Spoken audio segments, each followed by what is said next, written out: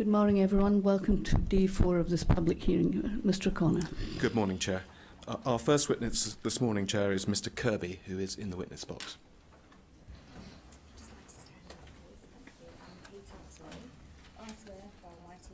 I swear by Almighty God that the evidence I shall give that the evidence I shall give shall be the truth, the whole truth, the whole truth, and nothing but the truth. and nothing but the truth. Could you give your full name, please? Yes, my name is Stephen Kirby. I'm from Wiltshire Police. I'm a detective superintendent. Mr. Kirby, in your witness statement, you describe yourself as the senior investigating officer for Operation Conifer. Mr. Kirby, we in this room have heard evidence in the last few days about an Operation Conifer that is an IOPC managed investigation into allegations of police misconduct relating to Cyril Smith in the 1970s. Is that the same Operation Conifer or a different operation? No, it's completely different, nothing to do with that. Can you explain what this Operation Conifer is about? Yeah, Operation Conifer, from Wiltshire Police perspective, is the investigation into the former Prime Minister, Sir Edward Heath, and allegations of non-recent child sexual abuse. Thank you. For the rest of this morning, we can all assume that when we talk about Operation Conifer, we're talking about your Operation Conifer. And let me ask you this, is that operation still active? No, it's not. No, it's concluded. Now, you know, Mr. Kirby, that Operation Conifer, the Wiltshire Police Operation Conifer, is not, broadly speaking, within the scope of this investigation. However, there is one small exception to that, which relates to information that you received either towards the end of or, in fact, after the conclusion of your investigation from 2 retired police officers named Sinclair and Holmes. Do you understand? I do, yes. Now, as you know, I think these 2 men will be giving evidence this morning, so I'm not going to ask you anything about the detail of their accounts. We'll hear that from them. What I want to ask you is simply a few questions about how you came to obtain these men's evidence and what you did in response to it. Okay.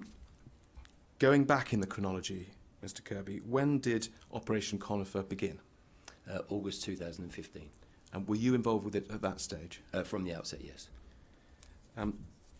Towards the end of 2017, a summary closure report was published. Can you give us the date or approximate date of that?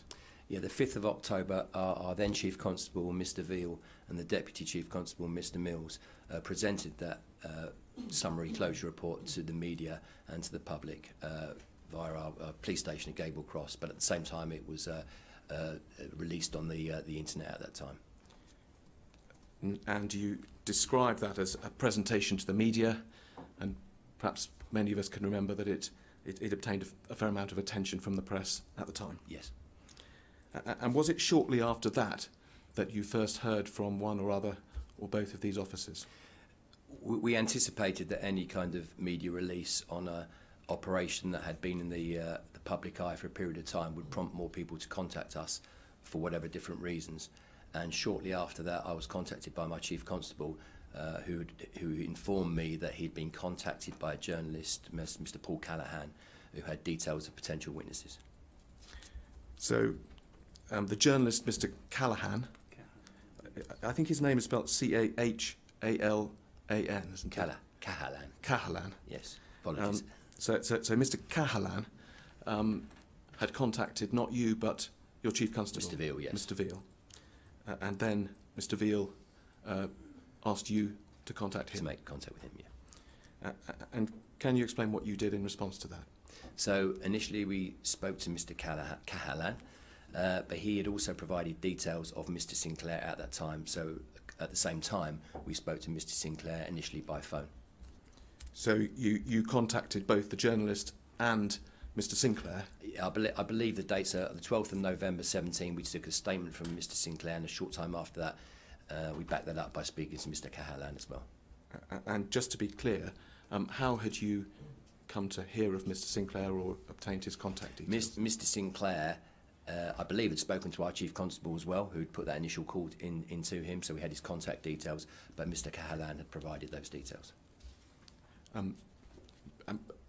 Was the contact with Mr Sinclair separate from or linked to the contact with Mr Cahalan? It was a number of actions that were generated from the outset when we received the information, and they were done according to the resources we had at the time. So what I'm just trying to make clear, and maybe it doesn't matter very much, but did Mr. Sinclair approach Wiltshire Police independently, or was his name given to you by Mr. Cahalan? So his name was given by that journalist at that period of time. Yes. I see. Thank you. Now, as I say, I don't want to ask you to go into the detail of Mr. Sinclair's evidence, but just in a few sentences, can you describe what he told you? Yeah, in summary, he stated that in late 70s he was a member of a clubs unit in West End of London, Piccadilly, and they were tasked to look at young boys who, known in an area known as the meat rack, who were picked up for sexual services by elderly gentlemen, and they followed young boys being picked up from that location to a flat in Cricklewood. And in essence, he continued with details of that, which you'll hear from him later, and how he raised that with senior officers. And just one stage more, did he suggest that something had been done to bring the operation to an end? Yes, he did, yes. Do you want me to go into detail about that? Well, in a few sentences. Okay. That along with a colleague of his, Mr. Holmes, a report was written to a chief officer, I think it was Chief Superintendent Neil Diver, and he was told that they shouldn't be chasing after high-ranking MPs, and they were redesigned or relocated to other operations. Thank you. Now, you mentioned in the course of that answer a second officer, Mr. Holmes. Yes. How did you come to hear of him? Was it, in fact, through Mr. Sinclair? It was through Mr. Sinclair, but also his details had been provided, I believe, by Mr. Cahalan as well, who had spoken to him. So, like I said previously, we had it from two different sources. So initially, we spoke to Mr. Holmes on the telephone. Mr. Holmes resides in Italy, and our budget wouldn't stretch us to travel over there initially to go and see him. And we were able to ascertain his account via phone, which we put into a report format, and then later on, I understand he's provided a statement to the inquiry. We'll be hearing from Mr. Holmes. In summary, did his evidence indicate that he was part of the same team as Mr. Sinclair? The two version events almost are identical. One extra bit from Mr. Holmes was that he mentioned another gentleman by the name of Mr. Twist, who was, shall we say, best way to describe it is a procurer of the young boys for men of, or MPs or men in those high positions of society. Now, what date are we at now, Mr. Kirby? So you've explained that you had the call from Mr. Veal, you made contact with Mr. Sinclair. Yes. We've got to the stage where you have obtained some information from Mr. Holmes as well. How far on in terms of timing? I believe the 12th of November was the date that the statement was taken from Mr. Sinclair. I'd have to check my notes to find out. Roughly speaking? When, it would have been December 2017, January 2018. And I think it's right to say that you made some inquiries arising from the accounts that you've been given by Mr. Sinclair and Mr. Holmes. So there was a number of inquiries that would have came from their accounts. The first would have been to actually speak to Mr. Twist himself as a witness, which we did. So I sent officers to go and obtain an account from Mr. Twist. Do you want details of that account? No, I think that's enough on that action. Did you also make attempts to locate the report that Mr. Sinclair had mentioned? Yeah, we spoke to the Metropolitan Police about that, but it was many years ago, and they did check for us, but that was unable to be located. Did you try and locate Mr. Diver? We understand through inquiries with Operation Winterkey that he was deceased. Now, just help us with this, Mr. Kirby. What was the purpose of these inquiries? You had been conducting a criminal investigation. Were these inquiries part of that criminal investigation, or were you inquiring into potential professional or misconduct matters? So some of the original terms of reference for Operation Conifer, which were devised at the outset, would say that if there was any institutional cover-up or from any organisation or institution which was Wiltshire related, then we would look at that and we would investigate it ourselves. and there were a couple of issues that came within the conifer inquiry that we did so. If they related to matters that were within other forces, we would refer those to the originating forces or the forces where they took place. So in this case, it was obviously the Metropolitan Police, and ultimately we provided a report, a briefing paper to the Metropolitan Police, which was provided to Operation Winterkey regarding these matters. But we would just let me, Mr. Kirby, I know you're doing your best to help, but if you can try and slow down a little bit, sorry, because those who are trying fast to transcribe what you say might be struggling a bit. So within Operation Conifer, if the matter was Wiltshire related, we would deal with it ourselves. If the matter was related to other forces, we would refer that to the host force. Now, you mentioned a report that you sent to the Metropolitan Police. We have a copy of that document, and perhaps that's something we can bring up on the screen. It's WTP 4013.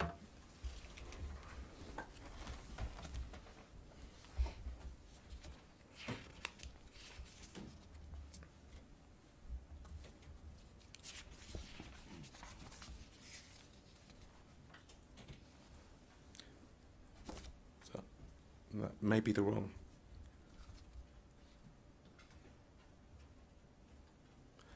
I'm looking at WTP 4013.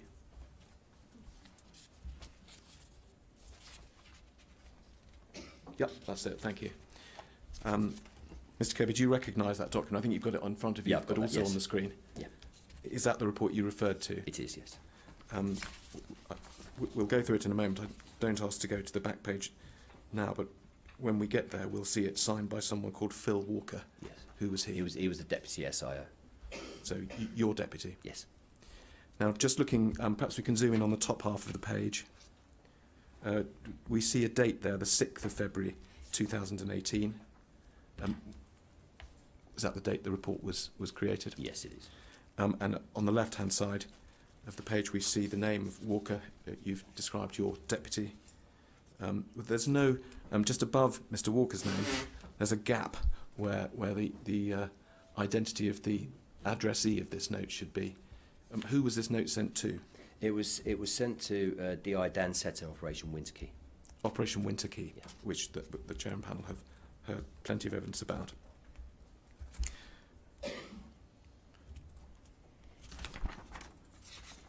Now, there's 6 or 7 pages of this note, Mr. Kirby. Perhaps we can just go on to the next page.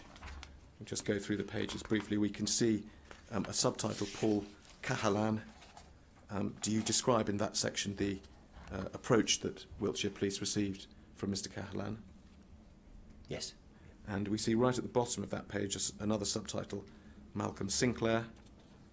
And then if we can go on to the next page, please.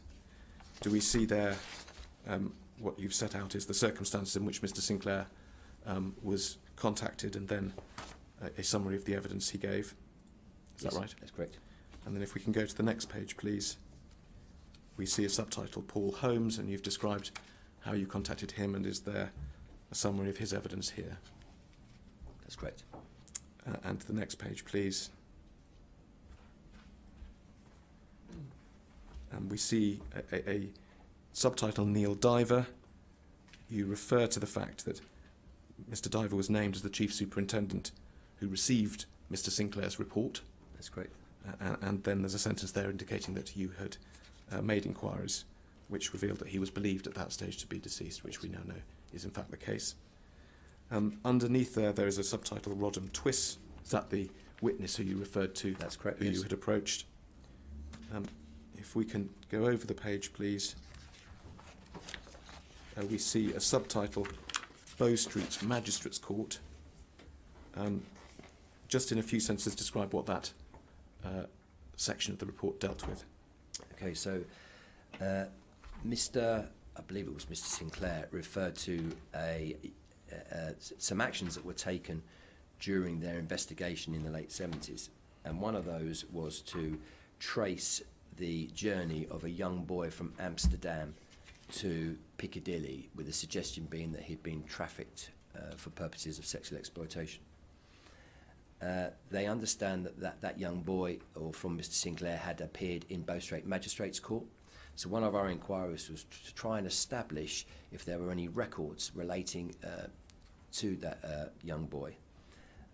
And Mr. Sinclair couldn't remember his details, though it said he had attended Bow Street Magistrates Courts on a number of occasions to represent the welfare of these children. We didn't have any names. We had no details of the young boy, so we went to the Bow Street Magistrates Court on the hope that maybe we could identify a hearing that Mr. Sinclair had attended at the same time as a young lad with a view to identifying a potential victim.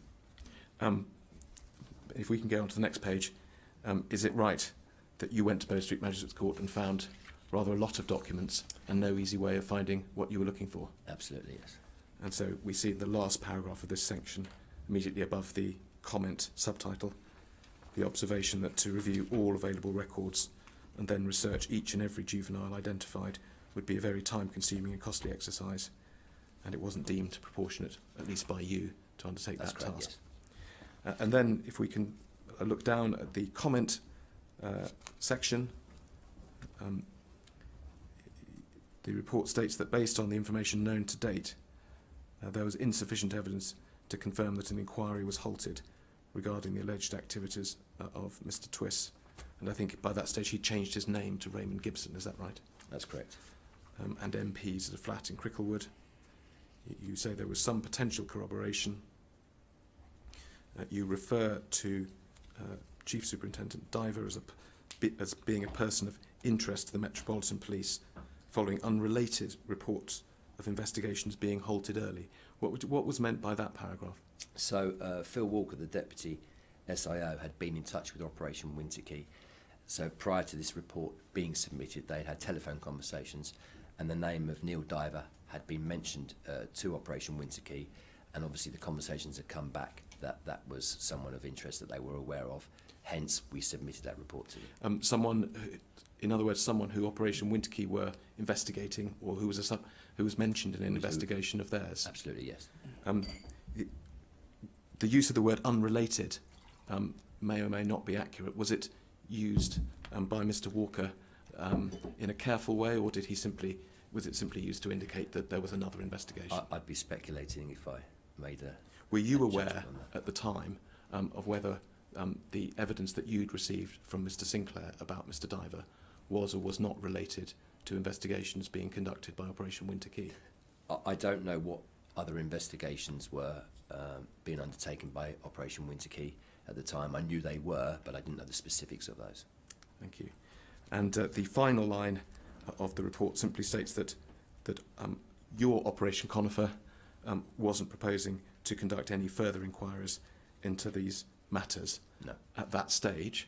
That's February last year, so more or less a year ago. That's correct, yes. And have, in fact, you conducted any further inquiries into these matters since then? Not into these matters, no. Thank you very much, Mr. Kirby. I don't know if the chair and panel have any questions for you. No, we have no questions. Thank you, Mr. Kirby. Thank you, Mr. Kirby.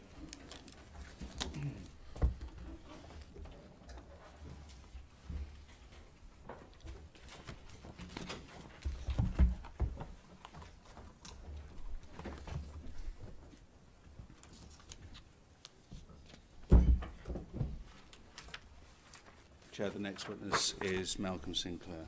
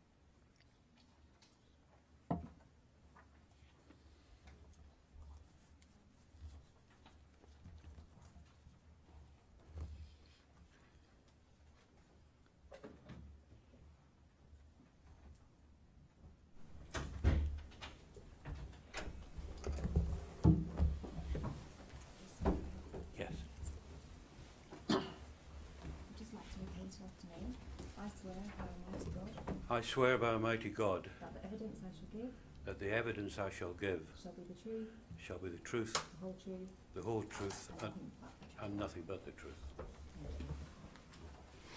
Sit down, please, Mr. Sinclair.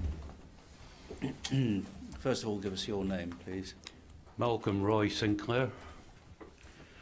Mr. Sinclair, let me first ask you about your career history in the police force. Where did it start and where did it end? It started at Rochester Row Police Station in Victoria, Westminster, and I ended up in Paddington, Yeah. And when did you start? What year? 1966, And when did you retire? 1994. And you obviously went in at the lower rank. At what rank did you retire? An inspector. A police inspector, uniformed inspector, or a detective inspector? I did 10 years working, most of my last 10 years I was working on protection with members of the royal family, Yeah. and then I was promoted and retired from Paddington Police Station in uniform. Thank you. Right, Mr. Sinclair, what I really want to get to is a recollection of your time when you were in the club's office in the late 1970s, and you've made a couple of statements. How good is your memory about these events? It's not as, obviously it's not as clear as it was No. 40 years ago, and now that I'm in my 70s I must admit that things begin to get a bit hazier. Yeah. But quite a lot of it I can remember quite clearly. All right, well, do you remember when you were in fact in the club's office, and if you wish to find some assistance from your witness statement, we can do so, the one that you made in 2017? Yes, I've got that. Was it around about 1977 to 1979 that you were in the club's office? Yes, it was. And when you were in the club's office, and this is the club's office we've heard, which was located at West End Central, That's right. and when you were there in 1977 through to 1979, were you there as a police sergeant? I was, yes. And in terms of the other officers under you, as it were, how many strong in terms of numbers was your team? Well, as I recollect, it started off with two of us working together, a PC, Paul Holmes, Yeah. and then as inquiries progressed, these teams tended to get bigger, and that's what happened with our team. Now, Paul Holmes, who we're going to hear from, he was a police constable, but did you find that he had quite a bit of experience and helped, as it were, induct you into the team? Well, I was basically new to this kind of thing, Yeah. this kind of work, and he was regarded as an expert in the field, and he helped me enormously, and Yeah. I learned everything I know. I learned from him about these activities. When you say these activities, what do you mean? Well, the life and the daily goings on in the West End, really. Yeah. The evening shadowy sex work and stuff. Yeah. Well, which was all new to you, but he was pretty well versed in it. He was. Yeah. Now, looking at your statement, and if you'd like to turn, please, to the second page, and the chair and panel have it also behind their tab 1.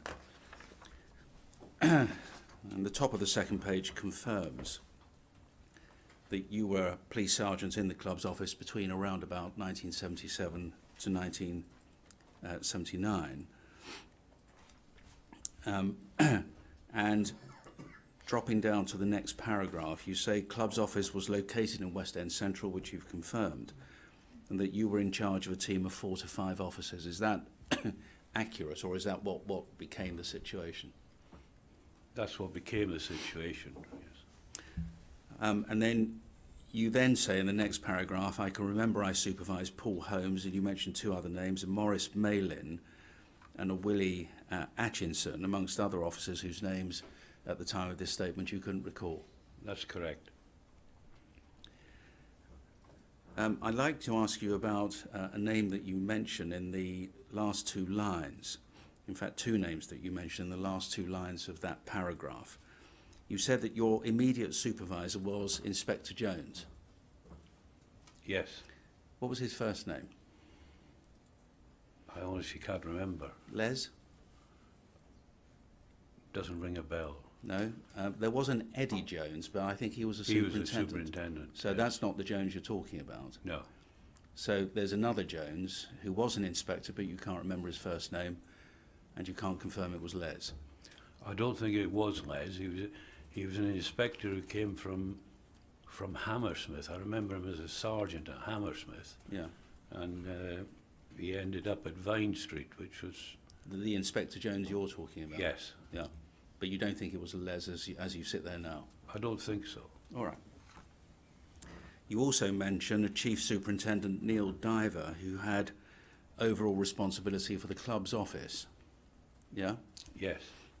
Do you remember whether there was a time when he was, as it were, directly responsible for your unit and what the work you were doing with your team? Well, he was there or thereabouts when I was a sergeant in uniform at Vine Street. He was in charge of Vine Street at that time. Yeah. But he seemed to come and go from club's office. Okay. Did you ever know a chief superintendent by the name of Parry while you were there? George or Tom Parry? No. Doesn't mean anything. I knew a Brian Sparks. Yeah. But not Parry. Not Parry. So you don't recall a Parry or a chief superintendent who, for a few weeks, went off to Hong Kong, meaning that Neil Diver had to spend more time in that particular unit of the club's office? No, I knew Neil Diver. Yeah, but Parry doesn't mean anything. It doesn't ring a bell at all. All right. What you did know is there were problems around the area of Piccadilly Circus. Is that correct? That's right. And was that part of the work that you and your team focused on, something that was known as the meat rack? Yes. And what you remembered when you made this statement was that the team was aware of a problem of young runaway boys who would congregate outside Liberties. Is that right? Yes, but I actually went back up there last night, and it's not actually Liberties. Liberties is up near Carnaby Street. Well, exactly. That's what this is at the junction of Lower Regent Street and Piccadilly. It's not actually Liberties. There's another big shop. Right. Lily White's? No, Is that what you were thinking it's of? the other corner. The other corner. If you're standing at Lily White's, it's to the left. Yeah. All right. But it's certainly around the Piccadilly Circus area. Right in the centre of Piccadilly Circus. And your recollection was that these boys would wait behind a metal railing in order to be, as it were, selected by men for sexual activity. That's correct.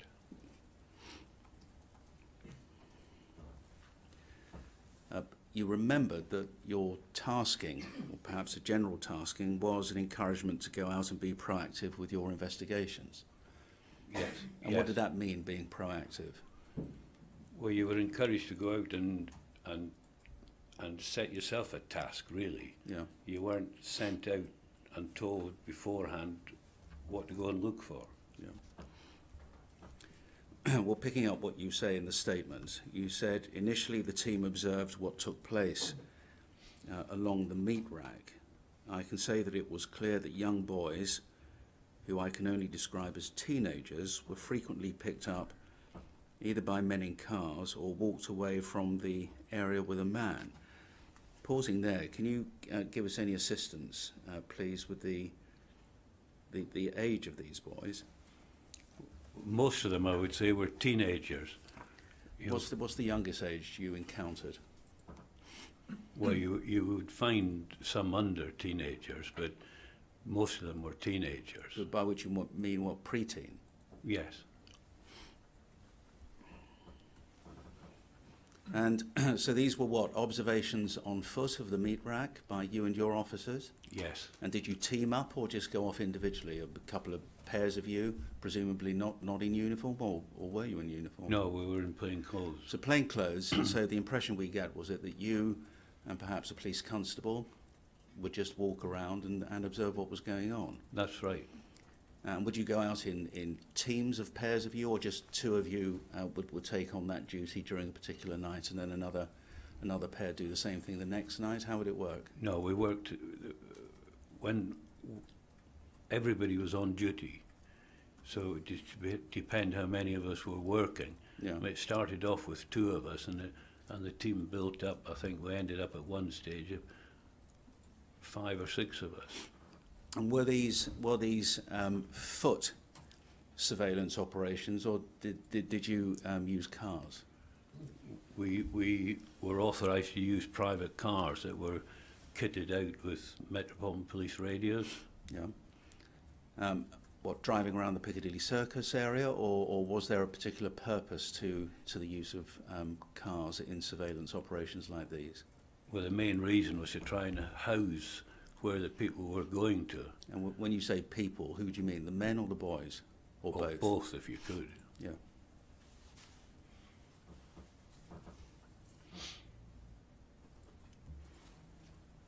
And the easiest way to try and identify people is to find out their home addresses, and you can check through that way and try and find out a bit more background. About the men? Yes. And did any of these follows lead to arrests of any of these men? Not through us. Through whom? If not through you, then whom? Because obviously, if you mount an operation like this, there has to be an outcome or a purpose to it. And you said that the policy underlying it was in order to follow men, to house them, and then you would find out more about them, who they are. And my question is, did that lead to arrests? And you said not by us. So presumably the information you had was passed on to some unit in order to arrest these men, or not?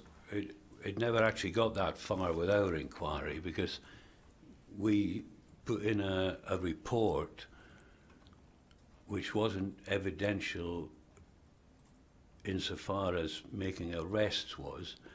It was a report that we were satisfied in ourselves that there was an illegal activity taking place. Is this the flat in Cricklewood? Yes. And I'll come back to that. Can we park that for the moment? But let's talk about the generality of these kinds of operations, and perhaps men not of public prominence, but ordinary men who were using and exploiting these boys for their own purposes. Can you remember any arrests? Forget people of public prominence, but can you remember any arrests of any of these men based on the operations that you and your team conducted?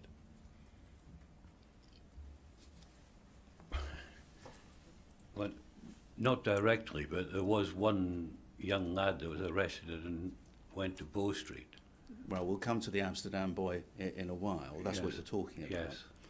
But I'm not interested in the young lad for the moment. We'll come back to him. I'm talking about men whose activity actually made the meat rack exist and Well, explained its existence. people were getting arrested all the time for importuning and Yeah. picking up young boys. But not by you? No. All right. But which team was doing that then? Or which unit was doing that? Well, people were getting arrested by uniform officers and everything, because they obviously didn't know, it wasn't common knowledge that we were working in the area. I see. So people would be arrested as a daily routine. Oh, effectively under your noses while you Yes. were going around your observations? Yes. All right. Well, let's come to what you started to tell us about. And I'm simply picking this from the statement you made in 2017. And can we be clear, the statement that you made, it's actually dated the 12th of December 2017. Mr. Kirby from Wiltshire Force, Operation Conifer, told us a statement was taken from you on the 12th of November 2017. I imagine he may have just got the month wrong. But the statement that we have here, was this the statement you made to the Operation Conifer team in Wiltshire? Yes. Yeah. And what you had to say at the foot of your page 2 was that on at least one occasion you say you saw, and you say I saw, a chauffeur-driven Cadillac stop on the meat rack and pick up a rent boy. So are you here describing observations made by you personally? Yes. And when you say Cadillac, do you mean Cadillac, or are you just using it as a generic term for a kind of limo? It's what I remember, like a big American car. And it might not have been a Cadillac, but that's what I remember it as. Right. And you say this happened on a few occasions. And I'm aware that this Cadillac was used by the MP Cyril Smith. How are you aware of that? Well, I saw him in the car on occasions, Yeah. and on other occasions it was just driven by his chauffeur. Right. I mean, I never saw Cyril Smith drive that car. No. Did you know whether Cyril Smith could drive or had a driving license? I don't know. You don't know. But he was in an American car of some description, not necessarily a Cadillac, being chauffeur-driven, and on occasions the car was just driving around without anybody in it. Is that what you're telling us? With the chauffeur. Now, when you saw the man that you took to be Cyril Smith, first of all, was there any doubt in your mind that it was Cyril Smith as against any other man of a similar description? No, it was Cyril Smith. And how can you be sure about that? Well, I recognised him. Because he was an MP at the time? Yes. And on television and well known? Yes. Right. You say, something you've already indicated, that the club's office team members had their private cars fitted with radios. You've said that already. And we could communicate with each other. We were able to follow this Cadillac, and it drove to a premises near Cricklewood Broadway. That's correct. Now, can we just understand what you were saying? Are you saying on the very first occasion that Cyril Smith turned up in this chauffeur-driven American car, the car was followed to the address in Cricklewood, or it was after several occasions when this car turned up that a follow was put on the car and it was followed to this address in Cricklewood Broadway? It's more likely to be the latter. I can't be sure in my own mind, but all I can say is that we did follow it to Cricklewood Broadway. And why did you follow this particular car? Was it because you had recognised Cyril Smith, or for any other reason? In other words, is this something that you would have done had it not been Cyril Smith, or was it because it was Cyril Smith? No, it would have been done anyway, because we'd have tried to see what premises it was going to. And when you followed the car to Cricklewood Broadway, apart from Cyril Smith, was there anybody else in the car other than the driver? Not that I can remember. Well, there had to be a reason why you followed a car to the address. Well, there was the young boy. That was my question. Yes, sorry. Yeah. So there was a young boy that he had selected from the area of Piccadilly Circus, Yes. taken into the car, and therefore followed to, ultimately, as you learned it, to be a flat in Cricklewood Broadway. That's right. Right. And what you say at the top of your page 3 is that Cyril Smith exited the car at this address with the rent boy and entered what appeared to be a block of flats. That's correct. What hour of the day was this? Not precisely, but was it the early hours? I'd have thought it was the evening. Evening or early hours? I think it was in the evening. And the age of the boy, can you tell us anything about that? No, I've just got him down as a rent boy. I would take it a teenager. Yeah. And what you then say is you had a specific memory of looking up to the lights on in the flat and seeing Smith inside. from your position, you say, I was not able to see what took place inside, but from memory, I'm fairly certain that both Smith and the rent boy were inside. That's correct. All right. But what happens then? Do you keep observation on the flat, or just leave it, having made those observations? Well, the flat was kept under observation. By you or by another officer? There was a static observation on the flat most of the time. And static, by which you mean obviously non-mobile, but static in a car or on foot? I think that Paul Holmes was in another premises. In another premises? I think so. So I suppose after all these years it doesn't matter if I ask you whether there was an observation post. Yes. Right. But that could only have been set up after the first occasion that the flat was identified. That's right. Yeah.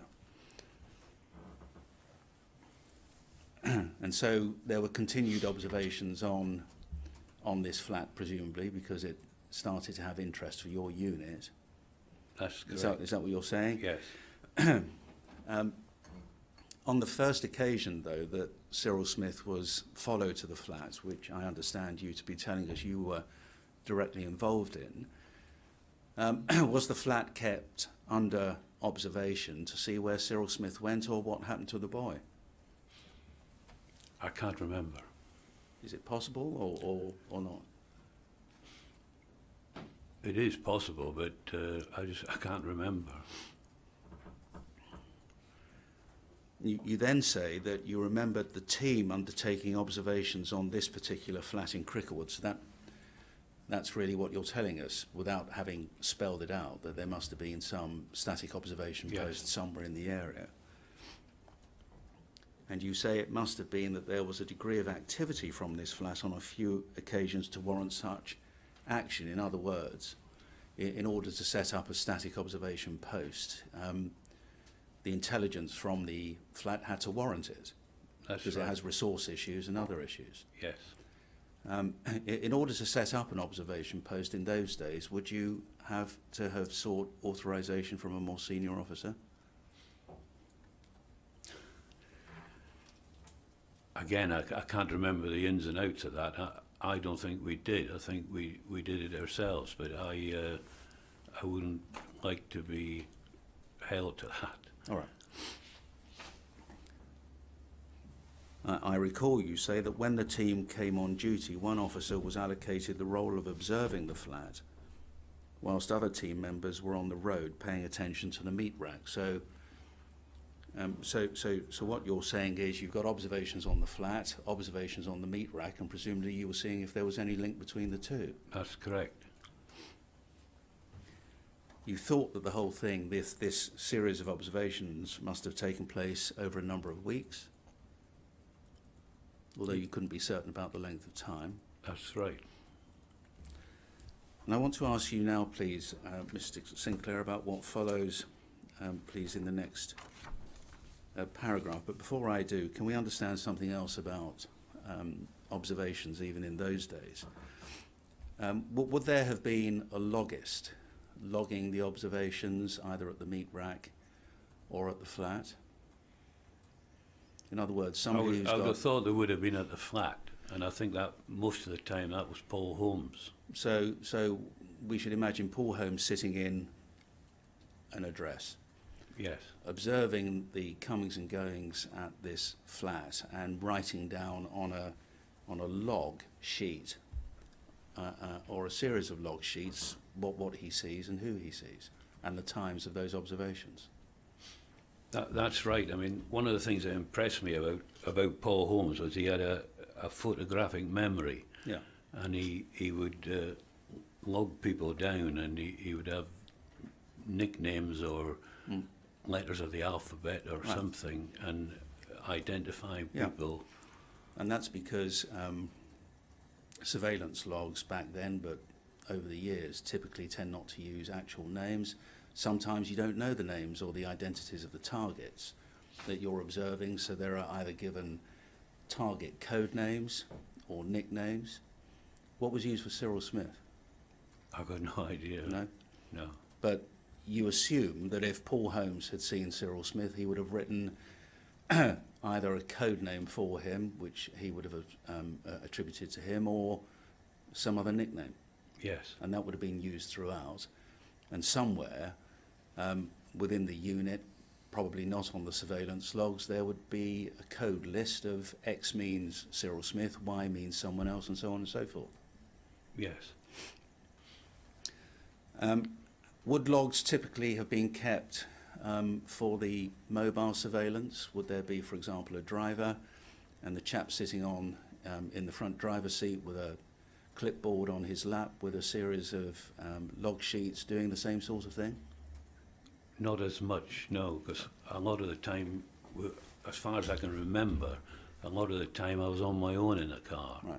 But would you be radioing? Would there be if there was a team of, let's say, 4 of you, some of you observing the meat rack, some of you observing the flat, would there be a single logist and everybody radioing in their observations, and he would log others' observations? Would that? Well, we would speak to the static observation posts, Yeah. let them know that we were on the move, Yeah. and they would log that. And So if you'd observed anything, for example, car on the move, presumably the logist in the static observation post would be logging what you're radioing in, so that you have a complete record of all the observations that are being made. I would assume that would be the case.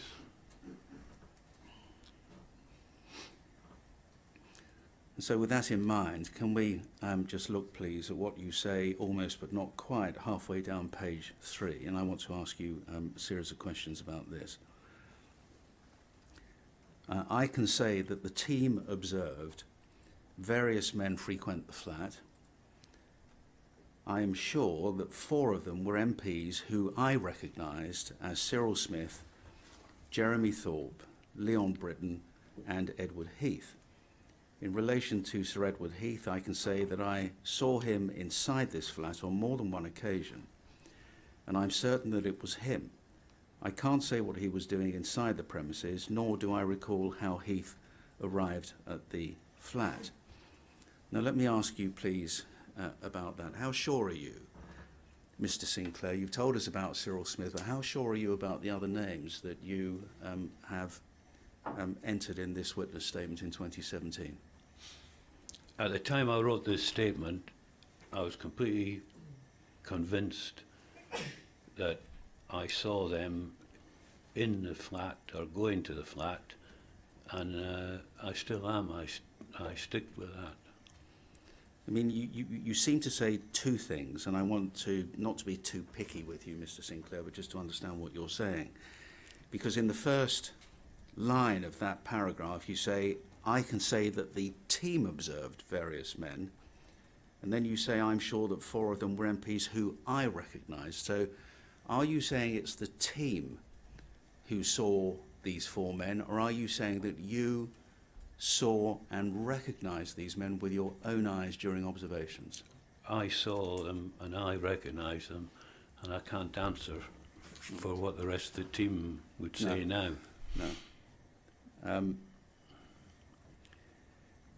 And are you saying that you saw these other 3 well-known men around the same time that you have seen Cyril Smith going into this flat?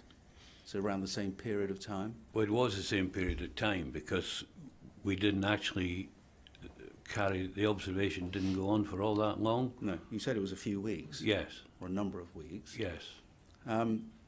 Are you saying that these men were seen entering this flat on separate occasions, or entering the flat at the same time as each other?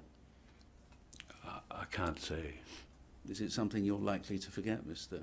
Sinclair? I know it's a long time ago. Well, but I cannot say whether they went in together or separately. I just can't remember.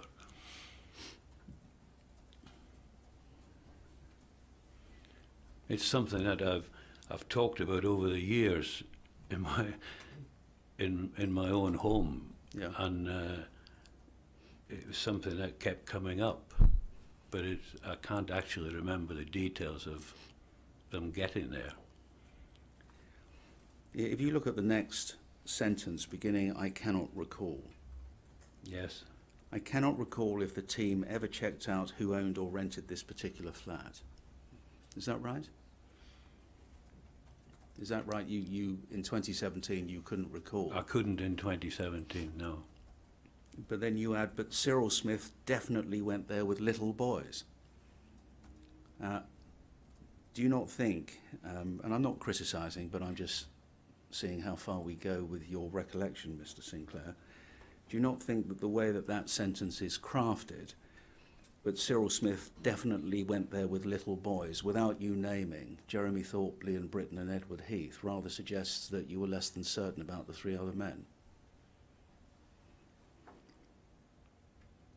No, I'm sure I saw them there. So why does that sentence read like that?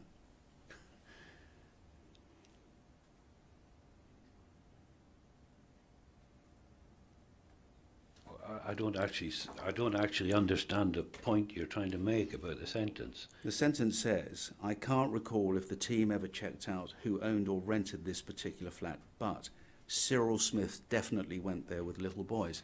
You don't say the same about the other three men.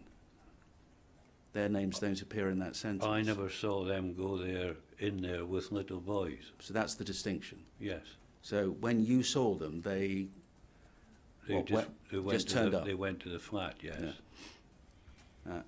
So as far as you can say, their attendance there, if you did see them, was entirely innocent. It could have been, yes.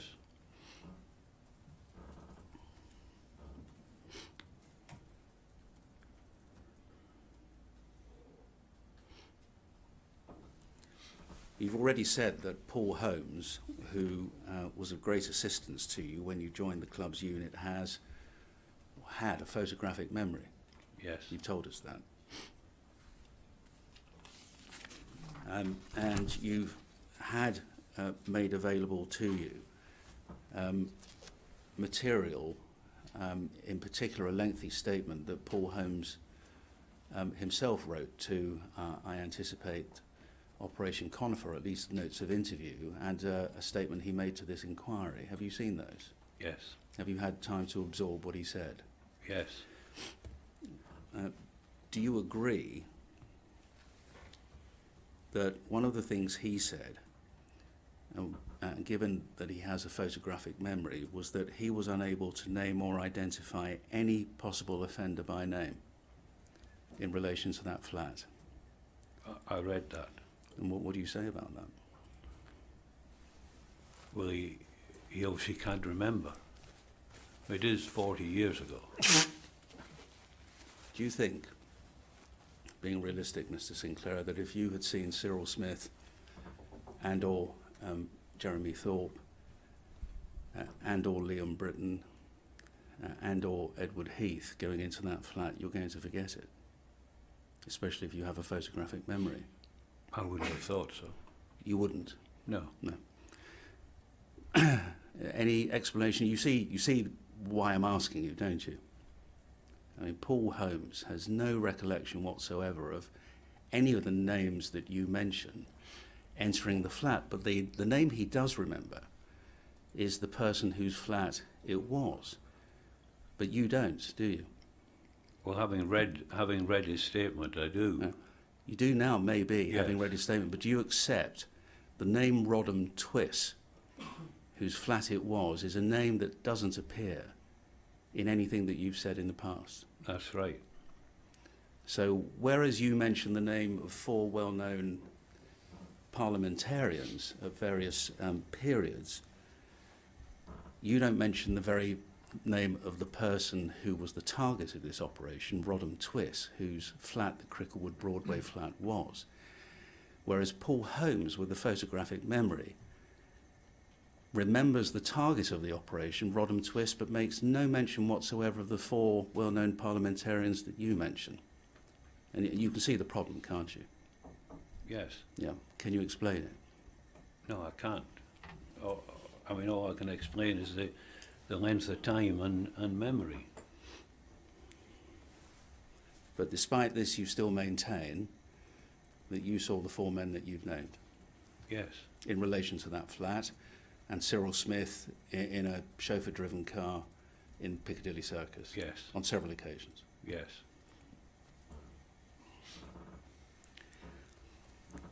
because,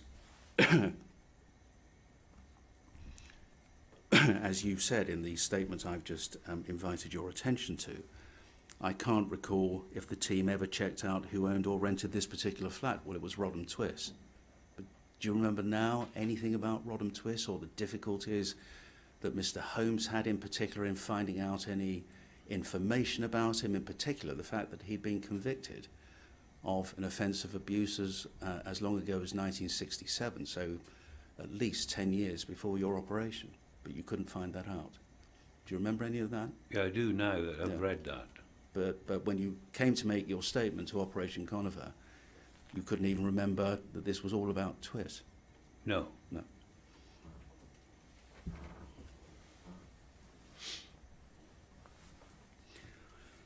Can I move on, please? Because then you remember having concerns about young boys being brought over from Amsterdam to the meat rack area. And you say as a result the team arranged for a young boy from the Piccadilly meat rack to be sent over to Amsterdam. And you say, I can't be certain who would have authorised this activity, but it may have been the Chief Superintendent, Neil Diver. And we've spoken about him already. He was the Chief Superintendent in overall command. You say the same boy then appeared back in the London area a few days later. This confirmed the team's suspicion that there must be a connection between the two cities. I'm unable to recall the name of this boy, but I do remember attending Bow Street Magistrates Court on 2 occasions to represent the boy's welfare. I believe we kept him from being sent to prison. I remember that the boy was arrested twice in 1 month, but it's unlikely these records would still exist. Now, tell us a little more about this. There was a boy who was identified as having come from Holland. A runaway, was he, who attended the meat rack? Well, I think all the boys involved were UK boys, but there seemed to be quite a go between London and Amsterdam, and the suggestion was that vulnerable young boys who were in Amsterdam were being brought over to the meat rack in London. So are you saying that young boys were either finding their own way here, or were they being trafficked? Well, we felt they were being trafficked or brought over, and that was the idea, that we got to know this young lad, and How did you get to know him? just by talking to them on the meat rack. Right. And when you talk to them, while we have it in mind, did you try to, as it were, not only do a welfare check on them, but try to prevent them staying there and to get them away from that area? What did you do? Well, I think the object we had in mind at this time was to try and find out what was happening and how they were coming back from Amsterdam. And some way or other, and I can't remember how, we got him to go to Amsterdam, and he appeared back in no time, but... You mean return home? No, returned back to the meat rack. No, I know that, but when you say you got him to go back to Amsterdam, so you persuaded him to go home again, is that what you did the first time? And then but he came back again? He came back Yeah. again. Yeah. And unfortunately, I think it was uniform officers arrested him on 2 occasions when we were doing our observation. Arrested for what? Importunity. And what became of him then? Well, he appeared at Bow Street Court, and I went along to try and look after his welfare, basically. Right. And, How old was he? He was a young teenager, but I can't remember his age. Yeah. What became of him? I don't know what ended up of him in the end. Well, He didn't go to prison when I knew him. and so what would have happened to Bow Street if he was charged with importuning? Say, for example, he pleaded guilty. What would the likely sentence have been for a boy his age? Well, basically, in those days, a smack on the wrist. I mean, he wouldn't have had anything unless he was persistent. What about legal representation? Was that anything that happened to boys of his age caught in those situations? I can't remember those days. But you turned up at Bow Street to, as a sort of welfare exercise towards Yes. him? And what was the nature of the welfare you gave? I mean, did you talk to him, look after him? Yes, spoke to him and did what I could to help him. And what do you think you did to help him?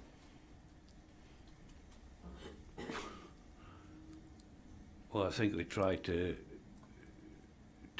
show him the error of his ways and try and keep him on the straight and narrow. But presumably, once he got his slap on the wrist at Bow Street, he'd be back on the street again and free to do what he wanted.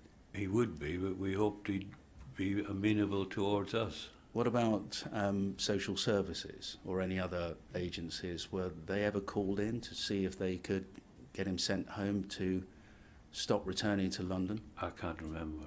Is it something that was likely to have happened? Well, in those days, I think there was probably one representative at each court from the social services. Yeah. So I would imagine they'd have probably spoken to him, but the pressure they were under, I wouldn't have thought they would have done a lot to help him. What about other boys? This is an instance of a boy coming from the Netherlands who was returning to the same area, and you came to know him in the way that you've told us about. What about boys from this country who would populate the area and be exploited by adult men?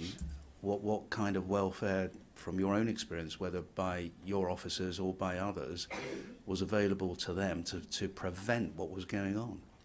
Well, there was always a very active police presence around Piccadilly, and the police were always trying to do their best to stop these boys hanging around. Was there any success? Oh, there was, yes. In what sense? Well, when the police were actually there, there was no sign of the boys. They would disappear. But what you're really saying is, and you're talking about not your unit because you were in plain clothes, but uniformed officers, presumably, Yes. who would scare them off. Well, basically, I suppose. So presumably when the uniform officers weren't there, they would all come back. Well, that's right, but they kept getting stopped and spoken to, and if there were vulnerable young children, they would the police would try and get hold of their parents. So vulnerable kids who would find themselves in that area, the police would actually be proactive Yes. about doing something for their care and welfare, and not just leave them to their own devices. Was there perhaps policy is too hard a word, but was there any policy around the age cut-off? A certain age of boys you couldn't really do. They were independent perhaps and could do what they wished, but was there any particular age where the police would become involved in that way and an age above which they wouldn't? I don't think there was any hard and fast rules. Right.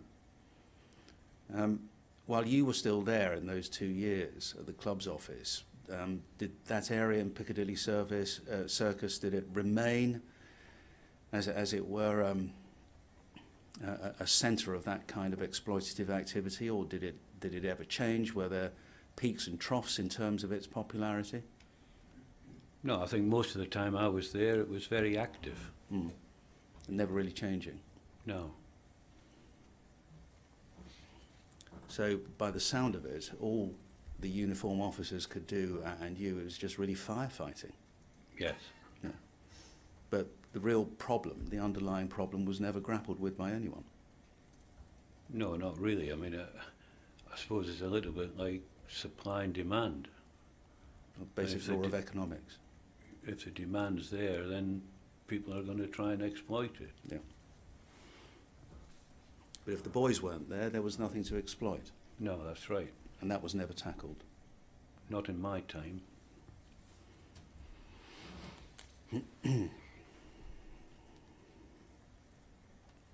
Now, I'm going back to your statements at the foot of page 3. After observations of the area and the activities in the Piccadilly Circus area and at the flat in Cricklewood, and this is something you told us about a little time ago, there was an initial report submitted, you thought, to Chief Superintendent Neil Diver. Yeah? Yes. And you say we had reason to suspect offences were being committed by some MPs, and you say here the names Cyril Smith, Leon Britton, Jeremy Thorpe and Edward Heath would have been named in the report, and the initial report, you say, was submitted to highlight that if further time and resources were spent on the investigation, it would lead to possible arrests and future prosecutions. As a team, we felt sure that the information we had submitted would warrant authorisation of further time being spent on the investigation. So this initial report, was it for the purpose of making arrests and the possibility of eventual prosecutions, or was it an initial report, as you recall it, to Chief Superintendent Diver, in order to progress your investigation into something more substantial? Well, it's the latter, to progress the investigation. There wasn't evidence at that stage to make arrests. No. Well, you had, I rather thought, on what you were telling us, Mr. Sinclair, certainly an observation or observations of Cyril Smith picking up boys at Piccadilly Circus and taking them to this flat. Was that insufficient evidence for the purpose, or did you want to progress matters further? I wanted to progress things further. And what you said, and your concession that you didn't know what the other men you say you saw had been doing in the flat, and it could have been a perfectly innocent purpose, you had absolutely no evidence against those other men. That's right. So evidence against Cyril Smith, arguably no evidence against the other men other than a connection with this flat. Yes. What did the report say? Do you remember now? What was its content or its basic content? I don't remember. I mean, it was just a request to carry on our work. But I can't remember the details of it. But you're sure it contained the name of all 4 MPs? Well, I thought it did. Is there a bit of doubt in what you've just said? Why do you say I thought it did? Well, my memory's not as good as it was, and I don't dispute that. And well, let's look at it this way. I would have thought that it would have, and well, it should have if you'd Yes. seen them. Yes. But that's the answer, isn't it? Yes. If you had seen those 4 men, it should have named them all Yes. as having links with this flat in Cricklewood Broadway, which required you and your officers to embark on a further, wider-ranging investigation. That's right. Yeah. Who authored this report, Mr. Sinclair?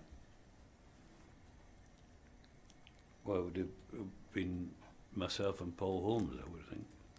And so, if that's right, then Paul Holmes would have co-authored a report to Mr. Diver in which he would have read and known about the names Cyril Smith, Jeremy Thorpe, Leon Britton and Edward Heath. I would have thought so, yes.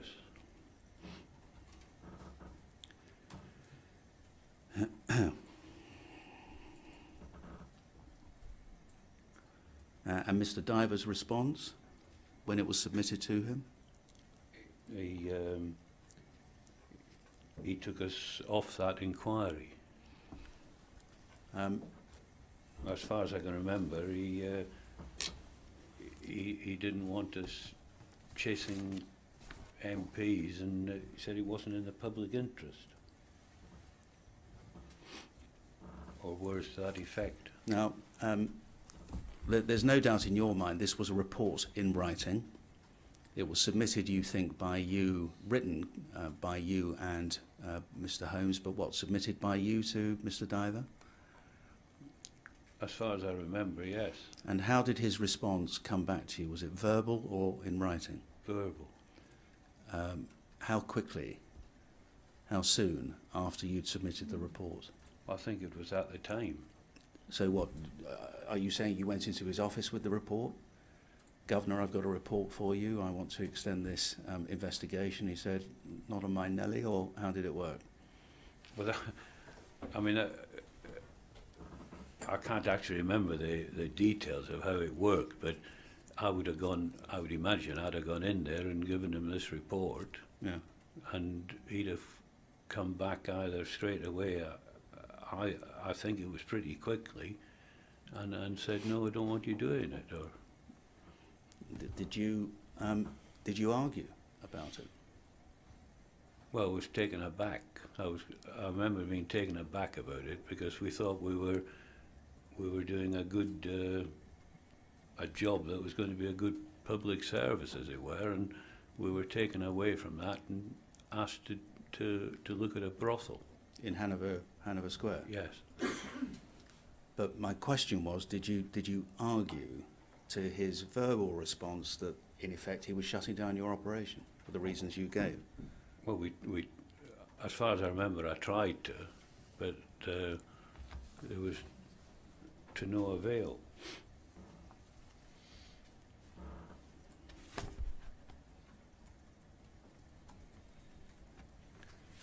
Did you have any sense of what Mr. Diver's motives were for, other than what he said to you directly, but do you have any real sense of what the motives underlying his shutting down the operation were? Well, it would only be my personal opinion. Well, let's hear it. Well, I think he was probably worried about his own position in the police. Well, tell us what that means. Well, he would probably think that if he allowed an inquiry like this to go ahead, that it might affect his promotional prospects. He was a chief superintendent. How much further was he likely to go? Well, that's. I mean, I have no idea. I mean, I was a lot further down the chain of command. Yeah. But I mean, I would have thought he could have hoped to have gone higher.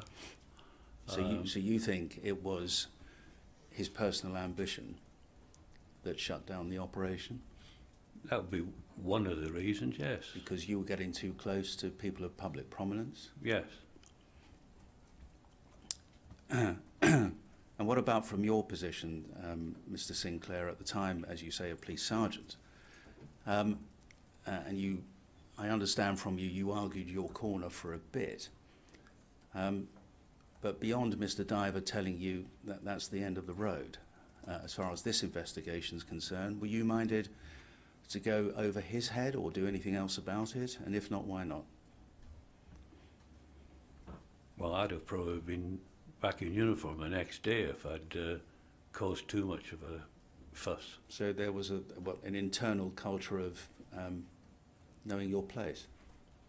Yeah, I would say so, yes. All right. Well, Mr. Sinclair, it's just gone 11:15. The chair and panel tend to have their break now. We're not finished yet. So I'll invite the chair and panel to take their break, and we'll come back, I assume, a little after 11:30.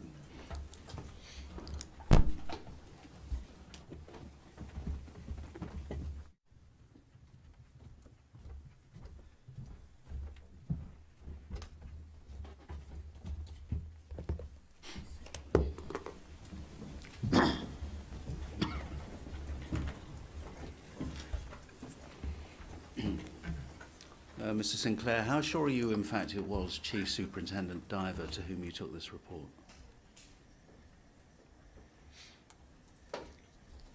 I'm not 100% certain, but I'm pretty sure it was. If not him, who else could it have been? There was, in my time up there, I remember Brian Sparks. You talked about him earlier. And where did he fit in all of this? Well, he was the chief superintendent in charge of club's office for a while. And did he come into post after Mr. Diver went back to Vine Street permanently? I can't remember the actual time scale when it was, but they were there around the same time. Yeah. So in your mind, Brian Sparks is a possibility for the person to whom you sought authorization, from whom you sought authorization? It's a possibility.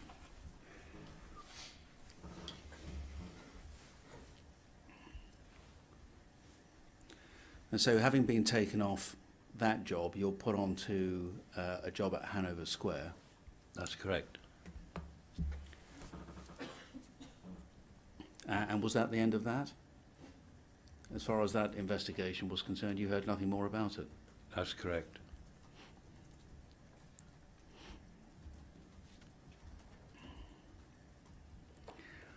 Does the name Robert Glenn mean anything to you? I remember him as an inspector. I think he was an inspector at Vine Street when I was there. He was in the club's office between August 1977 and the 23rd of February 1978.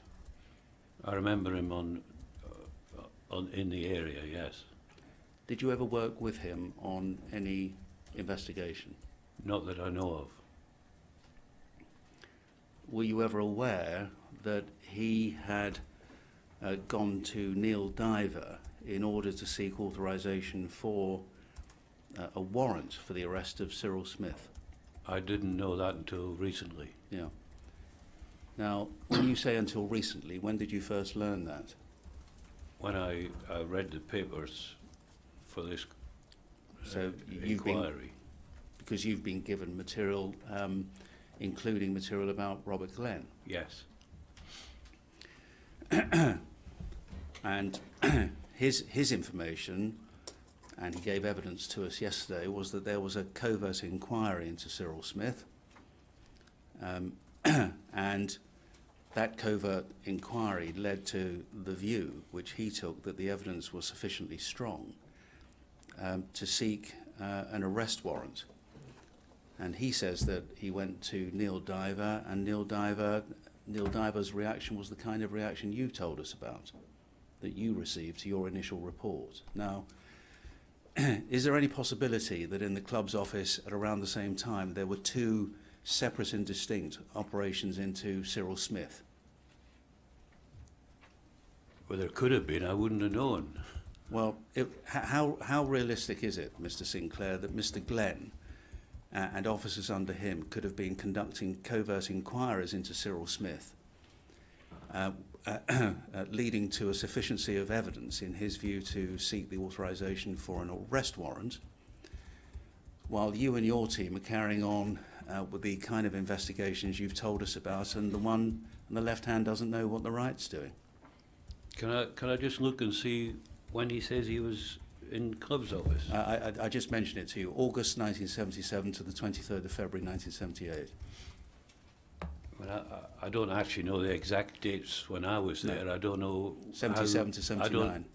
I don't know how they overlap or anything. No. But be that as it may. I don't actually remember seeing him in club's office. I remember him on the division. Yeah. And I don't actually remember him being there at the same time that I was there. Because the curious thing is, Mr. Glenn, who gave evidence to us, who also had the benefit of reading your statement and Mr. Holmes's, having, as it were, his memory aided by it, suggested that the operation that you mentioned is the very operation that he was involved in, or so he thought. No. You don't think that's right? Well, I didn't know anything about his operation until I read it No. in this document. So we've either got, so the possibilities are that there is one operation which you're all conducting, but after all these years you've forgotten who was involved. That's one possibility. Or there are two operations into Cyril Smith which are taking place by two separate units of the club's office at the same time. That's another possibility. Or the third possibility is there are two operations taking place into Cyril Smith by the club's office, but at entirely different times. I'd have thought that's more likely. Yeah. Mr. Glenn's window is quite narrow. As I say, it's between August 77 and February 1978, when he was in the club's office. But more than that, you can't help us, presumably. No. No. But I'll be surprised if they overlapped. Yeah. I'm not 100%. So do you allow for the possibility, despite your surprise, that they could have been two operations overlapping into Cyril Smith at the same time by two units of the club's office, with the one not knowing what the other's doing? It's a possibility, anything is. It sounds pretty unlikely, though, doesn't Very it? Because you'd be unlikely. treading on each other's toes. Very unlikely. Operationally, that would be madness, wouldn't it? Yes. Yeah.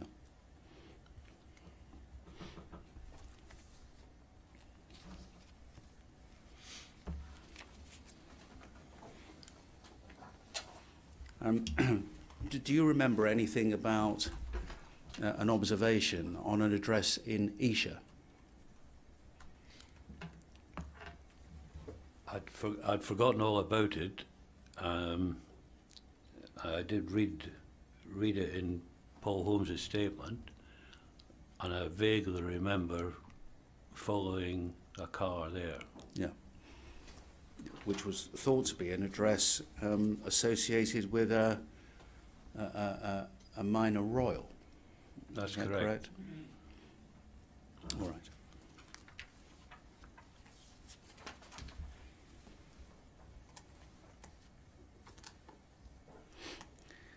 Now, in your conifer statement at the foot of page 4, you talk about a conversation that you had with Paul Cahalan, who's a freelance journalist. And without going back to the first page, you also mention him on the first page of the statement, and also not only having telephone contact with him, but telephone contact with Mike Veal, who was the Chief Constable of Wiltshire Police, I think I'm right in saying, at that time. How did all of that come about, as you remember it, Mr. Sinclair? Well, I got a cold call from a man who said he was Paul Callahan, and I asked who he was, and he said he was a freelance reporter, and he said he was friendly with Mike Veal, who was the Chief Constable of Wiltshire, and he was trying to get information out of me, Callahan was, about the activities were going on in the West End at the time I was working there. And I said that if he was so friendly with Mike Veal, he should get him to contact me, and I didn't want to speak to him because he was obviously a reporter. And so what happened? Well, in no time, the Chief Constable of Wiltshire phoned me. When about did these conversations take place, as you remember them? Which year? Oh, it's not that long ago. I mean, it's in recent times. 2017? Something like that. It wasn't long ago anyway.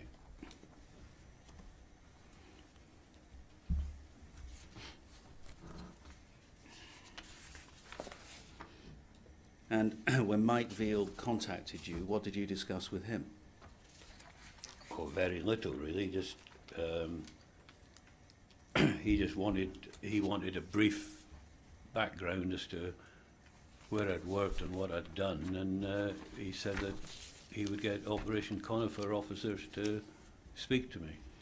I mean, there was one and only one link between you and Wiltshire's Operation Conifer, wasn't there? And that had to be Edward Heath. Well, probably, yes. Yeah. How did Mr. Cahalan have your details in order to make contact with you? Do you know? Well, there'd been contact at an earlier stage from an MP, Simon Danshuk. Yeah. With whom? He'd contacted me.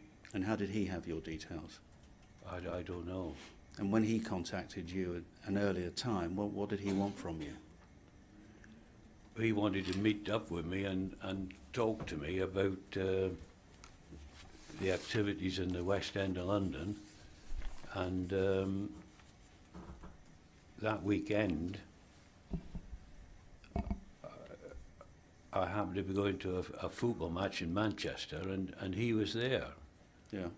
And I met him for a cup of coffee, and he was in the company of another person, what I can remember.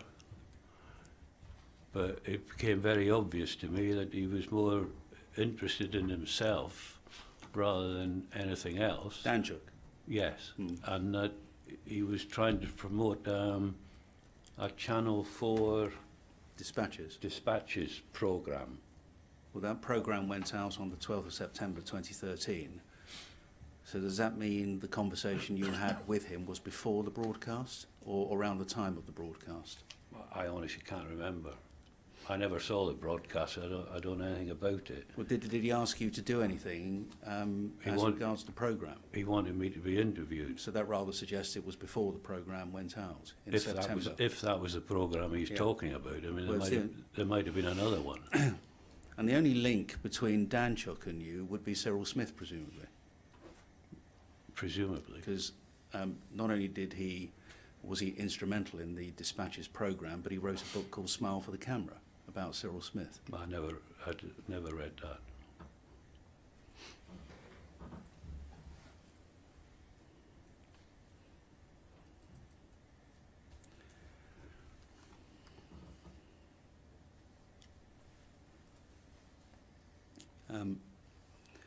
In your 2017 statement to Wiltshire Police, right at the end on the 5th page, you say, "I've tried to contact Wiltshire Police on 2 occasions. On the first, many years ago, I had no response, and I assumed that no one was interested in the information I had. In more recent times, I contacted Wiltshire Police, and again I had no response. On this second occasion, I was motivated to call because I felt sorry for Mr. Veal and the negative press he was receiving into his investigation." And you add, "I know that the current investigation is on the right track." Now, this paragraph and what you're saying in the statement presumably has nothing to do with the contacts with Wiltshire Police and Paul Cahalan, or for that matter, Simon Danchuk, that you've been telling us about. No. So this was a long time before. Yes. How long before? Have you any idea? I've got no idea. And what was the point in you contacting Wiltshire Police? What was your intention? Well, I felt there were things that were known in the Metropolitan Police that might have been of assistance to them, and that they were doing an inquiry that perhaps a lot of work had already been done in the same area, and I wasn't sure that it had all been tied up. What did you want to say to them? What would have been the substance of the information you'd have given? Because I don't think you got through on either occasion, you say. No, So I don't think that there was any basic meaty substance, as it were. I just felt that there were things in the Met that the Met knew about that might have been of assistance to them. But the fact is you didn't get through. Did you leave a message or Yes, there was an answer phone. on the inquiry hotline? Yes. And nobody got back to you? No. Did you tell them did you identify yourself on the Yes. on the phone? Yes. As a former Metropolitan Police sergeant working on the club's office who had something useful to say about what? I can't remember what I actually said, but I did leave a message. Did you say you've got information about Edward Heath? I can't remember. Well, there'd be no point and no interest by Wiltshire unless you had, presumably. Well, perhaps I did, but I honestly, I've got no recollection. And so you make a phone call on the first occasion, nothing happens. And then you make a second phone call. How long after the first, do you think? Oh, it's a long time. And leaving a message again a second time? Yeah. And nobody gets back to you a No. second time? And you leave it there? Yes. You didn't follow it up? No. Did you consider that you might report what you knew and what you have told us about to anybody else over those years? You told us quite a while ago when you started your evidence that you were talking, as I understood you, about the names you've mentioned. Did you say to members of your family? No, no. I've never discussed it with my family. But you did say something about discussing it outside with my partner. your partner. All right. But, so you have discussed these things. Well, were these matters of concern to you over these years, that none of this had been bottomed out? You'd had an operation, as far as you're concerned, into Cyril Smith and other men of public prominence, which was shut down. Did that concern you for all of these years? Yes, I think it's worried me. And apart from your attempts to contact Wiltshire, but that's because of the negative press Mike Veal was receiving, and you thought you had information that might be of assistance, presumably. Did you not think perhaps you might report it to one of the independent bodies that regulate police? No. Because? I never thought anything would come of it or happen about it. But if you didn't, And I thought that there was already an inquiry going on in Wiltshire that might be interested. Unless somebody's interested in something, nothing ever seems to happen. but if you didn't try, you wouldn't know. That's correct.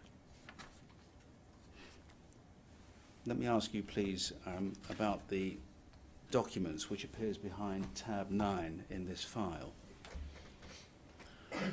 And we can put it up on the screen, please. INQ 004078.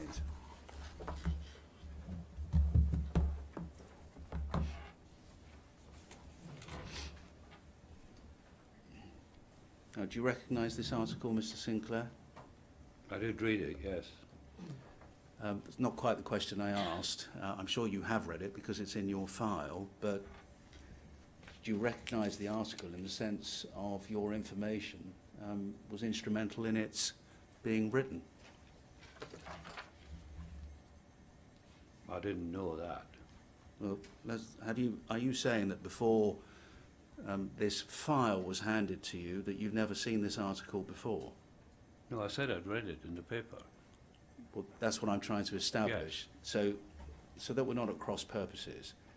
You know about this article, and you knew about it at the time. Yes. Right. Okay. And let's just have a look at what it says.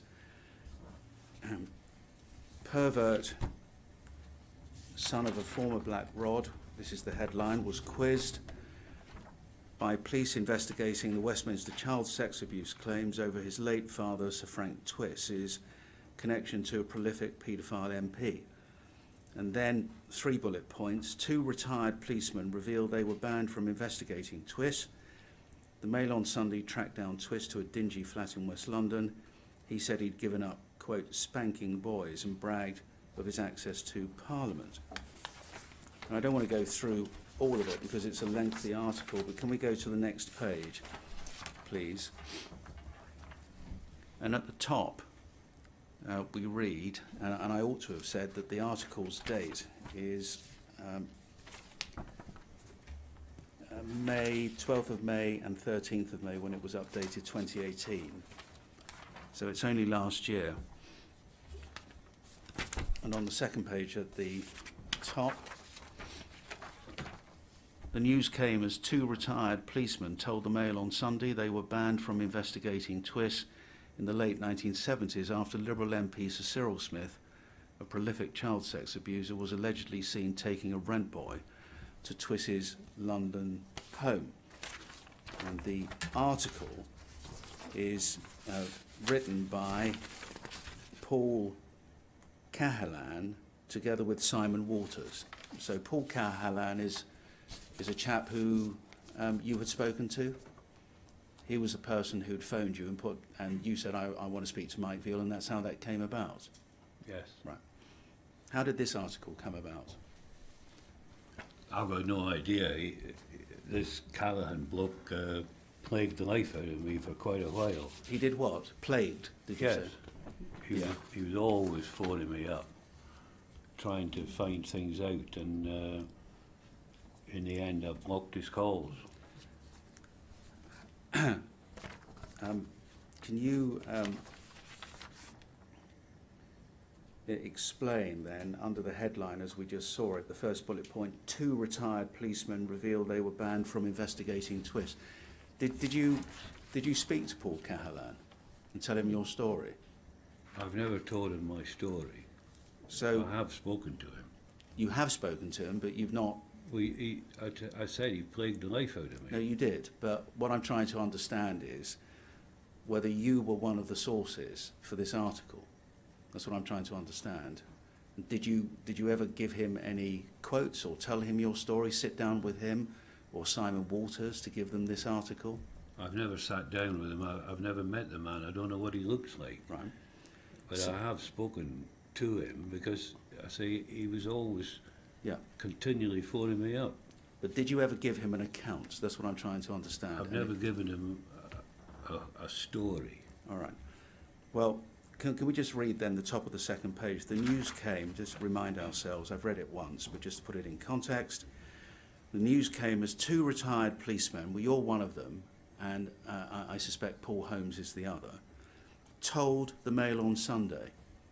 Now, when the article says that 2 retired policemen, you're not named, but I suggest it's you and Mr. Holmes, told the Mail on Sunday. Did you tell the Mail on Sunday? I never told the Mail on Sunday. The only person I've ever spoken to who's connected with this article is Paul Callahan, and I've never sat down and told him a story. He could have put 2 and 2 together and made 6 out of it, or whatever. But I've never sat down and spilt the beans, as it were. So you never told the Mail on Sunday anything about the information you've given us this morning? That's what you're telling us? Paul Callahan phoned me up and asked me about incidents. Yeah, And that was when I got him to put me in touch with sure. Mike Veal, and I think that he's put 2 and 2 together. That's But he also, I mean, he not only had my name, he had Paul Holmes' name as well. Sure. And What I think Simon Dansak's probably fed him quite a bit of information. Right. But what I'm really trying to drill down to, Mr. Sinclair, is so that we're absolutely clear that you did not give the account or anything like it to Paul Callahan when you did speak to him on the phone that you've given to us today. I did not give him that account, but I'm not trying to deny that I've ever spoken to him. I'm saying all along that I have spoken with him on numerous occasions. Yeah. But I've never sat down and given him a story. Right. I think he's put a story together. Right. Well, there's a difference between talking to someone, whether it's on the phone or sitting down. That's not really the point. And actually saying, all those years ago, we made observations on Cyril Smith at Piccadilly Circus. He was followed to an address in Cricklewood Broadway where we also saw these 3 other men enter the flat. We took it to Neil Diver, the chief superintendent. He shut it down. That was the end of that. Did you say anything like that to Paul Callahan at any time, whether on the phone or face to face? Not that I can remember.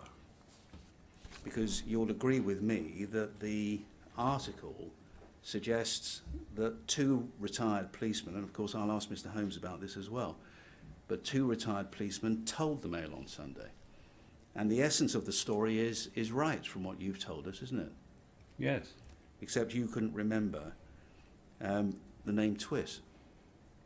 That's right. They say it continued. But he's got that from somewhere, hasn't he? Yeah, well, I'll ask Mr. Holmes whether he's got it from him. But they say Mr. Twiss was well known among London's rent boys, was banned from the Palace of Westminster by his father, visited Dolphin Square, the private apartment block in Westminster, where establishment figures allegedly had wild parties. Police say their inquiries were halted when they told their superiors Twiss could be involved in a wider racket, supplying rent boys to VIPs. Now, just looking at what I've read, Mr. Sinclair, were you responsible, looking back now, for any of this appearing in the Mail on Sunday? You personally? Not... Nothing... I don't know how I can say it again. I've never sat and told a story, but there's bits of it that have obviously been picked up. Yeah, but the answer's no then. I Yeah. assume. Well, let's go to the foot of page 3.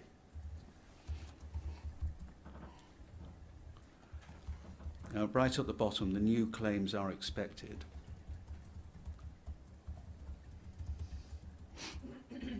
The new claims are expected to be considered by Alexis J., head of this inquiry, who's reaffirmed her determination to find out if claims of a Westminster paedophile ring were covered up. In a statement on Thursday, she vowed to look into concern that police investigations into possible child sexual abuse linked with Westminster may have been the subject of inappropriate interference. And then on the next page, page 4, at the top, the MOS, the Mail on Sunday, was told, and I'm going to go all the way down the page, was told of the allegations about Twiss by 2 former Vice Squad officers, told is what the article claims. They investigated him after monitoring the meat rack, a notorious haunt for rent boys in Piccadilly. They saw Smith pick up a youngster and followed him to an address in Cricklewood, North West London. Pausing there, and let's be clear, Mr. Sinclair, you're saying you didn't give the authors of this article that information? No, not that I remember. When they found out that it was the home of Twiss, they investigated him and uncovered his links to the corridors of power. When they told their superiors, the investigation was abruptly scrapped. And again, question, were you responsible for any part of that passage in this article? Not that I know of, no. The 2 former police officers who have asked to remain anonymous. Did you ask to remain anonymous, Mr. Sinclair? Well, at no stage did it, when I was talking to him, was there ever any suggestion that there was ever going to be anything about this? But you see what it says. Yes, It's making a direct assertion that both you and, I suggest, Mr. Holmes, who were giving information to the Mail on Sunday, had asked to remain anonymous, and indeed you're not named in this article. And that's why I'm asking if you were responsible for imparting this information to the Mail on Sunday.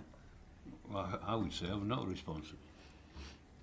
2 former police officers who have asked to remain anonymous said they were deeply frustrated by the decision. Well, you've told us, in effect, that you were. And one went on to hold a series of high-profile security jobs, and the other worked for a well-known sports team. And without naming the sports team, that's you, isn't it, Mr. Sinclair? That's me, yes. Yeah. And how did the authors of this report know that? Well, common knowledge. It's common knowledge. Yes. And one of them recalled, and this is quoted, "We went to the police station in Belgravia and found a file that said Twiss had been banned by his father from entering the Palace of Westminster. He also went to Dolphin Square late at night. We thought he could be procuring boys for bigger figures from pimps at the meat rack. Well-to-do people would not want to be seen somewhere like that. We also followed him to the meat rack. Our superiors called it off. We assumed it was to protect VIPs." And that's all quoted. Did that come from you or from Mr. Holmes? Well, it's not from me.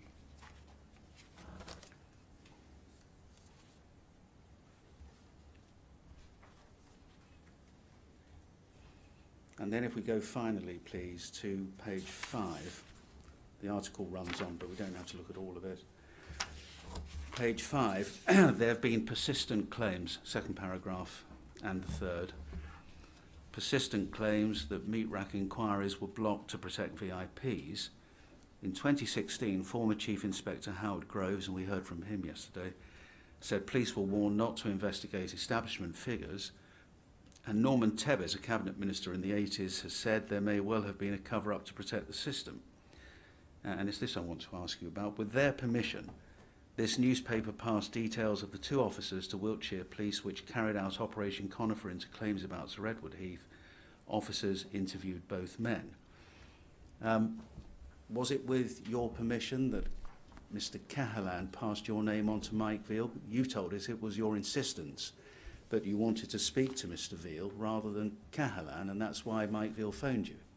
That's right. But the claim here is that, at least by implication, that it was the newspaper that got hold of you, that you'd had a chat, given them at least some of this information, and it was with your permission that Wiltshire Police, that your details were passed on to Wiltshire Police for them to talk to you? No, You see the difference? Yeah, that's not right. It's not right. No.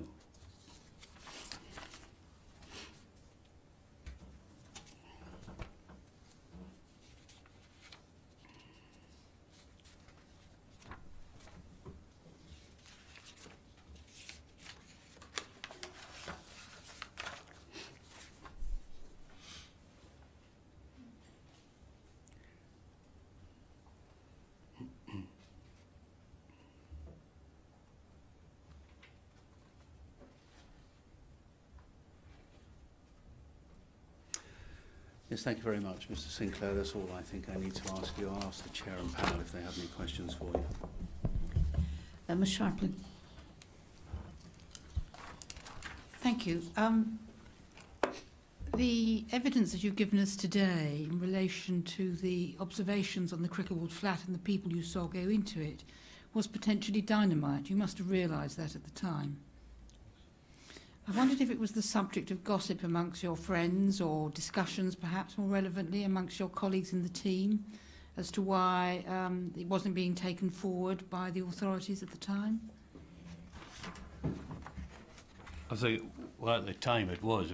Everybody was very disappointed that we weren't allowed to carry on our investigation and observations. And how many in the team were there at the time? As far as I can remember, 4, 5 or 6 of us, but So I can't be exact. So 4, 5 or 6 of you would have had access to the information that not only had these people entered the property in Cricklewood, but also that the further investigation had been stopped, as it were. Yes. Thank you. Thank you. There are no further questions.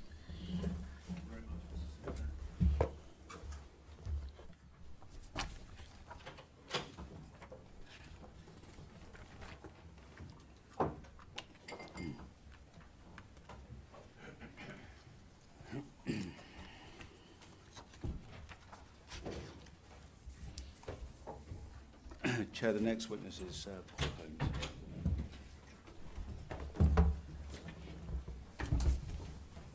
Good morning.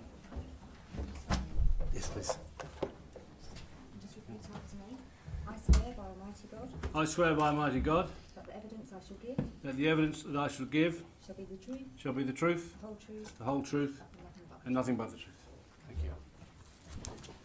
Thank you. Sit down, Mr. Holmes. Thank you. Give us your name, please. Paul Holmes, Holmes. Mr. Holmes, you've made a very full statement to the inquiry, Yes, sir. which is dated early this year in January. I want to ask you about aspects of it, but first of all, give us an outline of your career, if you would, please. Yes, sir. I joined the Metropolitan Police in August of 1971, and I retired in April of 2002, with the rank of inspector. The majority of my police service operationally was spent in and around the West End of London, and the majority of that period of time was service with what is known originally as the Clubs Office at West End Central, but it later on had various identities. I think it's finally now a Specialist Operations Department, but it was known principally as the Clubs Office. Right. And I'm going to pick things up from your statement, because Yes, that's sir. probably the easiest way to travel through your evidence.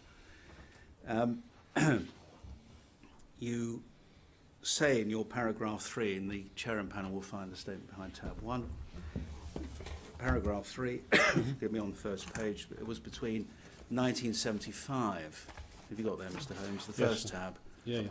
paragraph 3. Mm-hmm. You were attached to the Club's office between 75 and 80, so a long period of time. That's right. So I first served there from 75 to 80 as a constable. I then went back there, I think it was from 87 to 92 as a sergeant, and then back there in the middle 90s until retirement as an inspector.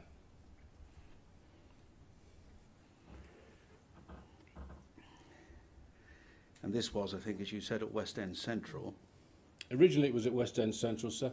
It transferred later on to Charing Cross, the new Charing Cross police station, but Yeah. primarily it was at West End Centre. Well, we're focusing on that period in Yes, the sir. It was at West End Centre in this era the of mid-70s. this inquiry. It was at West End Centre.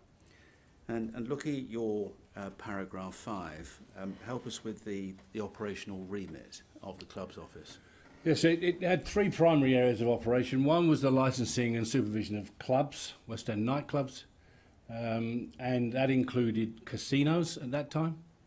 The second area of operational responsibility was around obscene publications, the pornography business, and the third area was what was loosely configured as vice-related offences, which principally, Chair, involved heterosexual vice offences.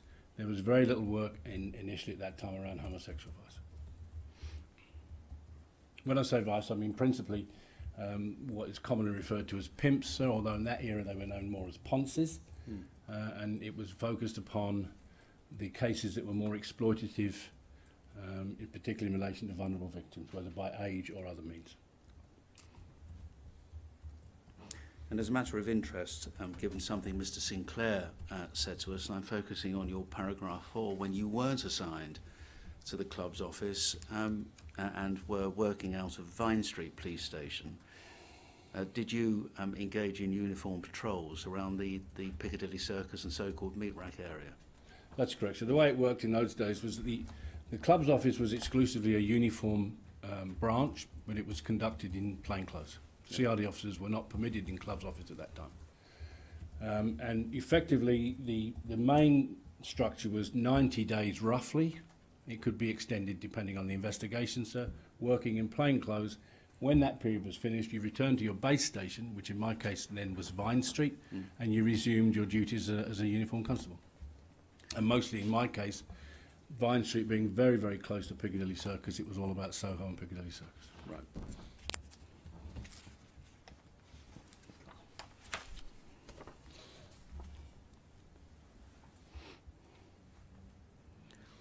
Now, I'd like to ask you, please, about what you have to say in your paragraph 7 on the second page of your statement. Yes, sir. Because you say the first occasion on which you were deployed on the investigation of what you call similar offences, which are the type of vice offences you were just telling us about, Yes, sir. within the context of homosexual vice, was as far as you could recall in 1978. That's in right. respect of an investigation into the alleged criminal activities of Rodham Quinton Twiss, as he was then known. That's correct. Did there exist at the time a specific investigation unit for that kind of thing or not? To the best of my recall, Chair, at that time, there wasn't, I don't think, even a specialist unit for the sexual exploitation of girls. There certainly wasn't one in relation to the sexual exploitation in the context of homosexual vice. It was dealt with on an ad hoc basis, depending on where the crime was committed or alleged to be committed. In this case, it came under our remit, the Twiss case, because fundamentally the allegation was talking about the exploitation of vulnerable male prostitutes. In part of that scenario being pimping. Two things. Was there any specialist unit in those days in relation to child sexual abuse? Not to my knowledge, sir. No. And in terms of the Twiss case, what was the age or ages of the boys who were subject to the abusive and exploitative conduct that you're telling us about? As far as I recall, so based on the intelligence that we received before we were tasked, the focus or the locus of the allegations was the meat rack Piccadilly in general and the Playland arcade. And in that era then, in terms of the age range of the vulnerable males being exploited in prostitution, it could run anywhere from, in my experience, very young teen, maybe 11 or 12 at the extreme, up to 20, 21, 22. There's a lot of... the term rent boy is not strictly accurate in its context, to be honest. No, we recognise that, and you have something to say about it in your statement. So it was, as you recall it now, as young as 11 or thereabouts. Yeah, not in relation I can't recall specifically, so whether the intelligence alleged that Mr. Twist specifically was targeting boys of that age. What I'm saying is the allegation was that he was working that area in a criminal role, and at that time in the area, it was not in any means infrequent that you would find those age ranges. But I'd like to be very fair here. In terms of the younger age range, from the very young teens down to 11, 10, that wasn't common. But it existed. It existed. And it's arguable because part of the reason it may not have happened at that young age frequently was because it was a primary part of uniform duties to, if any child of that age was seen unaccustomed in the West End in the hours of darkness, then they would be taken promptly to Vine Street Police Station as a place of care, to be removed from harm. Were you in the room to hear Mr. Sinclair's evidence on that topic? No, so I only came in after the break. No, I'm not criticising you. You weren't invited in. But while you are on that, yes. How many instances, perhaps that's an unfair question, the circumstances given the historic nature of this, but how many instances do you remember now of that kind of welfare and care being directed towards younger children who came within your environment, as it were, of operations? In terms of a specific number, I couldn't give you, so what I would say, to the best of my recall, it was frequent. Yeah. I mean, in that era, it probably still is, but I don't have the operational knowledge, the West End was a magnet for runaway boys and girls from across the country. It wasn't just boys, there were girls as well. It's all the focus here is on boys, but it wasn't just boys. So therefore, if you worked in the West End, you were accustomed to seeing these runaways of various ages, and a primary part of your duty was, if you saw them, to take them off the streets to establish what their circumstances were. So it was a frequent occasion. And did you engage other agencies when that took place? Yes. Such as what, social services? It was mainly Westminster Social Services as the local borough. It could, depending where the children had come from, so like if they come, very often the children had come from Scotland. Yeah. So we would also we would then link up with the police there, etc., etc. Yeah, there were other agencies involved. I think, I cannot be sure, but at that stage, I think there may have already been a specific uniformed police unit that was called the Juvenile Protection Unit, whose sole and exclusive remit was to patrol looking for children. But I can't remember if they existed then or a little bit later. Do you remember any boys or girls, for that matter, young people coming from abroad?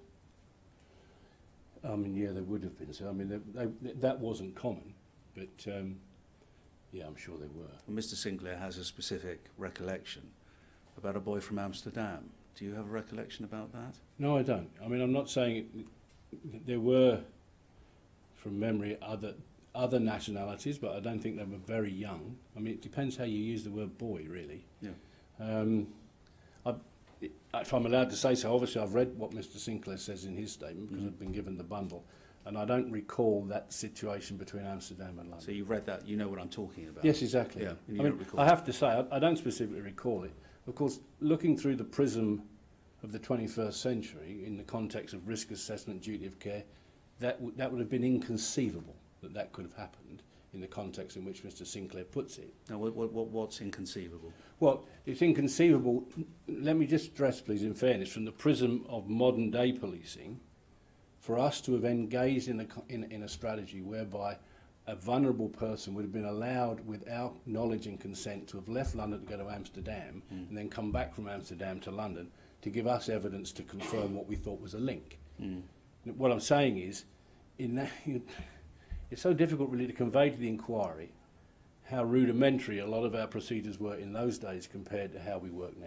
Yeah. Because if, for example, if somebody had suggested that today, you'd have probably been sent for psychiatric assessment because you clearly didn't know your job, because it would be inconceivable, as I said. But in those days, lots of things that were done that were unrecognisable now. Yeah. One of the things, helpfully, you deal with in your statement at paragraph 9 is your knowledge about the Playland Arcade investigation. Yes, sir. Were you actually involved in that? I wasn't involved in the evidence gathering.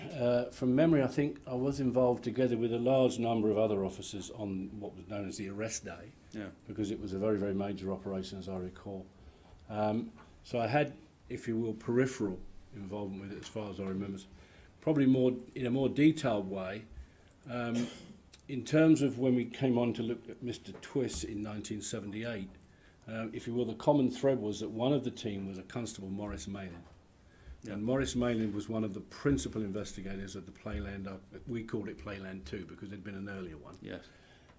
He was one of the principal investigators of Playland 2. So in effect, he was the link between the two cases. And was there any link between Playland 2 and the operations that you and Mr. Sinclair were embarking on in the late 70s?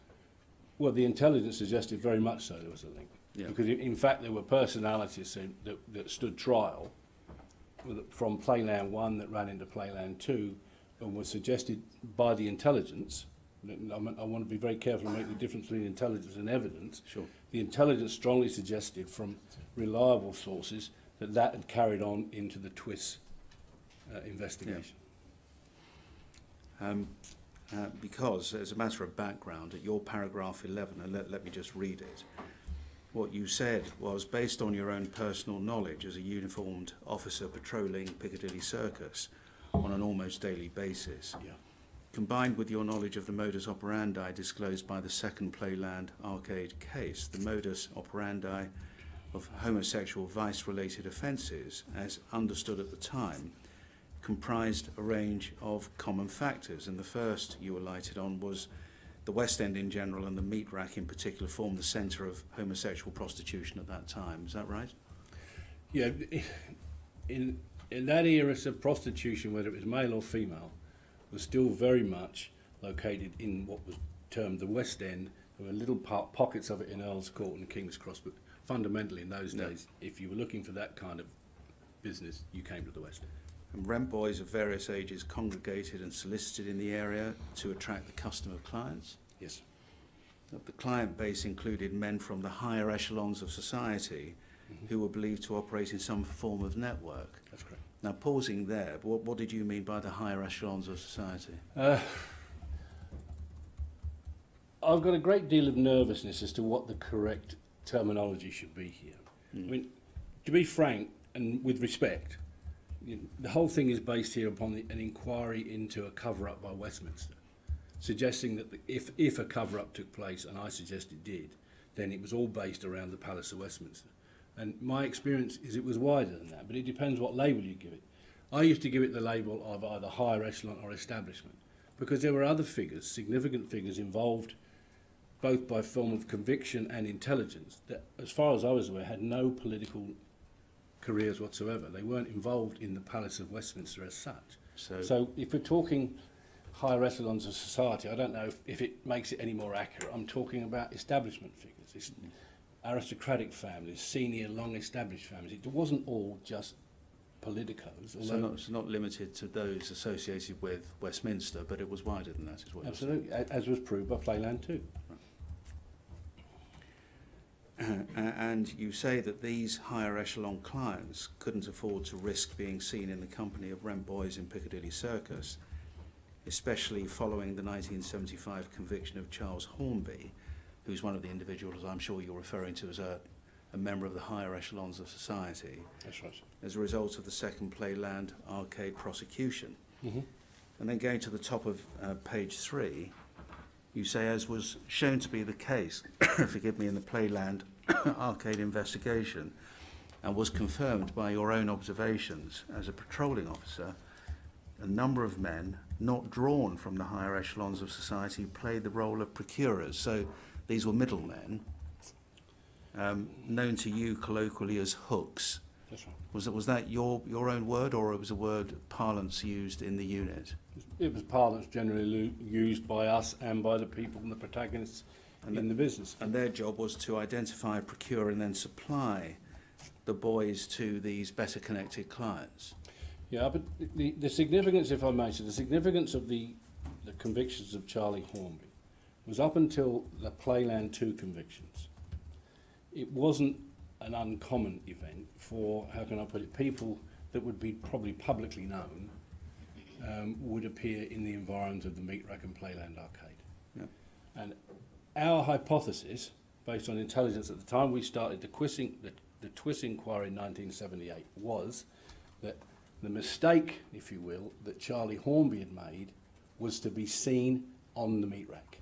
Too close to it. Too close to it. Yeah. And in effect, our hypothesis at the start of the Twiss inquiry was, as a result of that lesson, because Charlie Hornby had gone to prison, the issue was, the modus operandi had always been that there were these lower level, usually criminal background individuals that were effectively pimps of male prostitutes, and that the higher echelon clientele obtained the rent boys from these pimps, or as we called them, hooks. Now, our hypothesis was, as a result of the downfall of Charlie Hornby, they would be far more cautious about not putting themselves in the danger zone as he had done.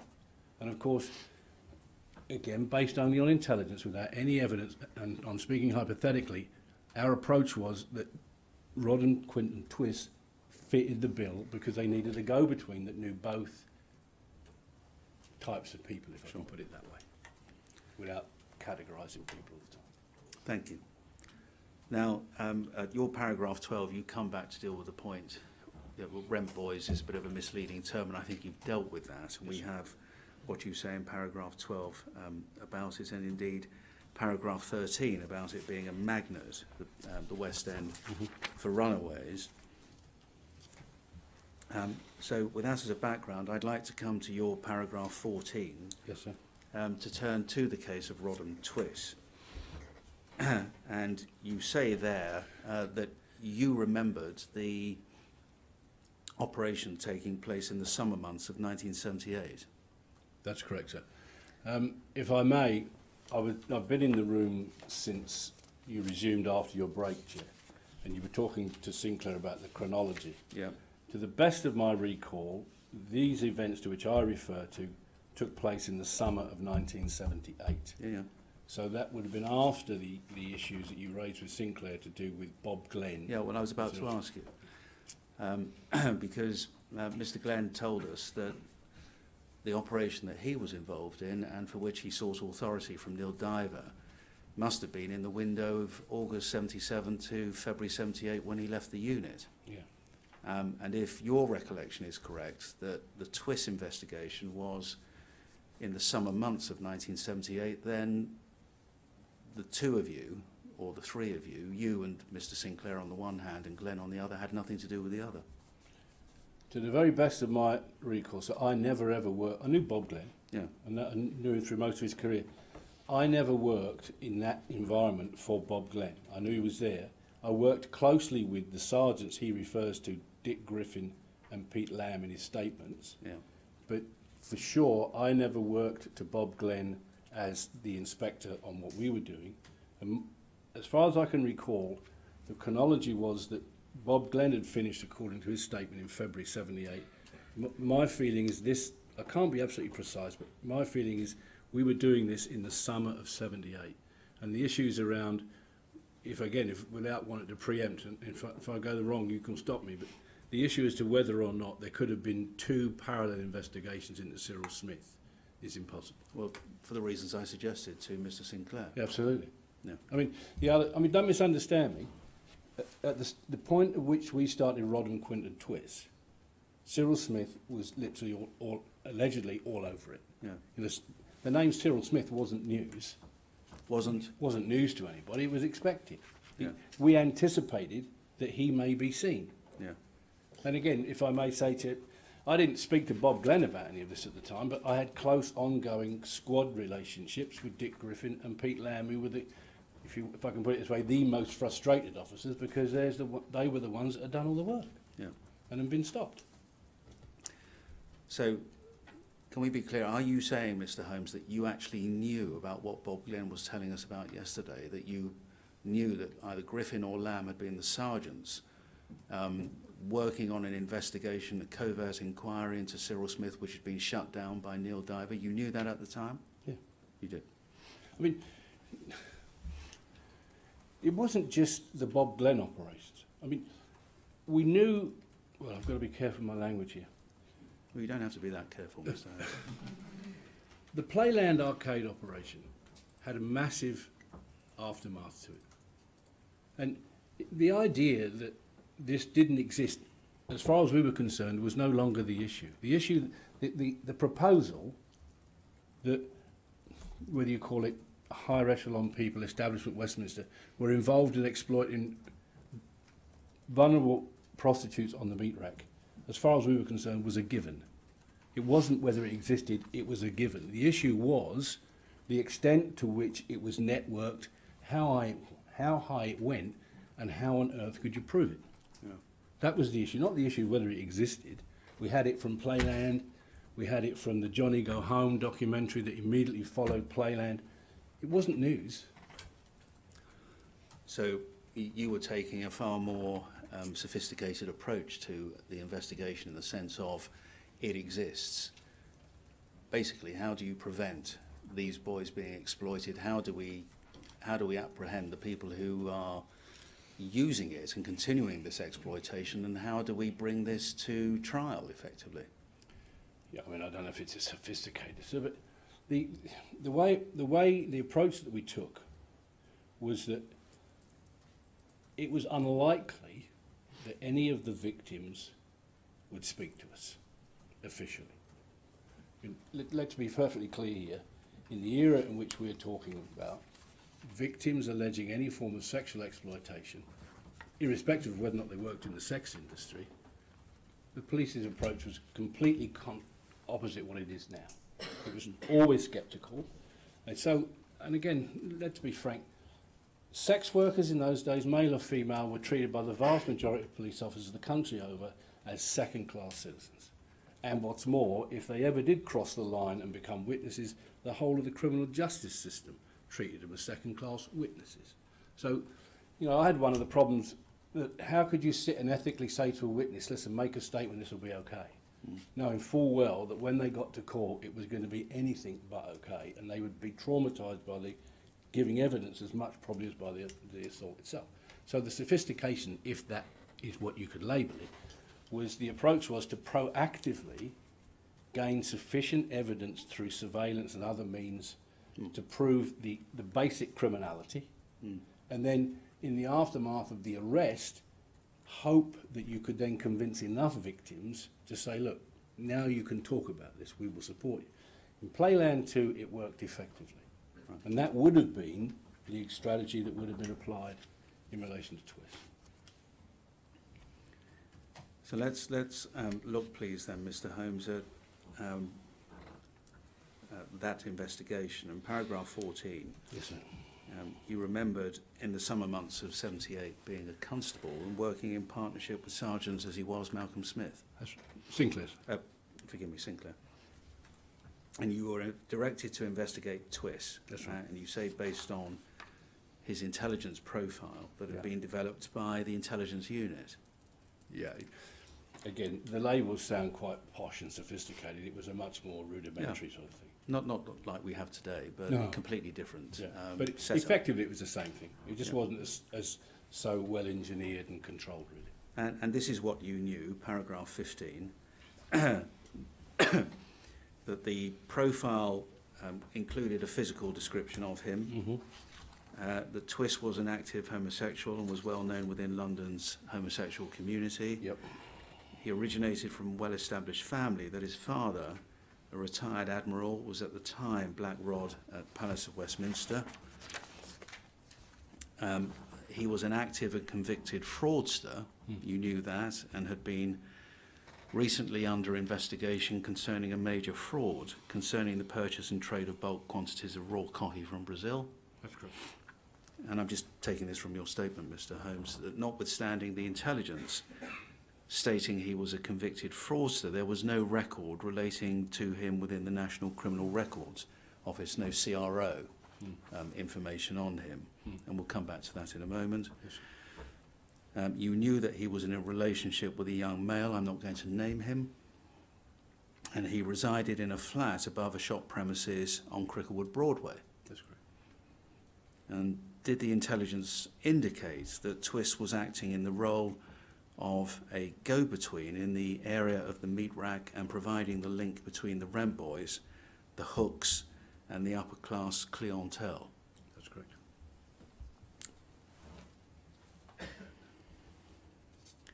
And you said, paragraph 16, that you had no specific recall, but Sergeant Sinclair and you would have been allocated to the task by the, and you used the unhappy term, the Ponce inspector, Mr. Holmes, referred to previously.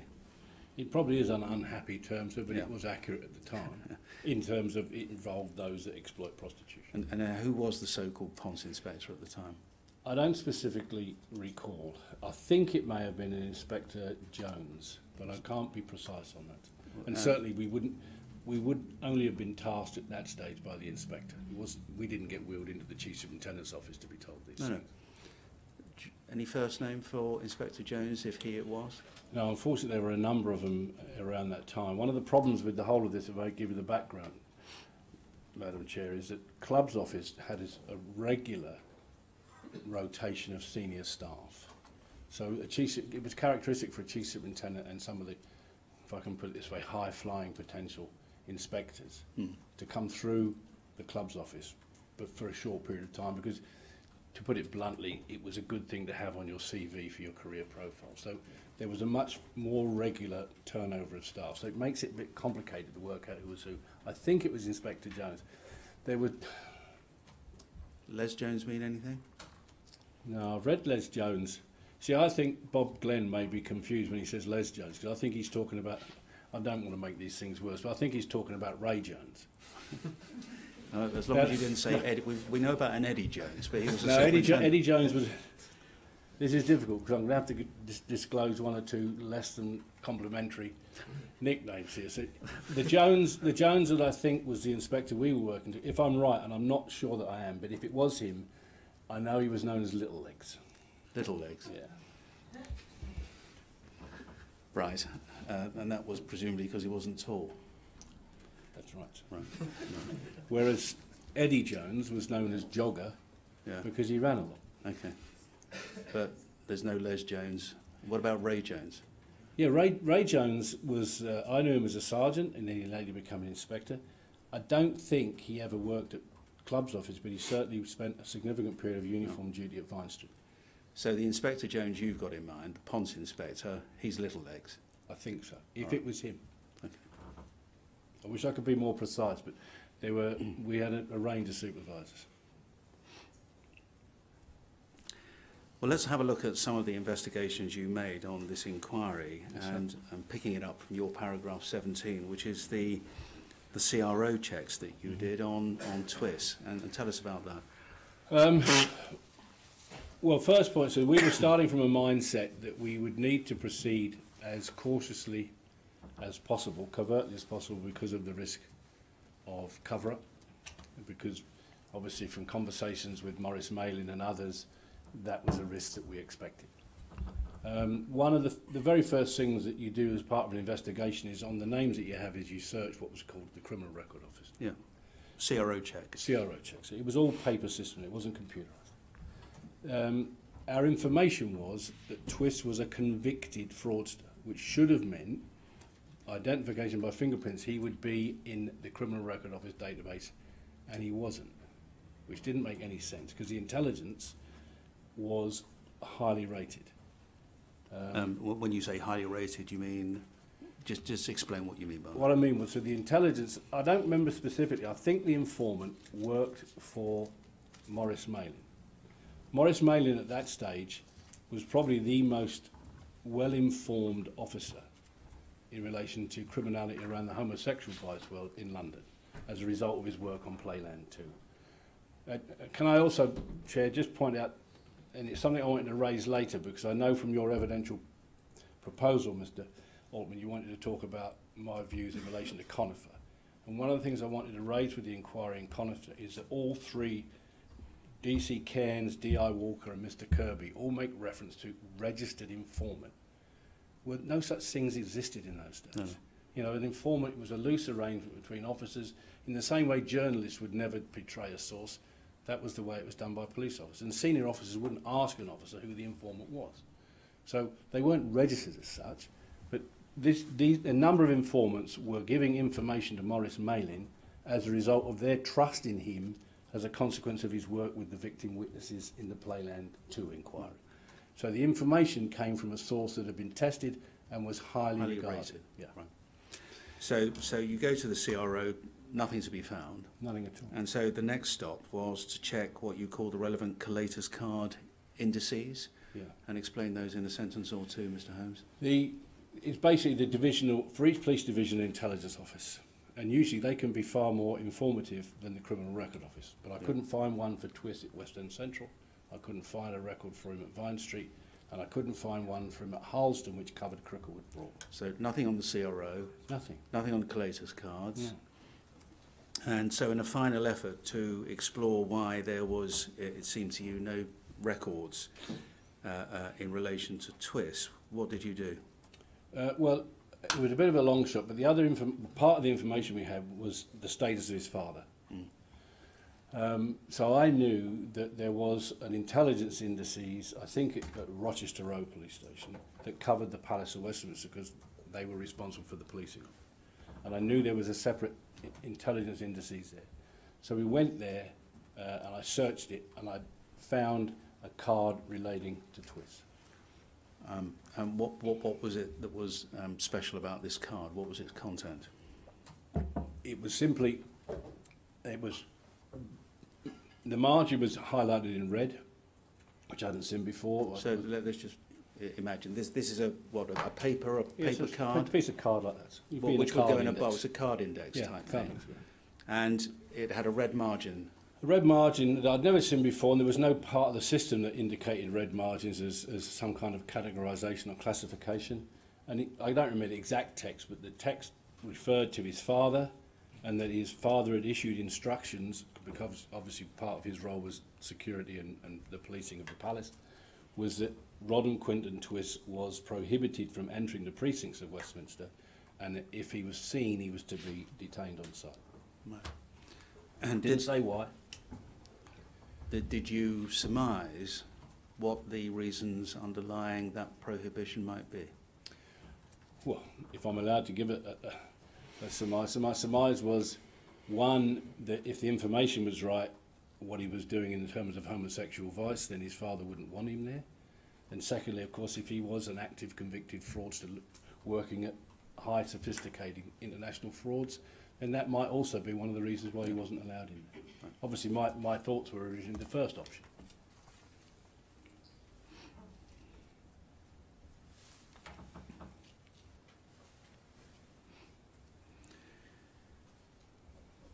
Right, so that's the background checks that you did. Yeah. And that's what you found. Up to this point, did you find anything to indicate that he had any conviction several years before, in 1967, for any sexual offences? No. I didn't find that out until last year. And in what circumstances did you find that out last year? The journalist you were talking to, Sinclair, about Cahalan, told me in a phone call. And did that surprise you? To my embarrassment. Embarrassment because? Surprise and embarrassment. Why embarrassment? But I had never established that Twist had got convictions in 1967 in Hampshire for sexual abuse of a number of boys, aged 11.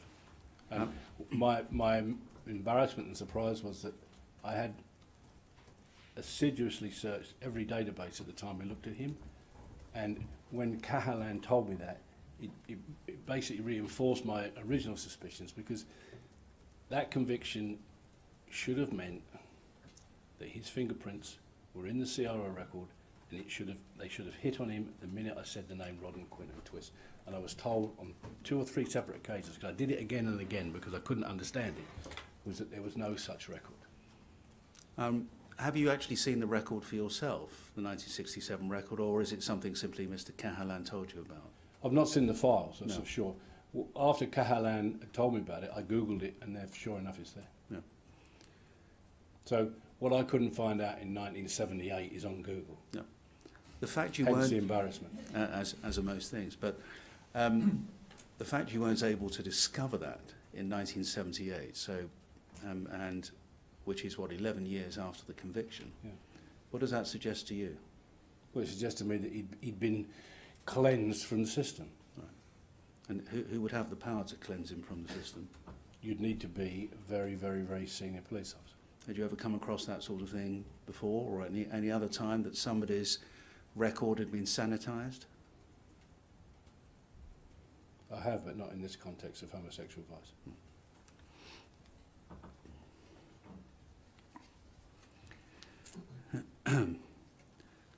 Now, moving on then with the inquiry into TWIS, did you conduct any surveillance operations or participate in any surveillance operations in relation to TWIS? I did so. With? Sinclair, Yeah. Morris Malin, and I also believe Constable David Aitchison, or commonly known as Willie Aitchison, the Scotsman. Aitchison, and those were two names that Mr. Sinclair mentioned to us in the course of his evidence. Yeah, there may have been others. So it was, in those days with the club's office, it was very fluid. Depending on the scale of the operation, different officers would be attached to it. Usually, 2 officers, a sergeant and a constable, would give an overall carriage of the case. Yeah. And then depending on its scale of complexity or whatever, other officers could be attached to it. So it was a fairly fluid thing. Yeah. And surveillance operations then, as compared to surveillance operations now, completely different kettle of fish? Yeah. Club's office really was very much a Cinderella unit, so the idea that we could have accessed the highly sophisticated surveillance operations that might be used by the flying squad, or in those days the terrorist squad, was just not conceivable. So we did the surveillance on a very ad hoc basis, usually using officers' own cars. Yeah. And in relation to TWIS, what do you remember about the surveillance operations that were set up then? Well, as far as I was concerned, so for the period that we were allowed to develop the operation, what I saw on a day-to-day basis was confirming the initial intelligence, which is what you always want to see. Right, well, let's just think about what you're telling us. First of all, what was the nature of the surveillance operation? How did it operate? It sort of operated in a number of phases. So we had surveillance in the Cricklewood Broadway area, surveillance on the loosely termed Meat Rack West End area, Yeah. and then obviously, as possible, mobile surveillance to follow TWIS, depending on what his movements were. Right. And what was the nature of the surveillance on the Cricklewood Broadway flat?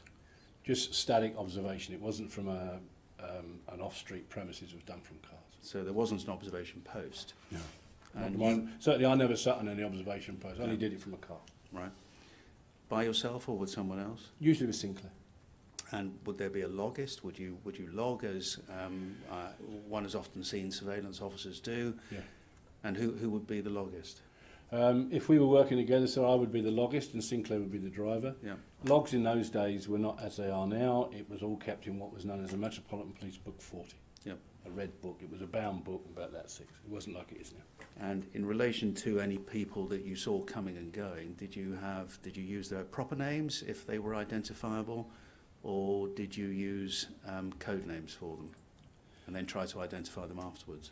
I don't specifically recall in this case. So usually we would give everybody some kind of a letter or a code, whatever it might be, A1, whatever, and then the actual identities would be kept separately that were related to those codes. Yeah, quite. So that if anybody got both documents together, they could work out who was who. Yep, that's the plan. And you recall in your paragraph 21 that the surveillance on TWIS lasted for a period of about 2 to 3 weeks. I think so. So I apologise, I can't be precise on the chronology. It was certainly more than a week. Yeah. I think it was 2 or 3 weeks. And as far as I was concerned, because these are not fast operations, they take a lot of building, it was going according to plan and it was going well. Right. And do we understand it was just the two of you paired up together, or were other officers involved in the observations? I worked predominantly with Mr. Sinclair because he was my sergeant and I was what was called his number one. But as he mentioned, we had Willie Aitchison and Morris. Yeah. And we played different roles at different times. I can't be precise as to where I may have been on any given day, but we had a variety of roles within the overall operation. What was it that led you to the Cricklewood Broadway flat? The intelligence. And not a follow of anyone in particular? I don't think so. I'm not sure on that point. I don't think so. Certainly, from memory, the intelligence said he lived above a shop in Cricklewood Broadway. Yeah. And this is what, Mr. Malin's informant? That's where the intelligence came from? I don't know precisely if it was Mr. Malin's informant, sir, because he wouldn't have told me, obviously, but the informant was rated as reliable. Yeah. My assumption was that this had come through an informant run by Morris, because he had so many informants. And what you say in 21, followed by a series of bullet points, is that nonetheless, during this period, our observations did confirm the following points, although I can't recall all the precise details: that he was utilising a flat above a shop premises in Cricklewood Broadway, and we saw him enter and leave the address on a number of occasions. That's Twiss. Correct. And then he was also seen in the company of another individual who we're not naming at that address. Correct. On a number of occasions during the late afternoon and evenings, he visited the West End and walked around the area of the meat rack and its environ. Yes, sir. He had conversations with a number of other males of varied ages in the area while doing so. Is that right? This That's is what correct. you say. He went to Dolphin Square on at least one occasion. At least once. And this address, you said, was significant to you because it had previously appeared in a number of vice-related operations and intelligence reports. That's correct. And then this. On one evening, you said, when I was not on duty, so not you, Sergeant Sinclair had followed him, in other words, Twiss, to an address in the vicinity of Esher, where he saw him enter a large house that inquiries suggested was occupied by a well-connected individual, and your recollection of the point was both hazy and based on hearsay. But you definitely recalled that the address was somewhere not far from the Scilly Islands roundabout in Esher, and that there was also a suggestion that the address was associated either with a minor member of the royal family or by a person that was connected to the royal family, but you couldn't remember which That's correct. at the time of making this statement. That's correct. So the Esher observation was made by Sergeant Sinclair, not by you, That's correct. presumably in the company of someone else. They must have followed Twiss to the address. Or not necessarily. I think my recall is that I think Malcolm and I had an exchange of words over it, because I can't remember, but I wasn't on duty that night, and I was concerned. I didn't think it was worth trying to do mobile surveillance single-manned. No. I think we certainly had that at some stage. I think it may have been this one, but in any event, that's what he did. And again, I couldn't remember precisely what the connection was at this address. But again, if I may, it didn't. That was the kind of thing we expected to find, because it had been found in the Hornby case. It wasn't. Yeah. It wasn't. Ooh, it was just simply, here we go. If I can put it so crudely, here we go again. Yeah. Of importance to this inquiry, Mr. Holmes, in the subsequent paragraphs you talk about what became of that information and what you tried to do with it. So That's right. can we look at what you had to say, please? Yes, sir. You said you recalled that Sergeant Sinclair and you discussed whether you should report this fact to your supervisors during your regular updates of progress. And you were of the view that we should make no mention of it until our operation had developed stronger evidence. What was it that you were discussing should or should not be reported up to your supervisors? Connections to whether you want to call it the establishment, higher echelons of society. What, the whole investigation or just the Esher observation? Well, principally the Esher thing. Yeah, that was principally it. Yeah. And Twiss, presumably? Yeah. And the links between the two? Yes. And in your 23, you say, as far as I was concerned, our surveillance had sufficiently corroborated the initial intelligence to justify not only continuing the investigation, but to enlarging it with extra resources. Yes. And you were concerned that if you reported the events in Esher, so that appears to have been the focus, at such an early stage of the investigation without rock-solid evidence to support it, you ran the risk of the operation being terminated by your supervisors because of their concerns of the potential ramifications of developing the case further. That's right. So, in a nutshell, what are you saying there? What was the worry? My worry was that if, and let me be absolutely frank here, what I was suggesting was, in essence, if you were a senior officer in the Metropolitan Police, was improper, Yeah. because I was suggesting that we did not disclose everything we knew to our supervisors. Because? Because my concern was that if we told them that, then exactly what had been alleged to have happened post-Playland 2, and in relation to the earlier Cyril Smith thing, would happen again. In other words, it would be shut down. Yeah. If we look at your paragraph 24, because Sergeant Sinclair was your immediate supervisor and it was his decision, as it was his right, as you seem to indicate, to report what had happened. And what you say is, around 2 to 3 days later, he and you were instructed to close down the investigation, and you were both reassigned to another vice-related investigation in respect of female prostitution. Was that the Hanover Square matter that he was talking to us about? That's right. As you recall it? I can't be precise of whether it was, I think it was only a matter of days, so I don't know exactly how many. But the risks that we discussed eventuated very soon after the information being given about the potential connections. And then we were, well, as far as I was aware, what I was told, we were going to be reallocated to another inquiry, which as far as I was concerned was, and because it was allegedly more important, and as far as I was concerned it was ludicrous. It was such a ludicrous suggestion that it was risible and insulting, because what we were redirected to was a West End nightclub, a hostess club, where there were no suggestions whatsoever that there were any children being exploited therein. It was one of a number of clubs in the West End that have been there since before the war. Some of the adult female prostitutes who worked as hostesses were undoubtedly under some degree of exploitation, and there was exploitation by the management as they were subsequently convicted. But in comparison with what we were looking at in terms of the exploitation of acutely vulnerable people, it was laughable to turn around and try and convince us as though we were idiots that this Dolly's nightclub in Hanover Street merited our attentions more than this. I just thought it was insulting. And an excuse. Oh, totally. In other words, you were being paid to do a job, and so a job had to be found for you, presumably. Yeah, I mean,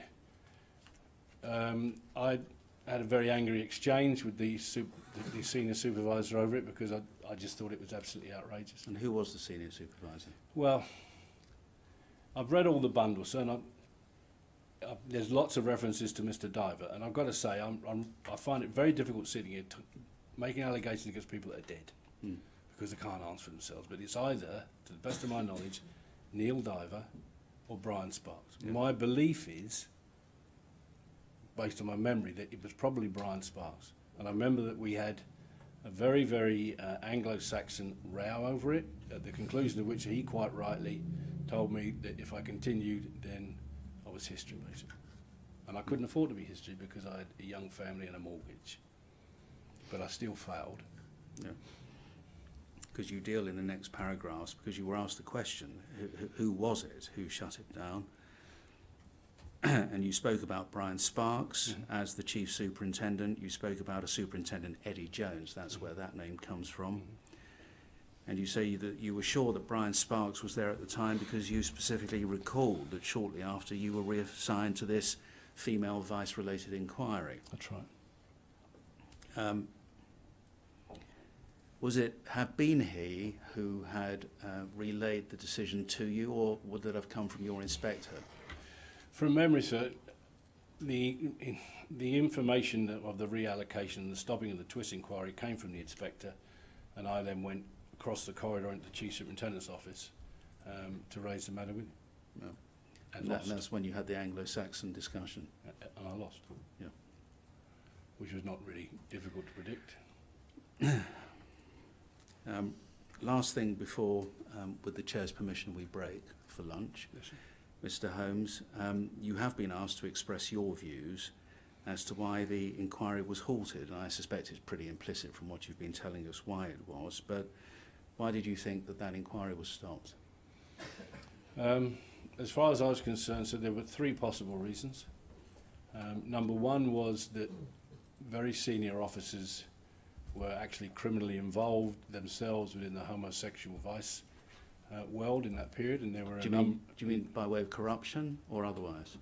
no, criminally involved in the abuse of In the abuse themselves? boys, yeah. There were a number of incidents that had occurred around that time, within that era, that had incriminated senior officers. The other possibility would be corruption in the sense of receiving money to terminate inquiries, although I didn't personally think that was that likely because it just didn't fit that milieu, if you will. Yeah. And the third possibility was simply, as was established at Playland too, if you were a very ambitious senior officer trying to reach the very top echelons of the service, this was about as unwelcome a news as you could possibly be brought by a supervisor, because there wouldn't be any good outcome out of it. No. It wouldn't be like bringing down Reggie and Ronnie Gray. No. This would just be, if you're a senior officer, you don't need this.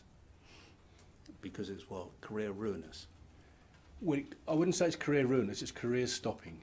Right, that's pretty ruinous. Well, it depends how high you want to go, I guess. Exactly. All right, well, thank you very much, Mr. Holmes. We'll resume with the Chair's permission at 2 o'clock. Thank you.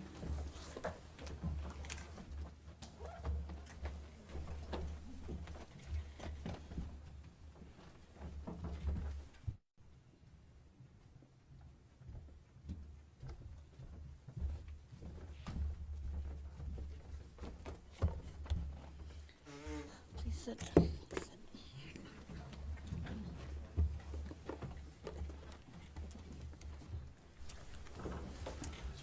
Mr. Holmes, just before we broke, you were giving us the benefit of your view as to why these operations were being shut down, and in particular the one that you've just been telling us about into Rodham Twiss. And one of the things, of course, you said was it could have stopped a policeman's career for the reasons you gave. Looking at it the other way round, the arrest and successful prosecution of a big fish, might that not make somebody's career? Yeah, depending on who the big fish was, yes. Yeah. But did anybody perhaps not see things that way? Or if ambition or the risk to career ambition was one of the reasons why these things didn't go any further, do you think that people at that time would have seen it the other way, that perhaps a successful prosecution could make a career rather than break it? Undoubtedly so. The successful prosecution of senior targets can be a career maker, such as senior drugs villains, major gangsters in Soho, that kind of thing. Yeah. But the risk, well, I wouldn't know, I was a constable, but the risk from a senior officer's point of view of this type of case is that you're going up against extremely connected people. Yeah. And you're running very, very serious risks that what you achieve may not be seen by others as an achievement. So do you think there was an element of undue deference towards people in that sort of position? Or tolerance of what they were doing for an easy life? Yeah, that, I wouldn't say necessarily an easy life to avoid the problems that we've just discussed. You were asked about whether Neil Diver might have been the officer that had shut this operation down, and having thought about it, do you still think it was more likely to be Brian Sparks? I think it was Sparks. I thought, and I said in my original statement to the inquiry, that I thought Diver came after Brian Sparks. Having read Bob Glenn's statement, I'm not sure I'm correct, it may have been that Diver preceded him. Yeah. But my own recollection of the issue was that, and certainly in terms of the senior officer that I had the argument with, it was Chief Superintendent Sparks. Which rather suggests it was more likely to be Sparks who was responsible for shutting it down, doesn't it, or not? It's a possibility. So Mr. Glenn says in his statement that there were no chief inspectors or superintendents in that era. Mm. But that's not how I remembered it. There was certainly a club's superintendent and a club's chief superintendent. So you remember the corporate structure differently? Yeah. Tell us this, do you remember what became of Neil Diver? He was transferred off of C Division following an incident and then after that, so I've no idea. I understand again from reading Mr. Glenn's statement and the Conifer report that Mr. Diver may be deceased. Yeah. You say in your statement at paragraph 30 that it was allegedly as a result of inappropriate conduct within the Regent Palace Hotel in Piccadilly Circus. Is that something you heard at the time? It was the incident itself. There was general police gossip around the West End. Right. It wasn't until I read Bob Glenn's statement that I actually got slightly more detail. Yeah. Now, at the end of your time in the club's office, did you go back to Vine Street? Yes, sir, that was the normal thing. And did you continue the sort of work you'd been doing before, patrolling Piccadilly Circus, that kind of thing? Yes, sir.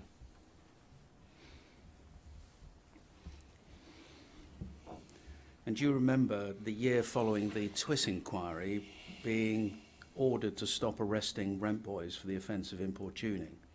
Yes, sir. And were you provided with any explanation why? No, so just ordered. But looking back, rather than any sinister reason, can you see a little more clearly why that may have been at that time? The order was given to me, sir, by the C Division Commander, Mr. Edward Stowe.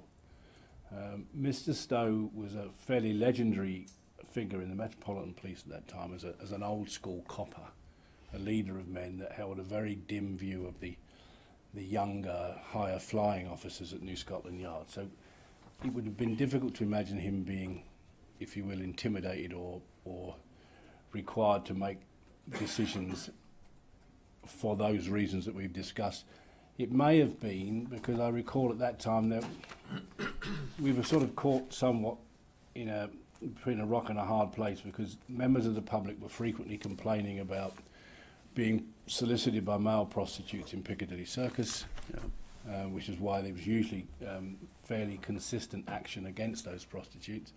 But at that time there was also emerging almost nascent signs of complaints from the homosexual community that in fact the Metropolitan Police were oppressing homosexuals and picking on them. So it may simply have been that politically and it would have been more sensitive to lower the pressure. Yeah. I don't know what the reason was. I wasn't given. I asked for a reason. I didn't get one. You didn't go on. But did you stop that practice of arresting boys for those offences? Not entirely. So you carried on? Yes, but not to the same level. Now, I'd like us all, please, to consider a document. You've got it, Mr. Holmes, in your tab 2, but I'd like it put up on screen, please, as well. WTP 000012.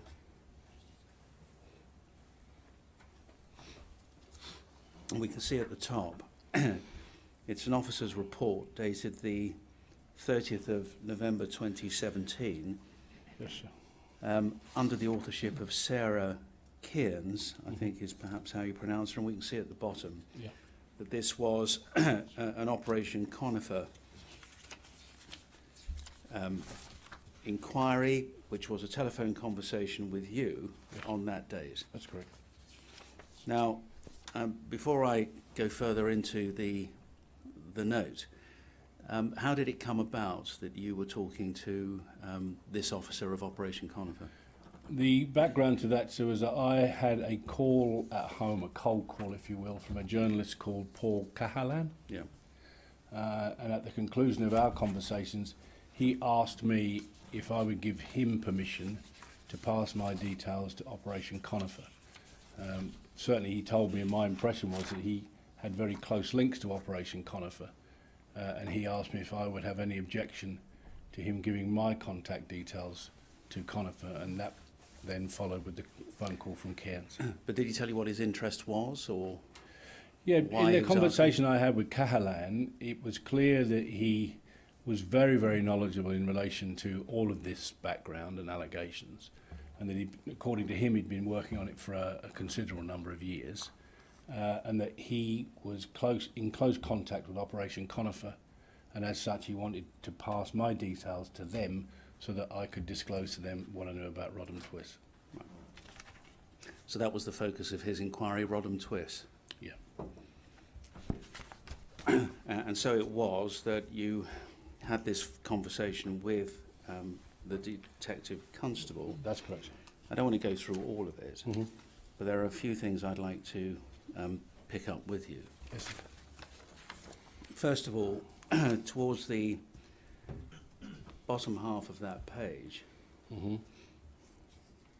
it's on screen if it helps as well, Mr. Holmes. Do you see Paul Holmes was not able to name any victim, nor was he able to identify any possible offender by name other than Twiss. Mm-hmm. And does that remain the case? Yes, pretty much. So if I ask you about well-known names such as Cyril Smith, Jeremy Thorpe, Leon Britton, Edward Heath, as far as you're concerned, did any of those names come up in the Twiss operation that you were involved with?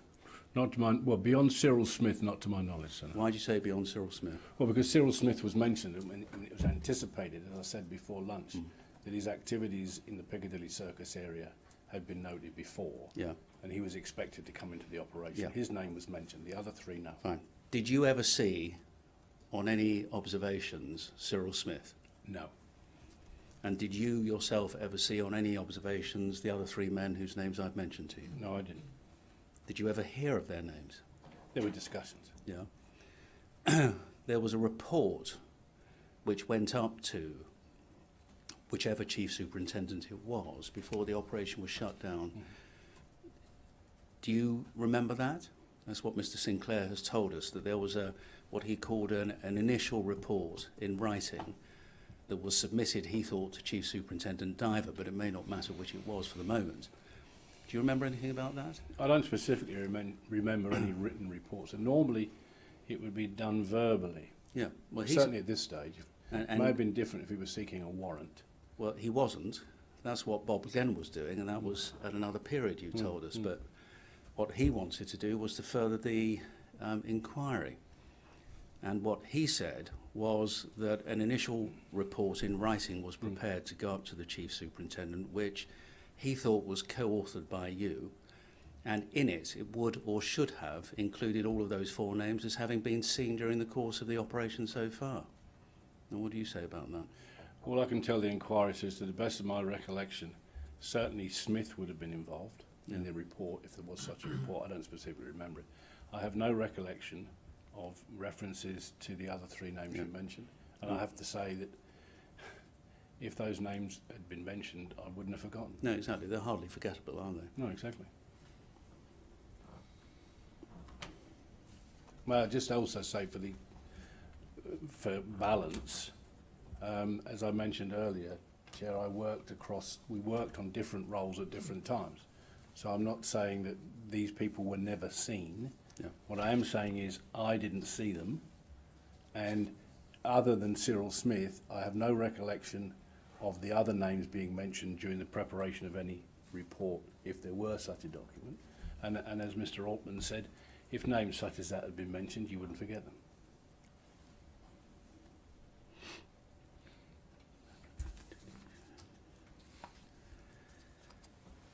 If we go to the second page of this document, please. About halfway down, we see your surname. Holmes stated that he and Malcolm Sinclair. That passage, please. Yes, sir. Were called off their activities regarding Rodham Twiss by a senior officer. He was not given any specific reason other than there needed to be a reallocation of resources. That doesn't appear in your inquiry statement, but was that your memory when you spoke to this detective constable in 2017, that that was the excuse that was given? Well, as far as I was concerned, it was an excuse. So we were reallocated to another inquiry. And at the foot of that page, you talk about Simon Danchuk. That's correct. Where does he come into the story? Dan, in terms of my relationship or my conversations with the journalist Cahalan, that actually initiated from Danchuk, as far as I'm aware. I can't remember whether it was March 2016 or March 2017, but I remember I was in a shopping mall in Portsmouth with my wife when my phone went and I was cold called by Simon Danchuk. And he then started to discuss with me this affair and a wider context and asked me if I would be prepared to meet with him at Portcullis House, together with his parliamentary assistant, to discuss the matter further. So I agreed with him that when I was next in the United Kingdom, I would go to Portcullis House and discuss the matters with him. And that's what I actually did. And you think this is 2016, 2017? Yeah. I'm not sure. Certainly not before 2016, sir. On balance, probably 2017. So you think that late? Was Simon Danchuk still an MP at that point? Oh, definitely. In 2017? All right. But I needed some permit to get in to see him as a parliamentary official. So did you actually go to see him? Oh, yeah, I saw him at Portcullis House with his assistant. Right. And what was it he wanted? He wanted well, they already knew, or they appeared to know, a great deal of detail. And they effectively just wanted me to confirm a number of things and discuss what I knew about Twist. Yeah. And is that what you did? Yeah. As for Paul Cahalan, did you ever talk to him beyond the contact that you already told us about? Yeah, I discussed Twist with him. With him as well? Yeah. Well, I mean, effectively, when he called me, he knew virtually everything about Twist anyway.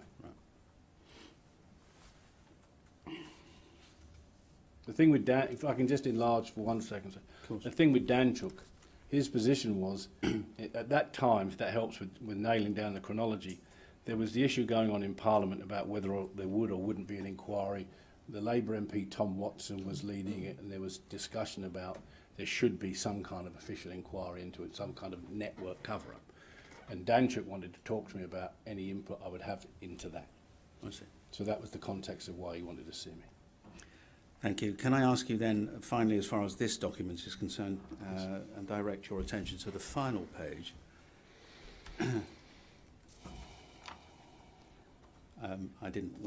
That is the final page.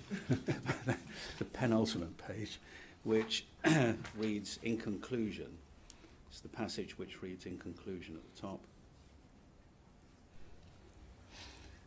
Holmes stated that at the time, the late 1970s, and she quotes this, everything was going on in the West End. Mm-hmm.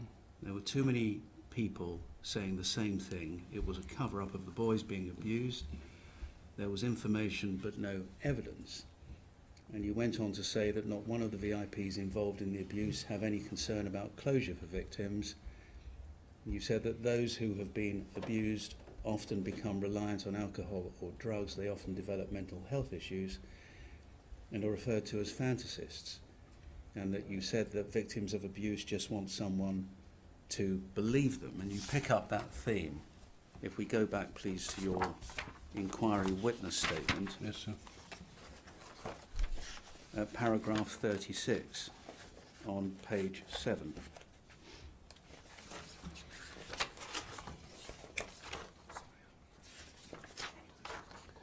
Yes, sir. Let's put it up on screen so we can follow this. Mm-hmm. It's INQ 003901. INQ 003901, page 7.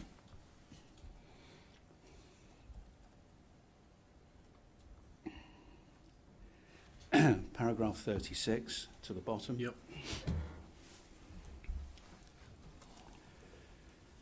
You were asked to explain the comments which I've just read into the record, in which Detective Constable Cairns of Operation Conifer recorded. And what I really want to ask you is what you mentioned. You've already said something about this already, about the difficulty with the type of boys who would frequent places like the meat rack and their perceived credibility for the purposes of the criminal justice system. Mm. But can you expand a little, focusing on what you had to say to the inquiry in these paragraphs, please? Yes, sir. Well, I've spent the best part of 40 years working mainly with victims in this type of context, Chair, and particularly those that have been exploited. And my experiences have taught me this, that in many of these cases, the issue for the victims of the abuse, whether they were children or young adults, Effectively, the abuse itself and the abuser after time is not the issue. They become immune to it. The issue is that nobody believed them at that time.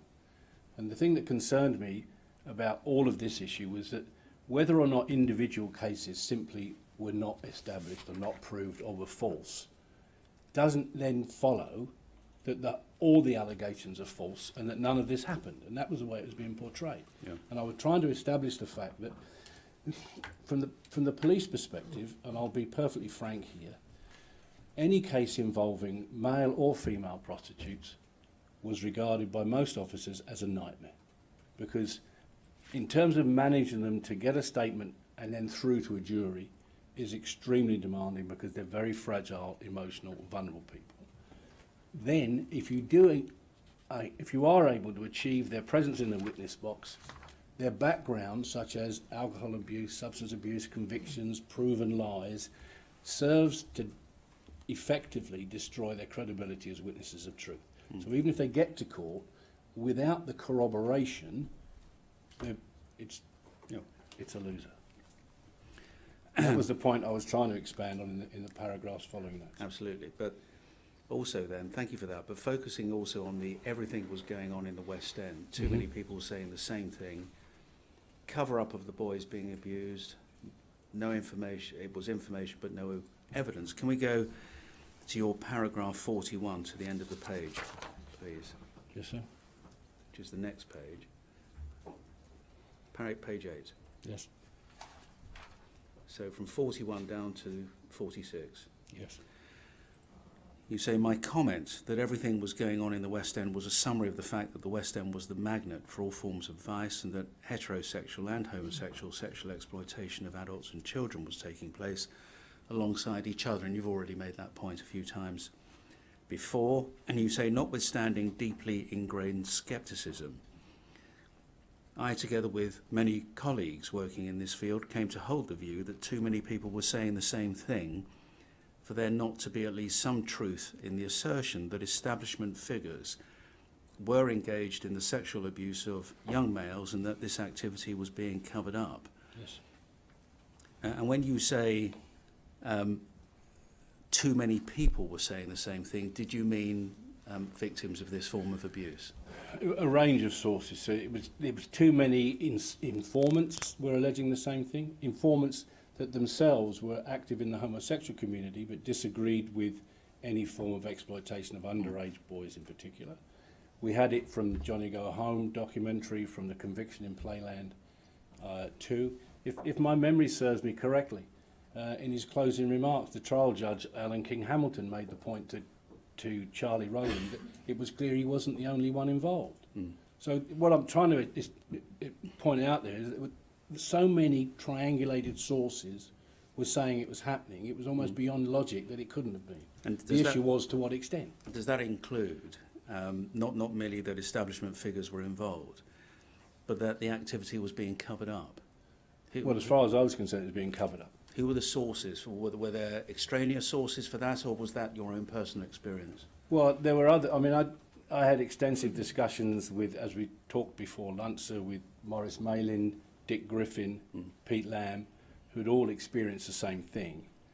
For example, I recall that after Playland 2, after there was a storm of media coverage over that case, and so the same with Johnny Go Home, there were alleged to be then there were going to be massive exposures of all of the others that were involved in it, and it all just got dropped. So what I'm trying to explain is that there were so many different examples from such a multiplicity and diversity of sources that it was defying logic to say it doesn't exist, it's a fantasy. I'm not saying individual cases weren't a fantasy or incapable of proof, but I'm saying if one case is a fantasy, it doesn't wipe out the rest. No. So it's not one size fits all. No. And then you continue 45 and 46. As far as I can recall, the issue for colleagues working in the West End, as I did almost constantly from 1971 to 2002, the question was not whether it was occurring, but why it wasn't being exposed. And is that something that you were just saying to us, that it was going on, but it all came to nothing? Yeah, and The events were repeated in the mid-80s with the Operation Circus case with Prochotsky and others. Yeah. And again, there were intelligence in terms of the involvement of senior people, and nothing happens. And you say the simplistic and convenient answer to that question was the fact that the allegations were rarely supported by tangible and probative evidence provided by credible victims, and you've made that point several times. And then finally, in 46, you say, in my view, there were two main reasons for this absence of probative evidence. The victims of the abuse were either too fearful and distrustful to make formal complaints concerning their abuse, and or the capacity of independent police operations to fully expose the criminality was thwarted by some senior police officers in order to cover it up. Yes, sir. For the several reasons or possible reasons that you've given. yes, sir. Thank you. Can I go back, please, in this statement to your paragraph 14 on page 3? Yes, sir. Do you remember when we started your evidence about the Rodham Twist case? Yes. And you said in the final lines of paragraph 14 that you were directed to investigate Twist based on an intelligence profile that had been developed by the intelligence unit of the club's office, and you explained earlier that it sounded far more fancy than it actually was at the time. Yeah. But I'm asked to ask you the following questions. Yes, sir. First of all, the intelligence which you set out in paragraph 15, based on the work of the intelligence unit, what was the source of the intelligence? Can you tell us? No, I wouldn't have known the original source. No? I had suppositions, but I didn't know, and I wouldn't have asked. And were you aware of any other ongoing covert investigations into this case, outside of what you and your colleagues were doing? No, sir. And I have to say, as you mentioned before, Lance, Mr. Altman, it would have been a ludicrous situation if there were more than one operation running in tandem. Yeah. Well, thank you very much, Mr. Holmes. Those are all the questions I think I need to ask you. I'll ask the chair and the panel if they have any. There's a question from Mr. Frank.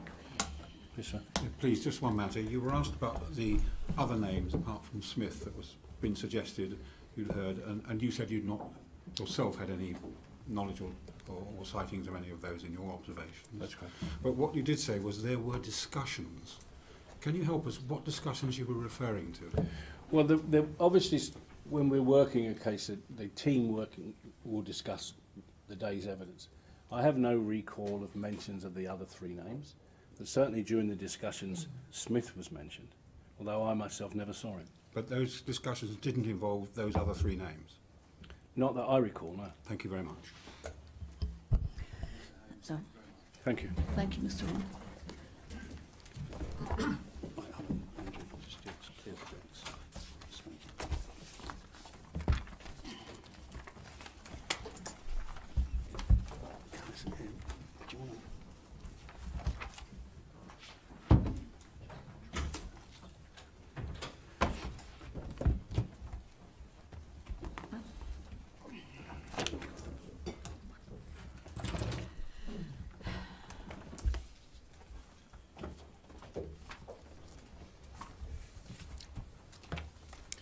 Chair, our next witness is Commander Jerome. I swear by Almighty God I swear by Almighty God that the evidence I shall give shall be the truth, shall be the truth, the whole truth, the whole truth, and nothing but the truth. and nothing but the truth. Thank you. Can you give your full name, please? Yes, my name is Neil Allen Jerome, and I am a commander in the Metropolitan Police Service. Commander Jerome, I believe you've given evidence to the inquiry before, That's right, yes. on one or two occasions. So it was on one occasion, it was previously in relation to the Ealing Abbey inquiry. That's right. Now, your current post is as head of the Metropolitan Police Central Specialist Crime Command. Is that right? That's right. It's a command in the Metropolitan Police which comprises a number of different units, and one of those includes Operation Winter Key. About which we've heard from both Mr Mahaffey and Commander Roper. Yes, that's absolutely the case, set up in 2015. Now, Commander Jerome, it's right, isn't it, that the inquiry asked the Metropolitan Police to compile as it were, a composite witness statement summarising the various police investigations, both criminal and disciplinary or professional conduct, into matters arising from Elm Guest House.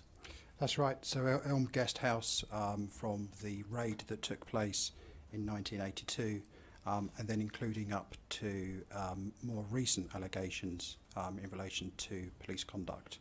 And you are the witness who has provided that statement? Yes, I am.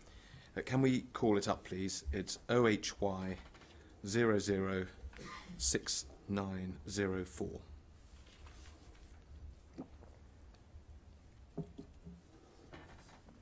It's a statement dated the 14th of February this year, Commander Jerome. That's right. And is this your statement? Yes, it is. Could we look, please, at page 2 of the statement? And perhaps we can zoom in on paragraph 3 at the top there. Commander Jerome, you have stated, first of all, that you were not personally involved in the investigations referred to in the witness statement, and therefore don't have direct first-hand knowledge of them. That's right. But you add that you've been provided with information and documentation, no doubt by your colleagues, and that they've assisted you in preparing the statement which the inquiry had requested. Yes, they have. So is it right that the evidence that you're providing is what's sometimes described as corporate evidence?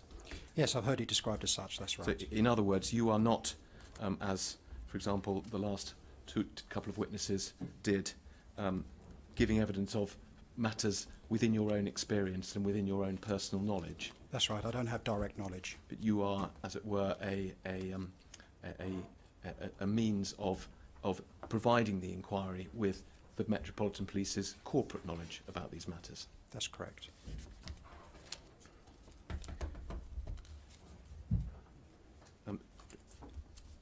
Chair, may we adduce the statement of Mr Jerome into evidence in its entirety? I'm grateful. Just if we can draw back and look at the rest of paragraph 2. We don't need to zoom in on anything. We can see there, can't we, Commander Jerome, there's a list of operations, of Metropolitan Police operations that you provide, and those are the operations relating to Elm Guest House, which you address in your statement. That's right, so they start with Operation Athabasca, operations that commenced in 2012, up to Operation Chalk, the most recent, in 2016, over a 4-year period. And we note there, as you say, the first operation, Operation Athabasca. I'll come back to that one in a moment. That's the operation that provides a lot of the background to the earlier period relating to Elm Guest House, the raid in 1982 and so on. That's right. And then many of the more recent operations, the professional conduct operations conducted as managed operations for the IOPC. That's right, so those came subsequently as a result. Can we just go over the page and look at the paragraph 8, which top the next page? You make the point there, Commander Jerome, that Operation Winter Key took over the conduct of all of those listed operations as from 2015. And now we heard from Commander Roper that Operation Winter Key has both a criminal investigative function and also a function to carry out professional conduct investigations. That's right. Operation Winter Key comprises officers. They're a multidisciplinary team of both police officers as well as police staff, and within their setup, they're able to investigate historic allegations, criminal allegations, as well as allegations of police misconduct as well. And we don't need to go back to that list, but is it right that within that list we will find some criminal investigations and some professional conduct investigations? Yes, we will. Thank you. Let's start then with Operation Athabasca, which we can see detailed on the page we're looking at, page 3 of your statement. And if we can look at paragraph 9, we see there a reference to a question asked by Tom Watson in Parliament. I don't know if you were here at the beginning of this week, but the clip was played during Mr. Altman's opening of that question, was it not? Yes, it was, and I've been here every day since. And then moving on to paragraph 10, please. You record, Commander Jerome, that in response to the claims, that's the claims made by Mr. Watson, yes? Yes. There was a meeting which was attended by 3 Metropolitan Police officers and also Mr. Watson himself, David Henker, a journalist, and also a member of the public. That's right, there were serious allegations. Were you one of the officers who attended? No, I was not. As you say, you weren't directly involved in these investigations. You've Not at come to all. it more recently. That's right, and I was in a different force at that time as well. Was Detective Chief Inspector Settle one of the Metropolitan Police officers present at the meeting? I believe he was. Thank you. I'm going to come back to that in a moment. Before I do that, let's just carry on down the page a little, please. We see at paragraph 11, there's a reference to allegations made by the member of the public who we've given the cipher MB, and his explanation of where he'd got his information from. Is that right? That's right. And paragraph 12.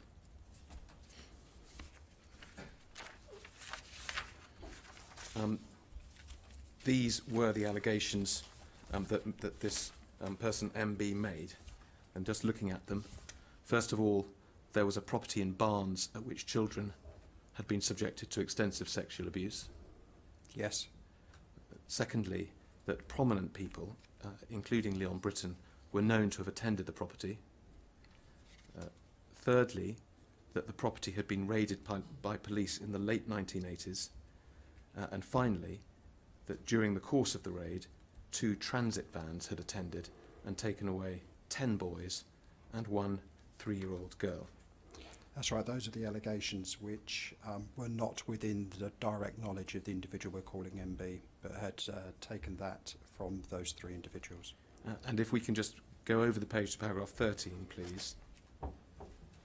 We see there, you say in your statement that Operation Athabasca was set up to investigate those allegations. Yes, they were. So would it be fair to understand that those allegations we've just read were the core allegations that Operation Athabasca was addressing? They were, and that's what then led to the commencement of that operation. Now, I said I would come back just to the question of Mr. Settle. Can we call up another document, please, which is HRP and then 501.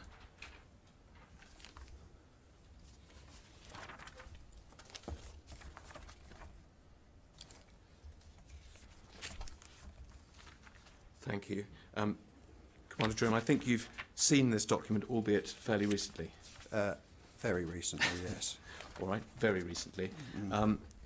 It is a statement which we have been provided very recently by, I think he's now retired, Chief Inspector Settle. Yes. Could we turn to page 3 in the statement, please, and just look at paragraph 10.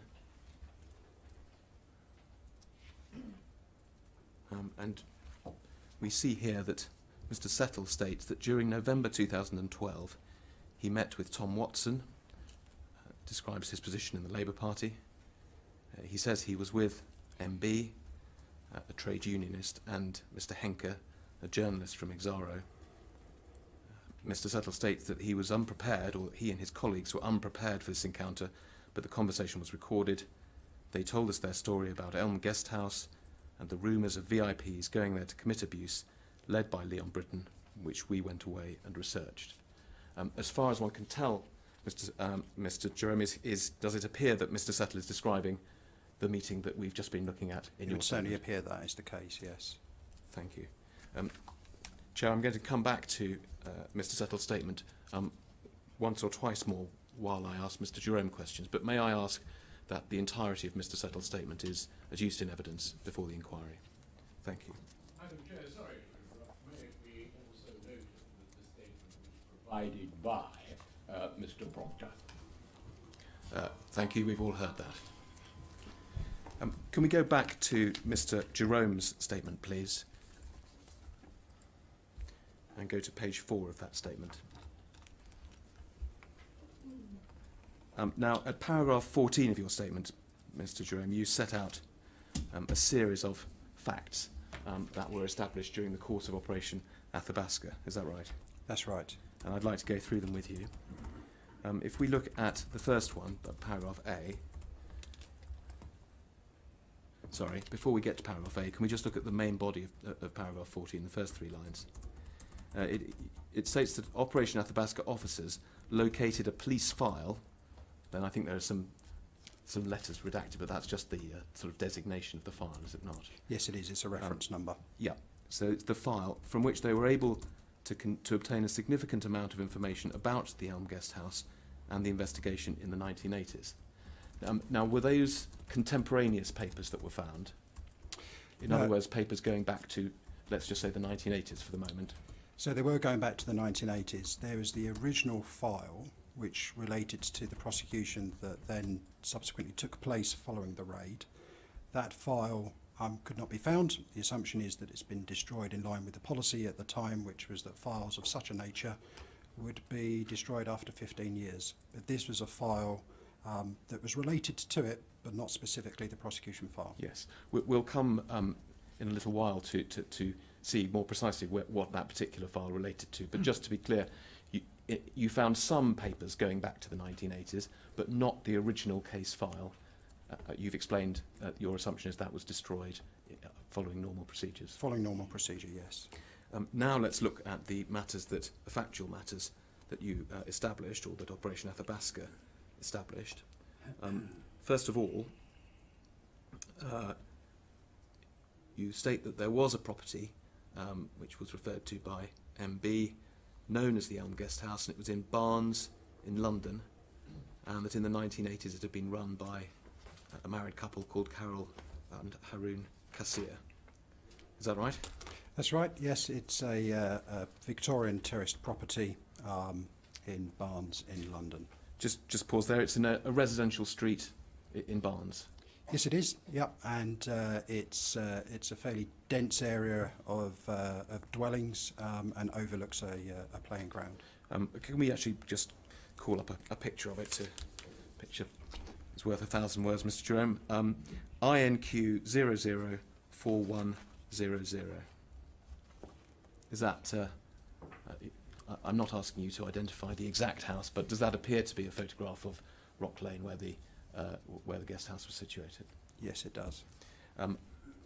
In terms of the streets in Barnes, fairly unremarkable street. That would be, so whilst my knowledge of that part of London is limited, that would be a fairly typical street in that part of London. And a residential area? Yes, yes, with the exception that opposite that there is playing fields. Thank you. We can take that down if we can go back to Mr. Jerome's statement. That's the very core factual matters then, Mr. Jerome. There was a guest house. It was run by the Kassirs. As we'll see, there have been a series of investigations into goings-on at Elm Guest House in the early 1980s, both at the time and more recently. Can you, in a few sentences, give us a description of what the police found, as I say, both in the 1980s and more recently, about the way in which the guest house was being run? Towards the end of 1981, an individual came into Richmond Police Station, and that individual refused to give their details, but gave information to say that they had concerns about a child who was legitimately on the premises at Elm Guest House. They had concerns about them there. It was a 10-year-old child. That information was provided to the officers at the police station, and it was decided that observations would take place of Elm Guest House to see if they would support the concerns that have been raised by the anonymous member of the public. So those observations took place towards the end of 1981 and into 1982. Just pausing there for a moment. Were these observations carried out from the outside of the guest house? Yes, they were. Yes, they were. Those observations came to nothing, in the words of the individuals at the time. And so they decided that in order to follow this through further and explore those concerns, that two officers purporting to be members of the public would be authorised to go into the Elm Guest House to follow up on those concerns. Those officers went in there on a number of occasions, and they discovered that there were concerns for a child that was legitimately on those premises. They did not see that there was direct evidence of abuse, but they were concerned about the child within those premises. Just pausing there, Mr. Jerome, we're going to come, I think, in the narrative shortly to the fact that there was a raid, and I'll ask you some questions about that. But before we do, just taking a step back, you've described the immediate information that was given to the police and the steps they took to investigate it. It may be that this more general information was discovered later, in fact. But what sort of reputation did the Elm Guest House have? Was it an ordinary guest house? Was it subsequently discovered that it occupied a rather different place in the market? So it was discovered that when the Kazirs first moved into that premises, which was believed to be towards the end of the 1970s, that it was a guest house and would be open for normal business as you would for a normal bed and breakfast. However, there is commentary from some witnesses who say that the Kazirs were having trouble making ends meet, as it may be described, and that Carol Kazir was described as somewhat of a flamboyant character and enjoyed the company of homosexual men and also of conducting extravagant parties. So at some stage, and it's unclear when, but the guest house then became a meeting point for men, and there was also the suggestion that sexual services would be offered within that house as well, and that was publicised in a number of gay media at the time. And I think there was also reference in some of the evidence to parties being perhaps quite extravagant parties being held at the guest house. That's right. That's certainly mentioned within the file. So that was the context. Do you know how much of that background information was available to the police at the time you were just describing? Some of that material came through very shortly after the raid, and then other material that's come to light since. It's unclear how much of that was totally known beforehand. Thank you, Mr. Jerome. Let's go back now to that narrative you were giving. You described how initially surveillance was conducted outside the building and latterly two undercover officers went inside. Carry on the story from there. So the concerns were sufficient for the well-being of that 10-year-old boy that a raid was authorised. And on the 19th of June 1982, the two police officers who were masquerading as normal individuals went into the premises, and the raid was authorised, and at the appointed time officers raided the premises, went in, and a number of arrests were made, 20 individuals in total, and the child was found and was taken to a place of safety. And just expanding on that a little bit, I think it's right to say that the raid itself was conducted by officers from what was then known as the Special Protection Group. Yes, so they were known as the SPG, but they're the Special Protection Group. So they are a group of officers who've received specialist training to conduct public order operations and to effect a rapid entry into premises. And there's reference in the evidence to there being, I think it's 6 SPG officers that evening. That's right. Would they have been supported by other uniformed officers, or would they have been on their own? Looking at the file, there were other officers involved as well, and my assumption is that it was the SPG officers who conducted the initial entry, followed up and supported by other officers. You said that I think something in the region of 20 arrests. Is that what, I think that's what you said? Yes, that's right. So that would indicate something rather more than 6 officers. Absolutely right. And one can assume that there must have been some police vehicles to have carried all these officers to the building and then taken the people who were arrested away from it. That's right. As we know, it was a residential street. The raid happened in the middle of the night. It must have presented quite a confused scene. Yes, so the raid took place, it's not quite precise exactly when, but it would have been sometime between 10 p.m. and midnight, and clearly it's a residential street. That would be unusual activity to take place and would have drawn attention to it. If we can just... yes, it's actually going to mean it's going to the next page of your statement. It says page 5. You've taken us through some of the narrative, but can we look at... can we just zoom in on subparagraph H, please? So there you say, Mr. Jerome, at the time of the raid there were around 20 people on the premises, and you've indicated that something of that order were arrested. Yes. But then this. First of all, none of the people present at the Elm Guest House on the night of the raid were prominent or well known. Is that right? That's right, and in addition, the observations that I've outlined that took place before the raid, that no individuals of prominence or that could be described as being well known were seen during those observations neither. And then just finishing off, you say also that no victims other than the boy mentioned in paragraph 14E, and that's the 10-year-old boy to whom you've referred, were identified. That's right. So before we carry on with the narrative, can I just ask if we can go back to page 3 of the statement and look again at paragraph 12, where those core allegations were first set out, Mr. Jerome. Now, you found papers going back, if not to the very time, to a few years afterwards. These allegations were made 30 years after the raid. But just looking through those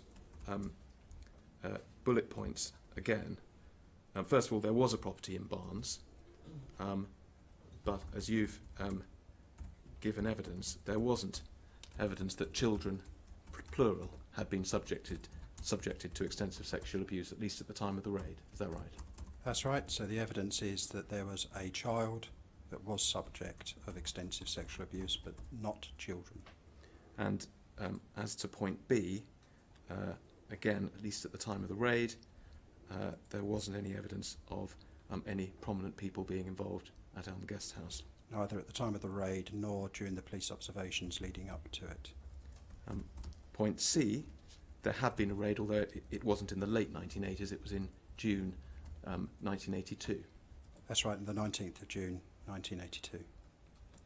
And finally, during the course of the raid, it may well be, tell us, that 2 transit vans attended. As we've said, there were many police officers there and a number of people taken away. But it's not right, on your evidence, that 10 boys and 1 3-year-old girl were taken away. That's absolutely right. There is no evidence of that whatsoever. Thank you. Now, if we can go back to page 5 and look at, yes, so the sort of bottom 2/3 of the page, starting at subparagraph I, please.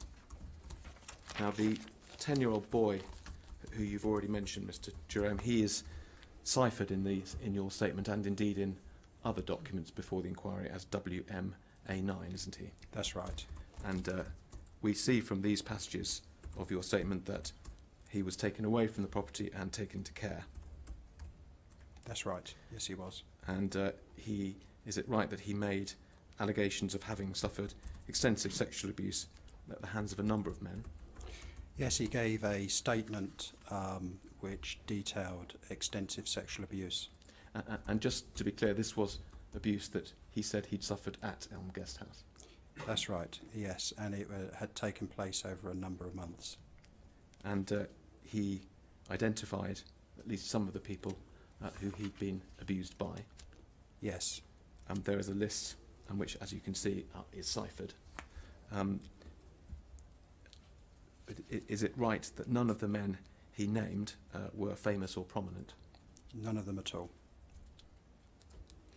And you say at subparagraph K of your statement that where it was possible to identify the men, they were spoken to, but all denied committing the offences. That's right. And then we see the point just below that that we've just touched on. None of them mentioned in the child's witness statement were famous or prominent. That's right. And if we can just go over, please, to the next page. Do we see there, well, tell us, was WMA9 medically examined? He was medically examined by someone at the time described as the district police surgeon, and the district police surgeon found that there was evidence that the boy had been raped both recently as well as historically as well, and there is evidence of both. That's the what's dealt with at subparagraph M, and we see at subparagraph N a reference to someone called Andrew Keir, a social worker who was present that evening. We'll come back to him in due course. If we can go back to the main page, please. There are some details given of the criminal proceedings taken against Mr. and Mrs. Kazir. Can you summarise what happened there, please? Yes, so this relates to the criminal file that I spoke about earlier. In April of 1983, a trial took place at the Central Criminal Court, and there were 4 counts that were laid against Mr. and Mrs. Kazir. Of those 4 counts, count 1 they were found guilty of, which was of running a disorderly house. Count 2 of living on the earnings of a male prostitute, they were found not guilty. And on counts 3 and 4, the jury found that they were unable to reach verdicts on those 2 counts, and it was subsequently decided by the trial judge that those would not be reinstated except with the express permission of the Court of Appeal. So the net result of all that being that they were found guilty on 1 count only, running a disorderly house. That's right, and they were sentenced to 9 months in prison, suspended for 2 years, together with a £1,000 fine. Thank you. If we can move on to page 7 of your statement, please. Now we see there, Mr. Jerome, a long list of individuals who Operation Athabasca approached and took witness statements from. That's right, so just to be clear, so these were individuals that were spoken to subsequent to 2012. Exactly, so Operation Athabasca having been set up following Tom Watson's question, following the meeting that we've looked at, which Mr. Settle was at. That's right. So we're now looking at statements that were taken in that latter period. That's right, so 3 decades afterwards. We'll come to some of these statements in due course. I'm not simply going to go through them one by one. But if we could just go over to the next page, please.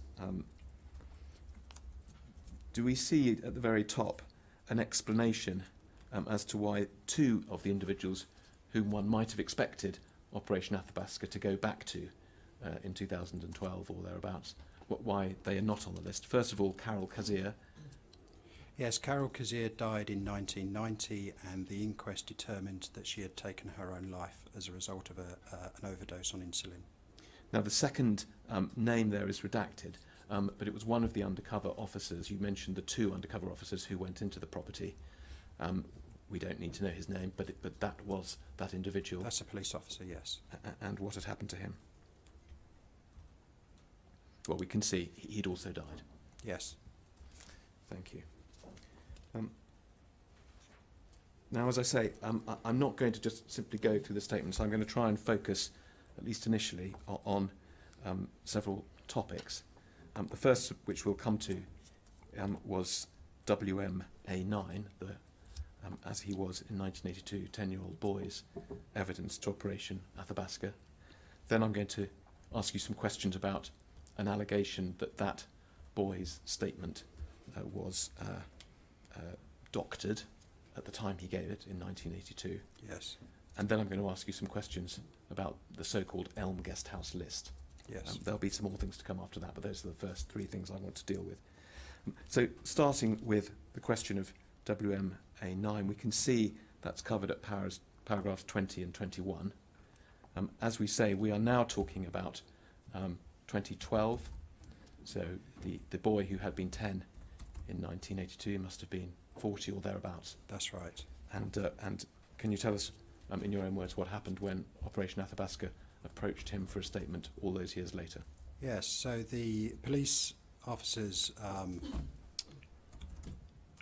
ascertained where WMA9 was living and made an approach to go and visit that now man, and spoke to him on it was an interview that was audio recorded. They read out to him his statement that he gave when he was 10, and they also read out to him the district police surgeon's report as well, Dr. Foster's. He expressed great surprise at both of that statement and that report, and he denied having made that statement. He had no recollection of the events that were described in his statement, and further described that he had a normal upbringing as a child, up to the point where he was put into a children's home. That was one interview with him, was it? It was, and he, at the end of it, had no recollection of the events that had been described. And did the officers take any further action after that? No, it was a full interview of him that had taken place, and in light of what he'd said, there was no further lines of inquiry to pursue. That was that then. Let's move on to the second of those issues I mentioned, the question of whether that individual, a boy, aged 10 in 1982, whether his evidence was tampered with or doctored in some way. In order to do this, can I ask that we turn, please, to page 9 in your statement? And we need to be looking, it starts at the bottom, in fact, at page 30. Now, I mentioned, as we were going through those earlier paragraphs, we saw a reference to this man, Andrew Keir. We'll get to the allegation and how it was investigated in a moment, but first of all, can you just tell us who he was and what part he played in the story? Yes, Andrew Keir was the on-duty social worker on the night of the 19th of June 1982 when the Elm Guest House was raided. And he was a social worker working for Richmond Social Services. And what part did he then play later that night in the exercise of WMA9 giving a statement? When WMA9 was interviewed, as was standard practice at the time, there were clearly police officers there that conducted the interview, but also Andrew Keir was there as the social services worker as well. So he was actually sitting in the room at the time WMA9 Yes, he was. gave his statement. Yes, he was. And we are now looking at the time in 2012 or thereabouts when Operation Athabasca officers, 30 years or so after the events, approached him for a statement pursuant to their own investigations. That's right. And I think it's right to say that he made a remark or said something in the course of giving his account which then triggered a professional conduct investigation. Yes. I think if we can go over the page, we'll see the relevant part of your statement, Mr. Jerome, but perhaps you can tell us in your own words, or with the assistance of the statement if it helps, what happened. Yes, so whilst Mr. Keir and the police officers are taking the statement from the child, Mr. Keir mentions that the child said about an Uncle Leon, and Mr. Keir said that had stuck in his mind, and that it was used as one of the people who had abused him. Now, just one point of context. I think it's right that when WMA9 was describing or listing the individuals who he said had abused him back in 1982, he did refer to some, possibly all of them, as uncles. That was a term he used. Is that right? I don't recall seeing that in the papers that I've read. All right. Well, I'll have a look, and we might come And back certainly to not that. all of them. No. I think maybe some of them may have been described as that way. I'll see if I can find a reference to that, Mr. Jerome. But let's not get bogged down on that. As you say, when Mr. Keir was interviewed much later, he made this reference to the fact that he remembered hearing WMA9 refer to someone called Uncle Leon. That's right. And did WMA9 say something else in the same breath almost? Yes, so he said Uncle Leon of the big house. And as we can see here in your statement, paragraph 33, Mr. Keir said, and this is now in 2012, that he recalled looking at the police officer who was taking the statement, and they'd given each other what he described 30 years later as a raised eyebrow look. And what was the inference there, Mr. Jerome? So clearly there was some acknowledgement amongst those in the room, according to Mr. Keir, acknowledging that particular phrase, albeit it is a fairly ambiguous phrase that Mr. Keir is saying was used. But it was possible. I mean, just to be clear, the suggestion is, at any rate, that it was a suggestion that a possible reference to Leon Britton. Is that right? That could be one of the assumptions that's made from that, but clearly it could be anything. It's obviously not the only interpretation. Absolutely. The only sort of link is a reference to the word Leon and big house, but that was one of the interpretations that was put on it. And that Yes. seems to have been what Mr. Keir subsequently suggested it may have meant. That's what Mr. Keir has said, yes. Now, if WMA9 had said that, and if it hadn't been recorded in his statement, that would clearly have been misconduct, very serious misconduct, on the part of those involved. Yes, it would. And that was what triggered, much more recently, in 2012 or thereabouts, one of the IOPC managed investigations that Mr. Mahaffey referred to earlier this week. That's right, and that was called Operation Helena. That's right. I'm going to take you to the Helena report in a moment. But just before we do that,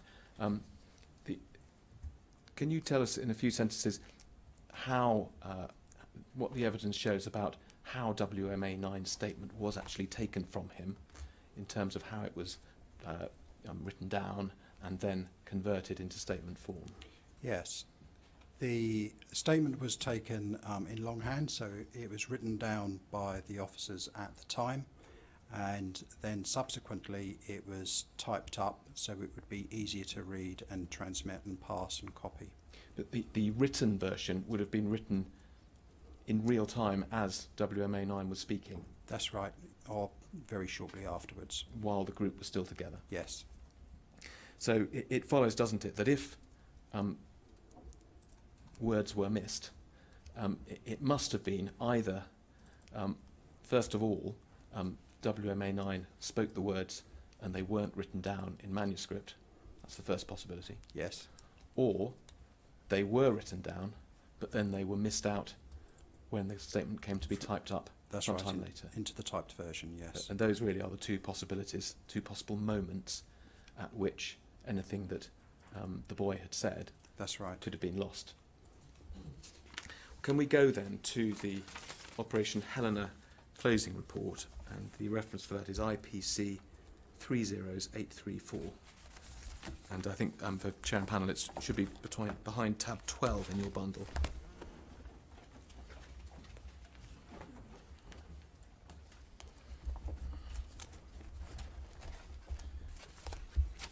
Come on, Jerome, does this look familiar? Is this the closing report in Operation Helena? Yes, it is. Chair, I ask that we adduce this statement, this report, into evidence. Thank you. Now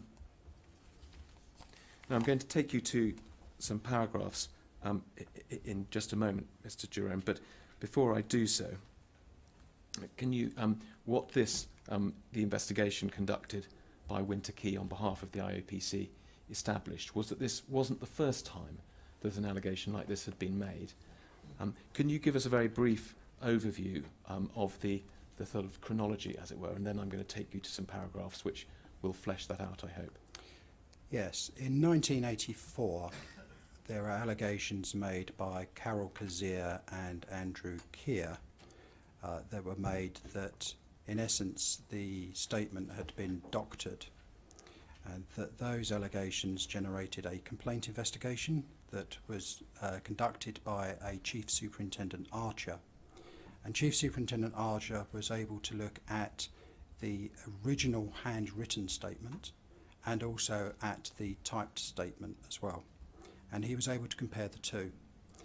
And what he found was that, with the exception of 3 minor typographical errors between the two statements were absolutely consistent. Thank you. Well, I'm going to take you to those passages in a minute.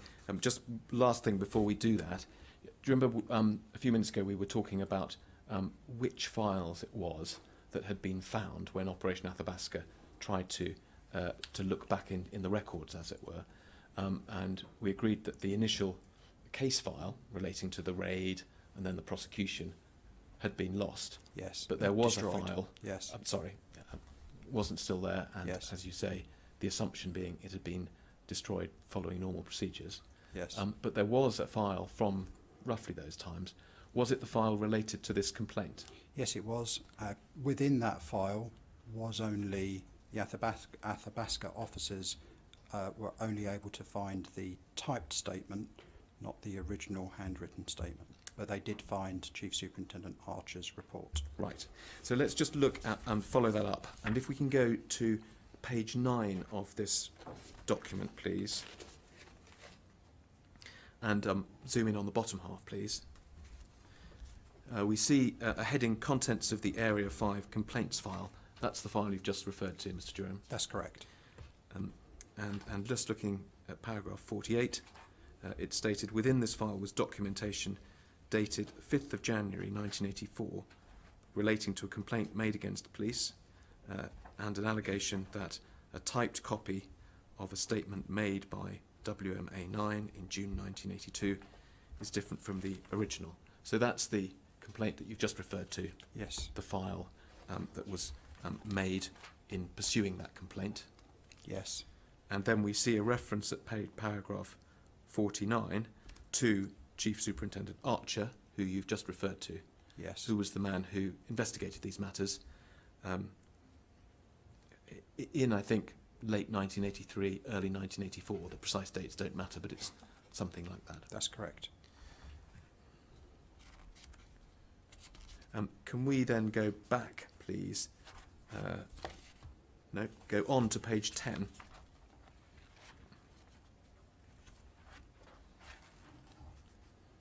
And we see here at the top that there's a series of extracts, if you like, or summaries from Mr. Archer's report back in 1984. And if we could look at first of all, paragraphs C and D, please. And I think this is right, Mr. Jerome, that the italicised sections are direct quotes from Mr. Archer's report Yes. from 1984. And it says, first of all, Mr. Keir has seen the handwritten statement of WMA9 dated the 20th of June 1982, so immediately following the raid, and has confirmed that each page has WMA9's signature accompanied by his own. Yes. So the first point to make, this is the handwritten statement that Mr. Archer is referring to. And as you said, by the time Operation Athabasca came to look at these matters, the handwritten statement was no longer there. That's right. But here is a record that the handwritten statement had been looked at with a view to seeing whether there was anything missing from it only a couple of years after it was made. That's correct. Yes. So that would have taken place a few months after the criminal trial. And Mr. Keir had been involved in that process of looking back at it. Yes. And if we just read on, we see that Mr. Archer has added that Mr. Keir also initialed mistakes in the statement Mr. Keir states that before the statement was signed, it was read over by the police officer with him sitting at the side of the officer, following the statement as it was read. And at the end, WMA9 was asked if that was all right, and he said it was. So that was the process of verifying the handwritten statement, and Mr. Yes. Keir verifying it both at the time it was made and also sometime later. Yes. And then at paragraph D, we see the process which I think you have already mentioned, that Mr. Archer then looked at the next stage and checked the typed copy against the handwritten copy. Yes. And in summary, he found some small typographical mistakes, but no substantive passages missing. That is correct. And then if we look, please, at the very bottom, it's there on the screen, paragraph 53, Mr. Archer's report, so that was the report he prepared at the end of his process in 1984, he concluded that, quotes, the typewritten statement is identical to that taken from WMA9 by PC Thornton in the presence of Mr. Keir. And then if we can just go on to the next page, just the first sub-paragraph, another quote, Mr. Keir has stated that this statement was taken quite properly by Thornton without any prompting or pressure being put on WMA9, and after being read over to WMA9 by Thornton, it was signed by both WMA9 and Mr. Keir. Yes. So those were the conclusions drawn by Mr. Archer in 1984, and we see that both the documents that he'd had access to and the involvement of Mr. Keir at that stage. Yes, and when you look at C within there, Chief Superintendent Archer goes on to say what he says there, that there is no evidence to support that allegation, and also proffers a potential motivation as to why the complaint had been made. Yes, that's right, thank you. And I just want to go back, please, to page 8 of the statement, just to the last reference in this document.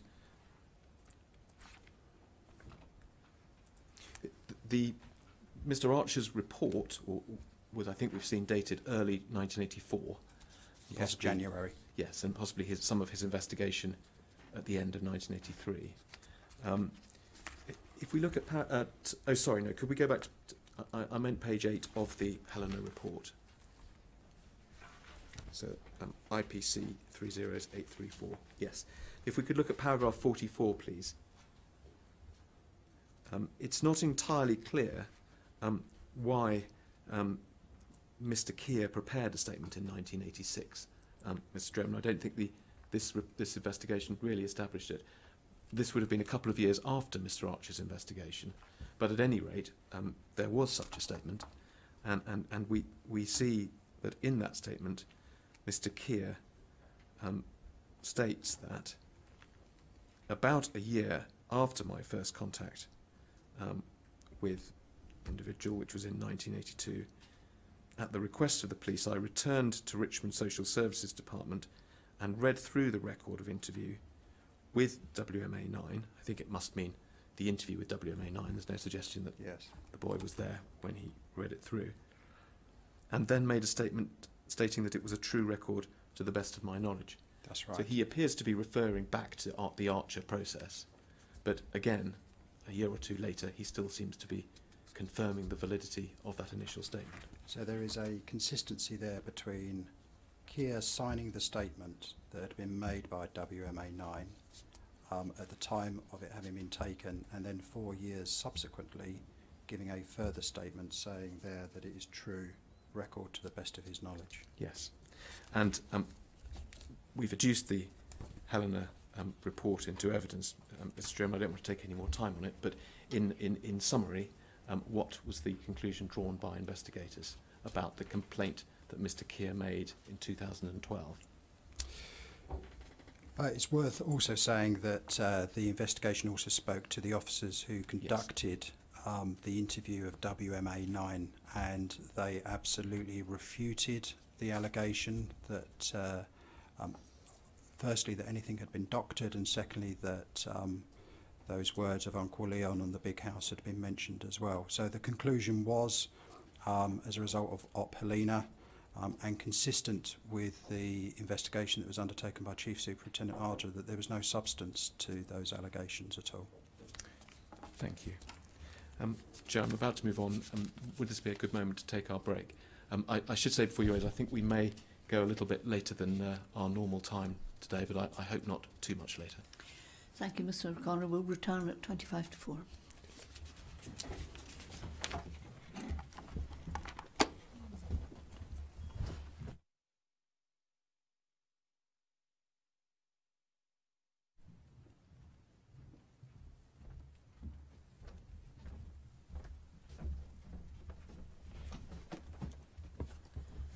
Please sit.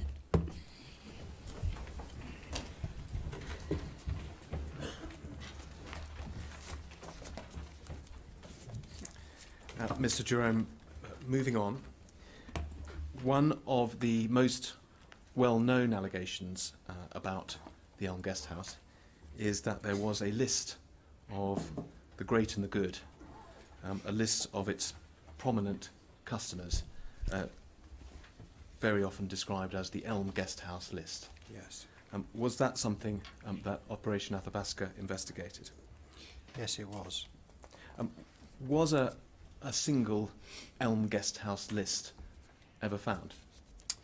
No. When you look at the material as we were able to uncover from the 1982 raid, there's no such list documented during that. It's not until some years later that the suggestion of this list comes out. The idea that there was such a list and the evidence about it came in the main from two people, Chris Fay and Mary Moss. Is that That's right? I'm going to come in a moment to look at the evidence that each of them gave to Operation Athabasca and other investigations for that matter. But first of all, can you just tell us in a few sentences who each of those two people were and how they fitted into the story? Yes. Chris Fay was associated with the National Association of Young People in Care organisation, and Mary Moss was a colleague of his. Let's look at Chris Fay first, please, and can we ask to go to your statement, Mr. Jerome, and it's page 18 of your statement.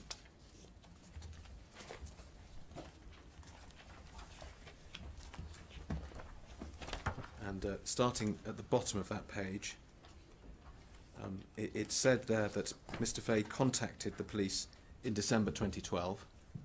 So Yes. We're all now becoming familiar with that period of time following Mr. Watson's parliamentary question. That's right. Where these matters were very much to the fore in the public domain. And indeed, you go on to say at paragraph 92 that at that time there was much speculation in the media and online, including that famous people had attended Elm Guest House. And as you say, it appeared that most of these stories originated, I'm sorry, I'm going over onto the next page, from Chris Fay and Mary Moss. That's right. It would appear that they were the genesis of that list. And at paragraph 93, you refer to the fact that Mr. Fay was interviewed. And what did he say in summary when interviewed? Yes. He said that, so 2 to 3 days after the raid, so one can assume that would be sort of around about the 20th, thereabouts, of June 1982, he said that he met with Carol Kazir and that she had provided him with extensive detailed journals and notes, and also photographs as well. Dealing with the journals, the notes, the documents first, did Mr. Fay provide you with any or all of the documents that he was referring to? No, he did not. What about the photograph? Let's go down, please, to paragraph 95. There was one particular photograph that Mr. Fay told you about, where he claimed that, in fact, that Mrs. Kazir had shown him a photograph of, and there's a quotation mark, Leon Britton with a 12-year-old prepubescent boy sat on his lap wearing a French maid's apron, frilly hat and nothing else. So an extremely damaging, incendiary suggestion. Did Mr. Fay ever show you that photograph or come up with any evidence to the effect that such a photograph had ever existed? No, he did not.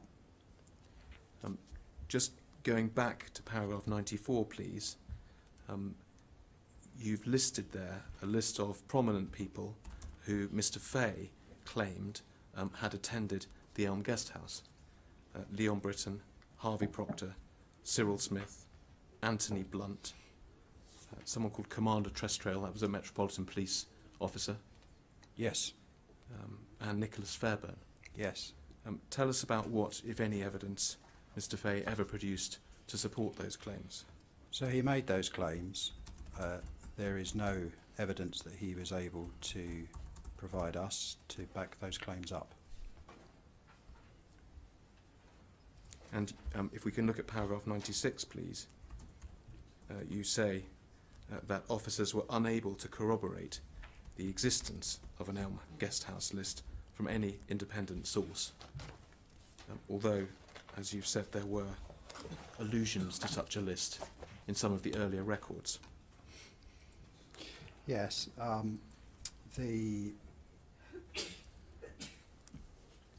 Subsequently, and I don't know if you want me to deal with it now, but we were able to search the address of Mary Moss. We'll come to Mary Moss in a moment. But certainly when it comes to Chris Fay and the allegations that he has made, there is no corroboration to that. So first of all, there's no corroboration to what he said. But then if we can look at paragraph 97, please, you suggest in your statement that, moreover, there are reasons to approach anything that he says with a degree of caution. Yes, there are. He's a conviction for dishonesty. Just looking at your statement, you say there that Mr. Fay was convicted for fraud in 2008. I think that may need correcting. Yes, it does. My apologies. It's actually 2011. On a money laundering offence, I think. That's right. But as you say, a conviction for dishonesty, nonetheless. And you refer, if we go over the page, to two further linked matters that you say are relevant to Mr. Fay's credibility. One is a series of allegations he made which were investigated by an investigation called Operation Meritor. Is that right? That's right. And linked to that, because this was a particular allegation made within Operation Meritor, allegations he made relating to a young man who we've ciphered as WMA28. That's right. I want to just explore both of those points fairly briefly. Could we go, please, to the Operation Meritor closing report, which is IPC 30839. I think the chair and panel will find it at tab 13 of their bundle.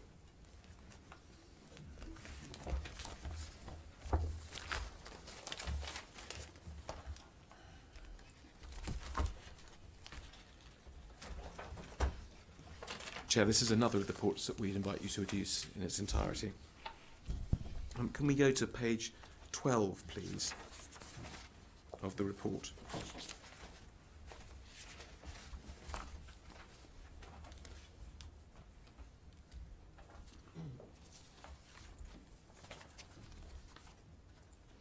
Now, the passages I'm going to take you to, Mr. Jerome, relate to only some of the allegations that Mr. Fay made, which were investigated by Operation Meritor, but they were some of the core allegations relating to an occasion when he says that special branch officers approached, threatened him, in fact, used or threatened violence on him. Yes. Are you familiar with that part of the report? And you are correct in that there are a number of allegations contained within that, all of which were thoroughly investigated. And as we'll see, one of the points about this particular allegation is that Mr. Fay described the incident twice, and there were quite serious inconsistencies between the two accounts that he gave. Yes, that's right. There are significant inconsistencies between those two accounts, which, even allowing for the passage of time, that one would be able to say that there still are significant inconsistencies between the two accounts that he's given. Let's just look. Perhaps we can zoom in on paragraphs 59 to 61, please.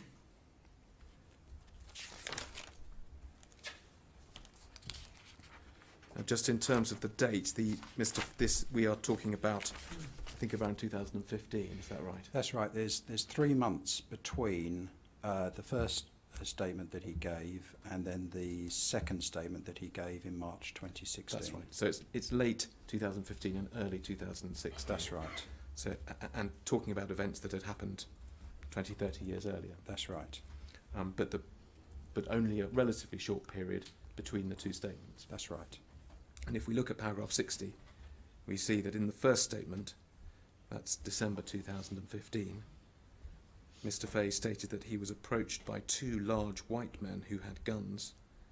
He said he had a brief conversation with them, and one of the men placed his hands around Mr. Fay's throat and told him to stay away from the Elm Guest House. Yes.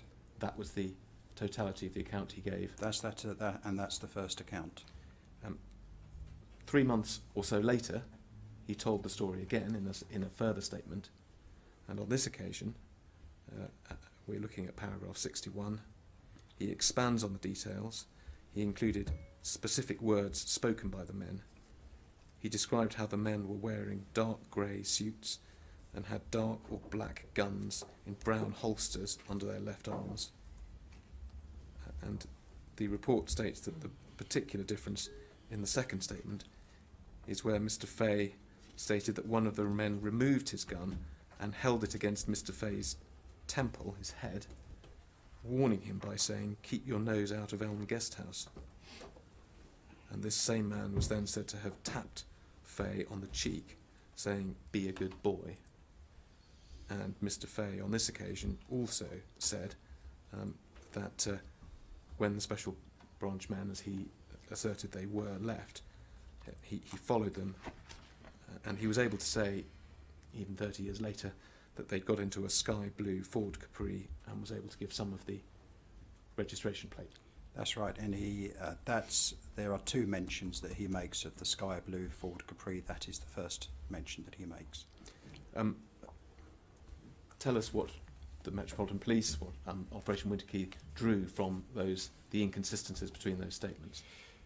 So there are significant inconsistencies between the two, and given the detail that is in the second statement and how different that is from the first, it would be reasonable to assume that a witness, even some number of years later on, would be able to remember first time round what was in that second statement.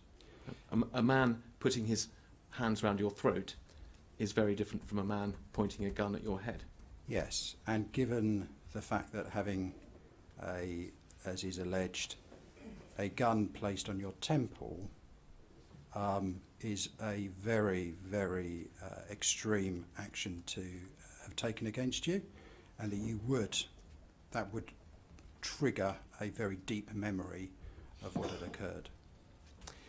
Let's move on, Mr. Jerome. I mentioned that there was another part of Mr. Fay's allegations that was investigated by Operation Meriter, relating to a boy, a victim of child sexual abuse, called WMA 28. Can we go to page 5 of this report, please, and look at paragraph 26? That's it. So this was an account that Mr. Fay gave to Operation Winterkey investigators. Yes. And it was formed part of the more general account he gave of a series of threats that he claimed to have received relating to being warned off Elm Guest House, in summary. Yes. And if we look at what is said, Mr. Fay made a particular claim that WMA 28, who was a former resident of Grafton Care Home, that was a children's home 10 miles or so away from Elm Guest House. That's right. He said it was around 1988 when WMA 28 alleged he had previously been abused by Leon Britton at the Elm Guest House.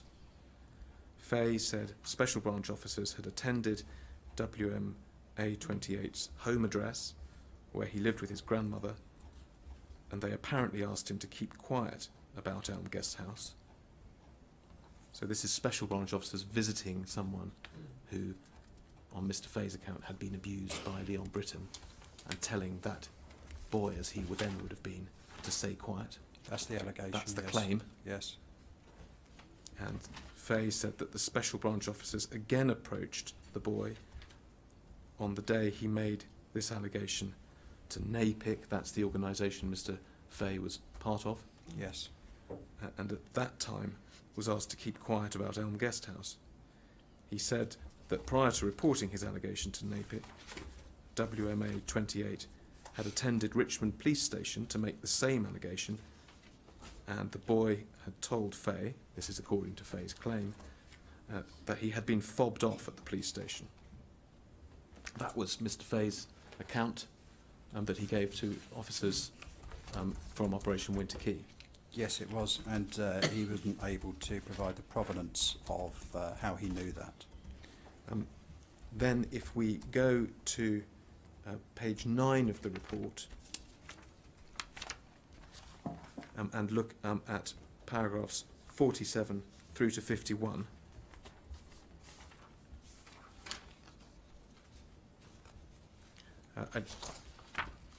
I'm not going to read all this out, Mr. Jerome, but can you tell us in short what WMA 28 said to Operation Winter Key when he contacted them and asked to speak to them? Yes, in summary, WMA 28 said that he had no knowledge at all of what Fay had claimed, and further to that, that he did not actually know Fay at all. We see that at the beginning of paragraph 49. He'd never met with Fay, he'd never knowingly communicated with him to any degree. And if we look at paragraph 51,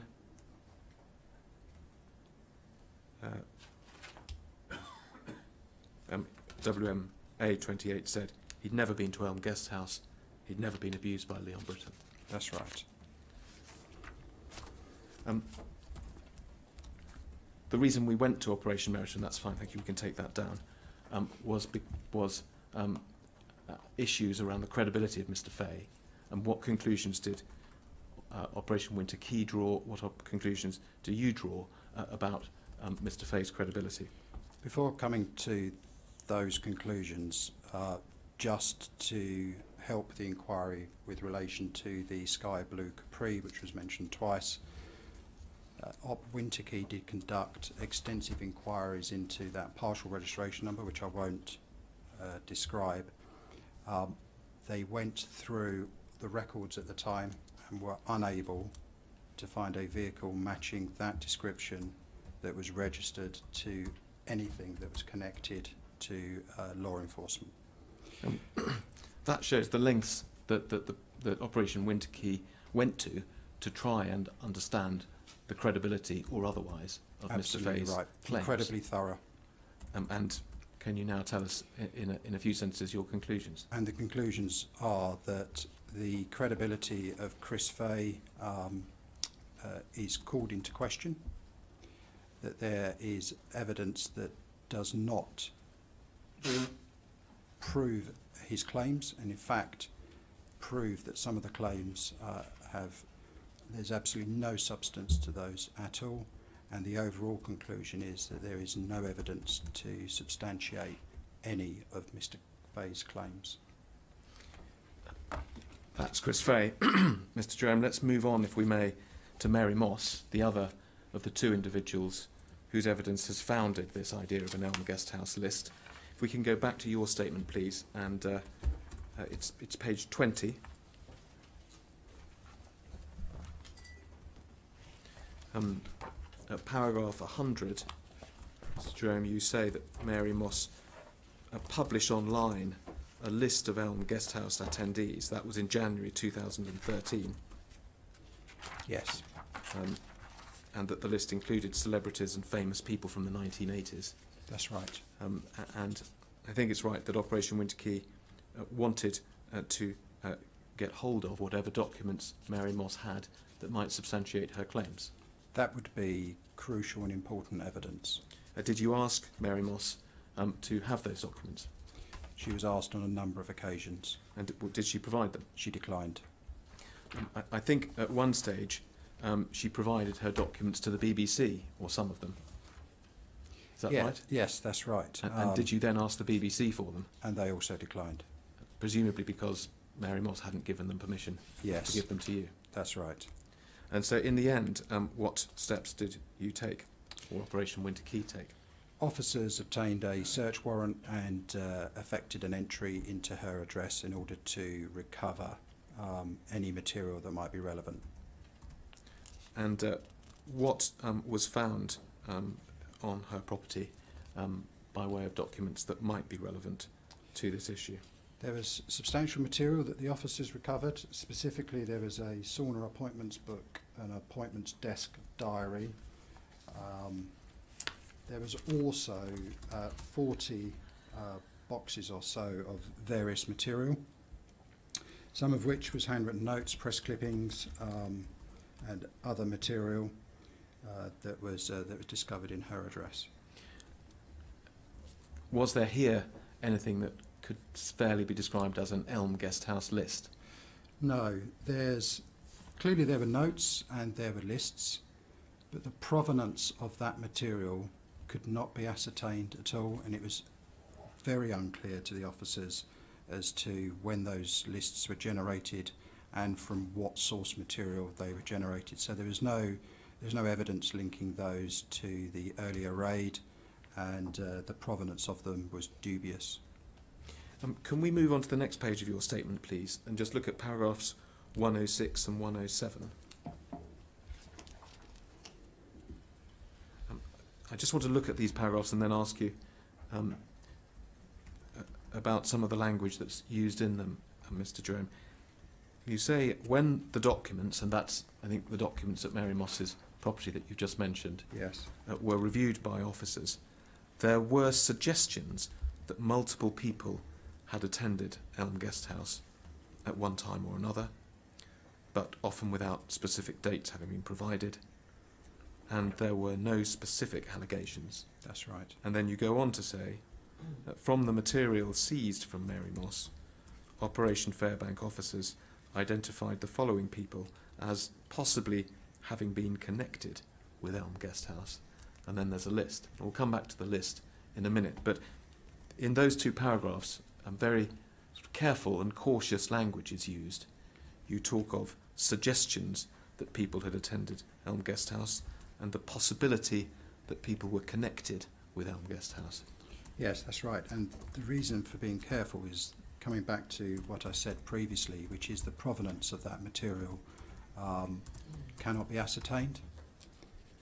So far from being an authoritative guest list, would it be fair to describe the documents as simply documents of uncertain provenance, which, as you say, suggest the possibility that people may have attended Elm Guest House? That's right, of uncertain origin, and certainly evidentially there's no substance to them at all. And if we now do look at the list, I see it's already on screen. The list, the first name is redacted, but then we have Harvey Proctor, George Tremlett, Barry Haddon, Dr. Peter Johnson, Terry Erland, John Stingemore, Lionel Blair, and Jess Conrad. Now, I think we see from following paragraphs of your statement that all of those individuals were approached and asked for a statement. Yes. And I think it's right to say that all of them denied ever having been to Elm Guest House. That's right. Could I just ask you to move away from your statement for a moment and to go to the witness statement provided by Chief Inspector Settle? So that's back to HRP 501. And if we could look at page 3 first of all, please. Paragraphs 11 and 12. And Mr. Settle says this: "The first time I heard Harvey Proctor's name mentioned to do with the Elm Guest House was on the infamous guest list, which proved to be a work of fiction created by Christopher Fay, Mary Moss and Carol Kazier, the now deceased former owner of Elm Guest House. They put together a dossier purporting to be the guest room receipts for Elm Guest House. The guests were allegedly so high profile that they didn't use their real names when checking in, but this dossier purported to reveal the truth. The dossier was put online and spread on social media before the police were even made aware of its existence. I had met with Chris Fay during our research into the Elm Guest House allegations, following our meeting with MB. He was very evasive and certainly didn't mention this dossier he had created. We only found out later, once Mary Moss put it on the internet. I found that behaviour rather duplicitous.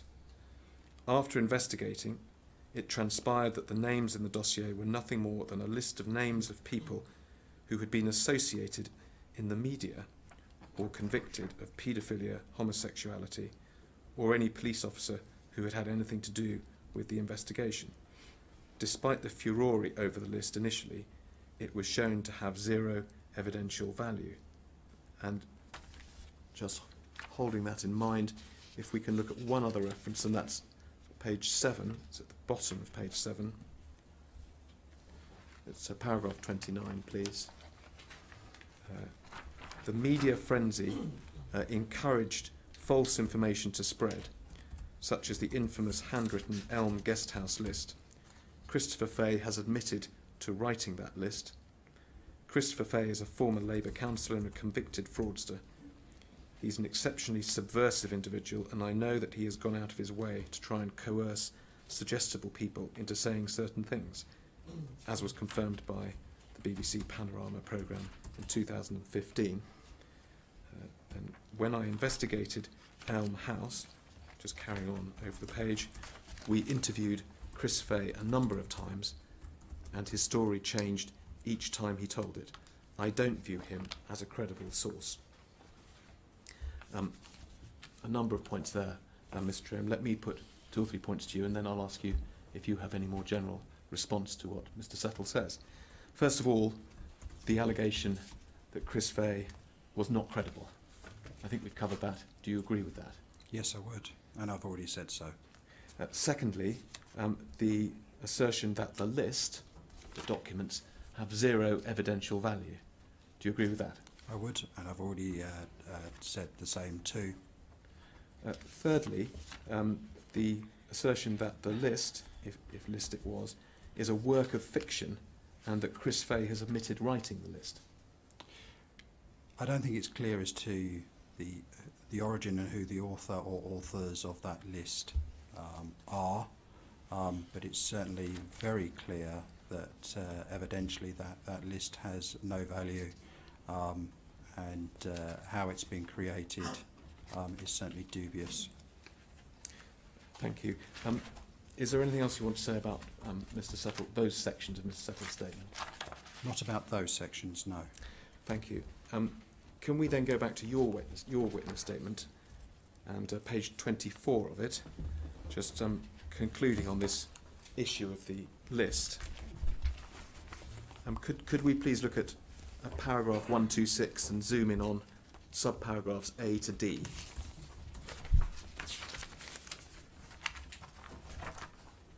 Your statement then, Mr.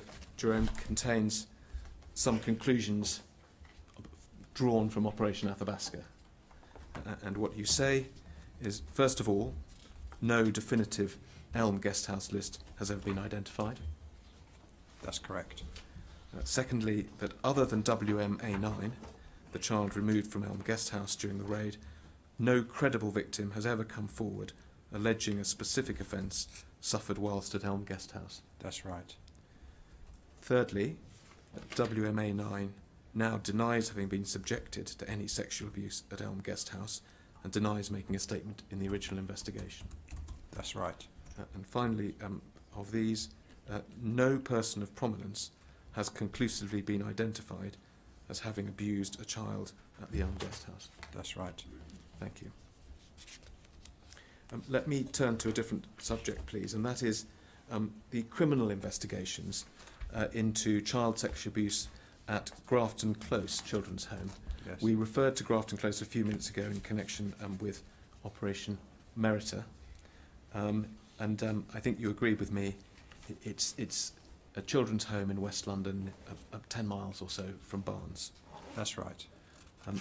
And in 2012 and following, Operation Winter Key investigated, first of all, allegations of child sexual abuse at Grafton Close Children's Home.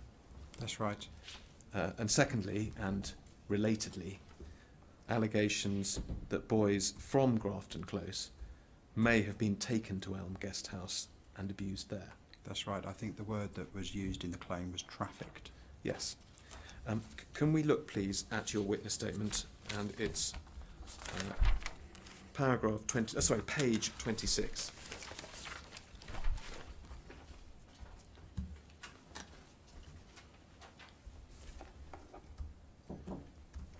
And you describe in this section the investigation, first of all, into allegations of abuse at Grafton Close. And I think it's right to say, in summary, that charges were brought against two men, a man called John Stingemore, who was the manager of the children's home, and a second man called Father McSweeney, who worked there as a care worker. That's right. 50 individuals were identified as having been at the care home, and 40 of those individuals were spoken to, and there were 8 individuals that came forward with allegations. And if we can look at paragraph 136, we see that there was one man whose cipher is WMA 115, who first of all was one of those who claimed to have been abused as a child at Grafton Close by Mr. Stingemore and Father McSweeney. Yes, he was one of those 8. And he also made an allegation that he'd been taken to Elm Guest House by Mr. Stingemore, where he'd been sexually abused by unknown men. He was the only individual that made that allegation. So just focusing for a moment on the allegations about abuse at Grafton Close, if we can go back to your statement, we can see, if we're just at the main page, we can see you set out towards the bottom of the page a series of charges that were brought against Mr. Stingemore. Is that Yes. right? And if we can just go over the page and just see, if we can go to the next page. I don't want to go through these in detail, at least at the moment. So to page 27. So that's at the top we see the end of the list of charges against Mr. Stingemore, and then the charges against Father McSweeney. That's right. And you record at paragraph 140 that in fact Mr. Stingemore never stood trial because he died shortly before the trial was due to commence. That's right. It was the week before the trial. Father McSweeney was tried and he was convicted on some counts. Yes, he was convicted on 2 of those counts. And he was convicted on counts which related to abusing children at Grafton Close. That's correct. What about WMA115's allegation that he had been trafficked, as you put it, or as he put it, to Elm Guest House and abused there? Yes, 115's allegations were initially not going to be proceeded by way of charge, but following a review, the CPS decided that they would then result in charge, and that was part of the indictment that was put to McSweeney, and 115's allegations were found, McSweeney was found to be not guilty of those. Right, so that is how that resolved itself. And as you say, he was the only person who made those allegations about Elm Guest House. That's right, he was the only one. Out of the 50 people identified, 40 people spoken to, 8 that had said that they had been abused, he was the only one. I think you've made this clear, but he was the only one of that cohort of former residents at Grafton Close. That's right. Just to tie this up, if we can go back, please, to Mr. Settle's statement, I think for the last time this afternoon, at any rate. So that's HRP 501.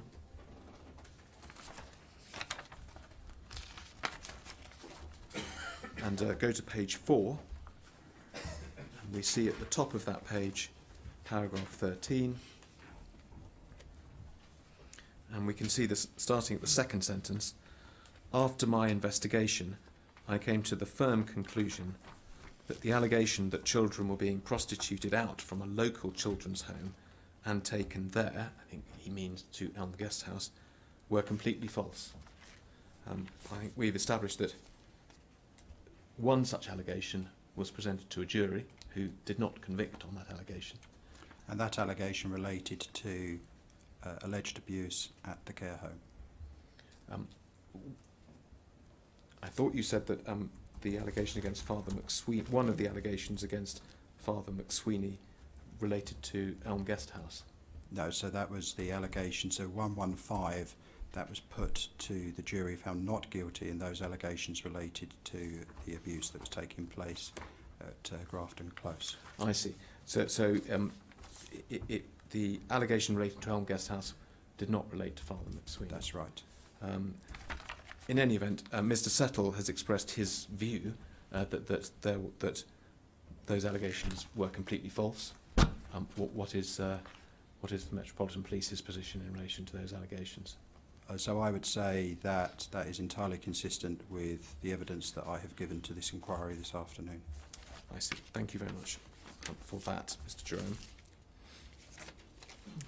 One short question, and then I think 2 more topics which won't take very long. First of all, the inquiry this week has heard a fair amount of evidence about paedophile information exchange. I'm sure you're familiar with it. Yes, I am, and I've heard those references during the course of my being here too. Is there any evidence that you're aware of that there were any links between Elm Guest House and the people there and the paedophile information exchange? I've seen nothing in the material that I've read that references the paedophile information exchange, nor of any persons that have been linked to it as well, connected to the Elm Guest House. Thank you. Moving on,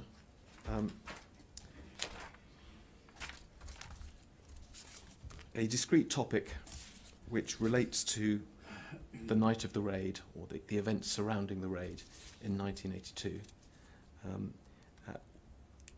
There was a young person there, a 17-year-old man, who was, as we'll see, a masseur at the guest house. He was arrested on the night of the raid, and he made certain allegations about things he said had happened to him both before the raid and afterwards when he was in custody. That's right, isn't it? That's right. Those matters were investigated in an investigation called Operation Yvonne, another of the IOPC managed investigations. That's right? That's right. And we will see that the individual in question has the cipher for our purposes of WMA8. Is that right? That's correct. So let's quickly, if we can, go to the Yvonne closing statement.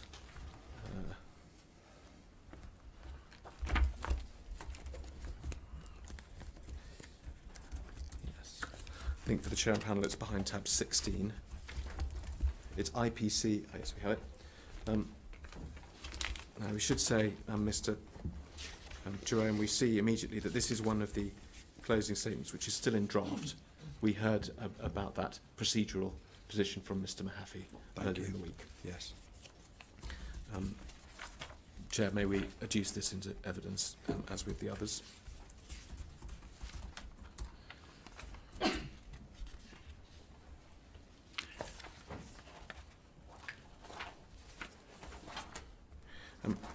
Can we go, first of all, please, to page 4 of this report? If we look, please, at paragraph 18, 18, we see here, Mr Jerome, a summary of the background of WMA8 and the factual position. He was born in 1965, and so he was aged 17 in 1982 at the time of the raid. And the report states it's without dispute that in 1982 WMA8 was living at Elm Guest House, where he was casually employed as a masseur. WMA8 agrees that he sometimes provided sexual services to male visitors at the property, including mutual masturbation and oral sex. And just dropping down to paragraph 20, there's it is recorded that in 2012, WMA8 contacted the UK press where his allegations were first aired. And was that the context for the investigation which then followed in 2012 and following by Operation Yvonne? That's right, that's the beginning. And if we can now just go back to page 2 of the report and look at paragraph 6 and just zoom in on that with the subparagraphs, that's it. We see here listed the allegations that WMA8 made. First of all, that 2 undercover police officers had sex with him at separate times in the Elm Guest House before the raid. Yes. Secondly, that police bugged the guest house phone for months before it was raided and had WMA8 under observation. Yes. Thirdly, that prior to the guest house being raided, the owner, Carol Kazier, had paid money to the Richmond police officers who asked for contributions to the Richmond Police Christmas Fund. And finally, that WMA8 was sexually abused during his time in custody after his arrest. That was his arrest at the time of the raid. That's right. Whilst a strip search was being conducted. So Yes. those were the allegations that he made. As we've seen, at least some of those were made publicly, and those allegations were investigated. Yes, they were. The report, Operation Yvonne, is a very lengthy one. I'm certainly not going to go through all of the records of evidence, and the investigators approached a large number of witnesses in this investigation, did they not? Yes, they did.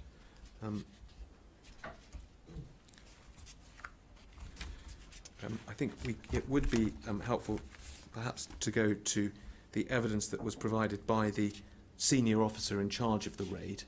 So please could we go to page 7.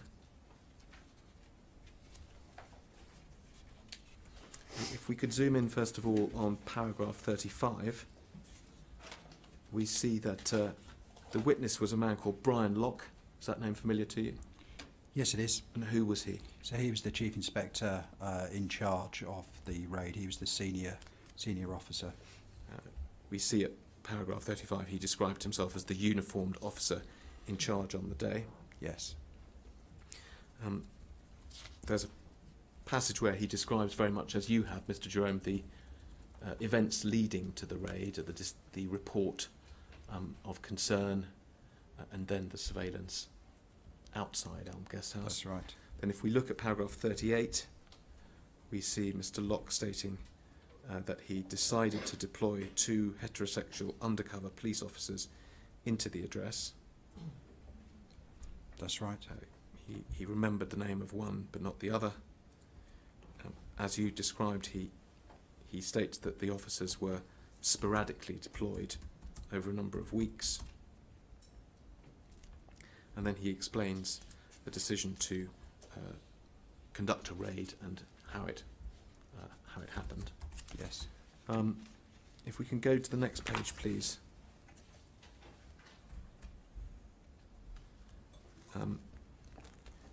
If we look at paragraph 40, Mr. Locke recalls 2 females being arrested, all plus the possible arrest of the young masseur. He recalls the arrest of Mr. and Mrs. Kazir. In total, he recalled some 14 to 18 people being detained, adds there was nothing extraordinary about the raid, quotes, no VIPs, close quotes, stating, quotes, if there had been, I am certain I would have been told. Yes. Much of this is the background evidence that you explained to us Yes. at the start of your evidence this afternoon.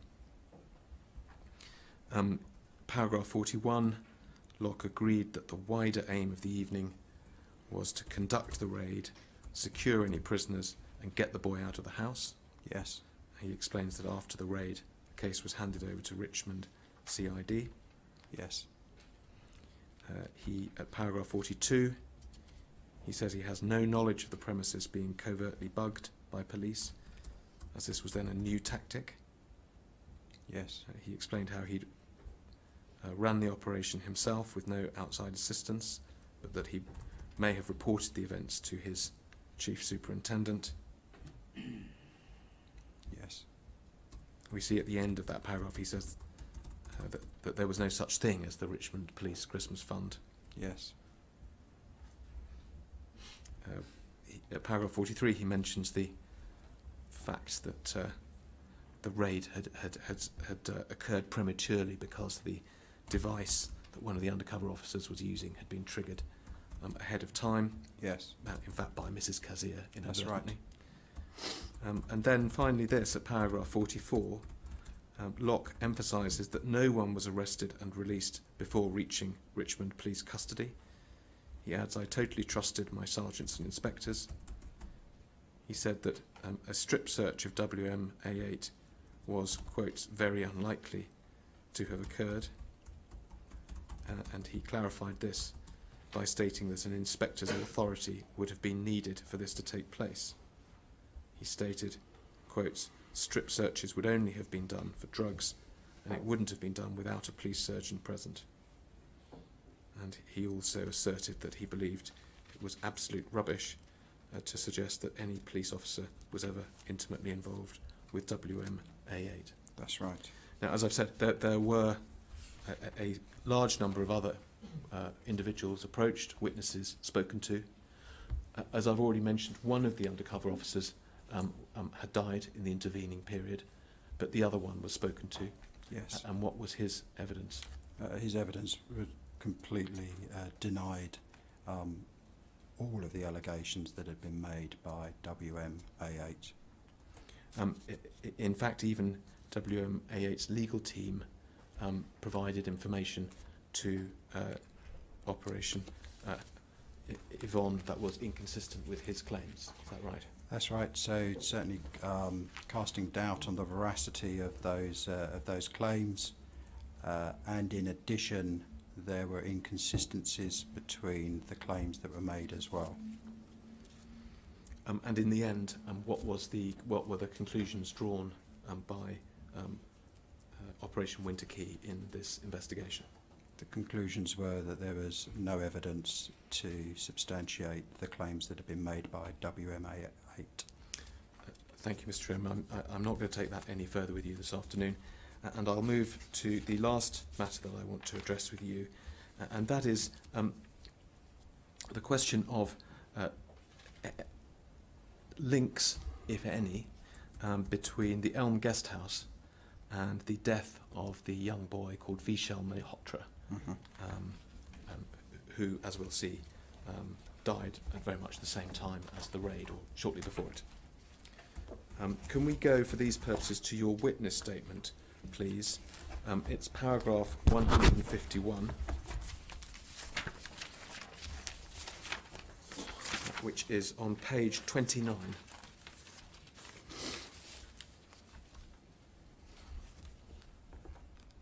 And if we can just zoom in on just paragraph 151, that's it. So you say there, Mr. Jerome, that in 1981, an 8-year-old boy called Vishal Mehrotra went missing from the Putney area of London, so not far from Barnes. That's right. He went missing on a notable date at the time, which was the 29th of July 1981. Notable because that was a royal wedding. Precisely. And as you then go on to describe in your statement, there was a very large investigation, a large search for him. Yes.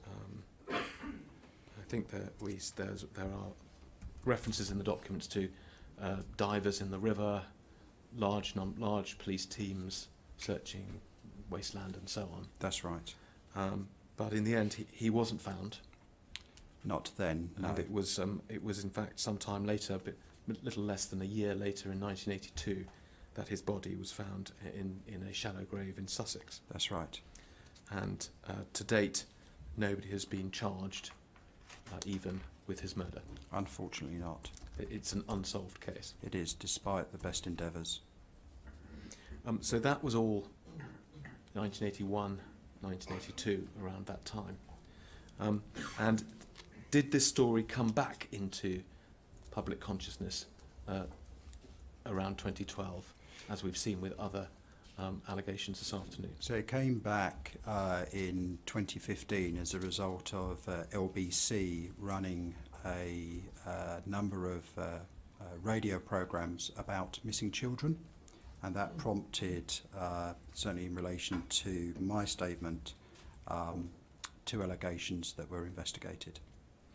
And Vishal Mehrotra's father took part in some of those radio broadcasts. Yes, he did. And in the course of those broadcasts, he made criticisms of the Metropolitan Police. Yes, he did, and also of Sussex Police as well. And amongst his criticisms were suggestions that the initial inquiry in the wake of his son's disappearance, that there had been failings in that inquiry. That's right, and that came from a telephone call that had been made to him. That's what I wanted to come to, because one of these criticisms, and there were a number of them, but one of the criticisms was involved a direct link being drawn between Elm Guesthouse and Mr. Mehrotra's son's disappearance. That's right. There was a mention that there was a link there. And that was one of the allegations that was investigated in yet another of the IOPC investigations, Operation Aspen. Is that right? That's right. Again, that would be serious allegations in relation to police misconduct. So can we call that closing report up, please, which is IPC 30833. And I think the chair and panel will find it at tab 14 of their bundle. And Chair, I think for the last time this afternoon, can I invite you to adduce this document into evidence? Can we turn to page 3 in this document, please? And if we look at the bottom of the page, paragraph 13, and in particular the first sub-paragraph, do we see here a record of that particular complaint, criticism, that Mr. Mehrotra made in 2015? Yes, we do. And Mr. Mehrotra recorded a conversation with a young man who had telephoned him a short period after Vishal, that's his son, went missing in 1981. Yes.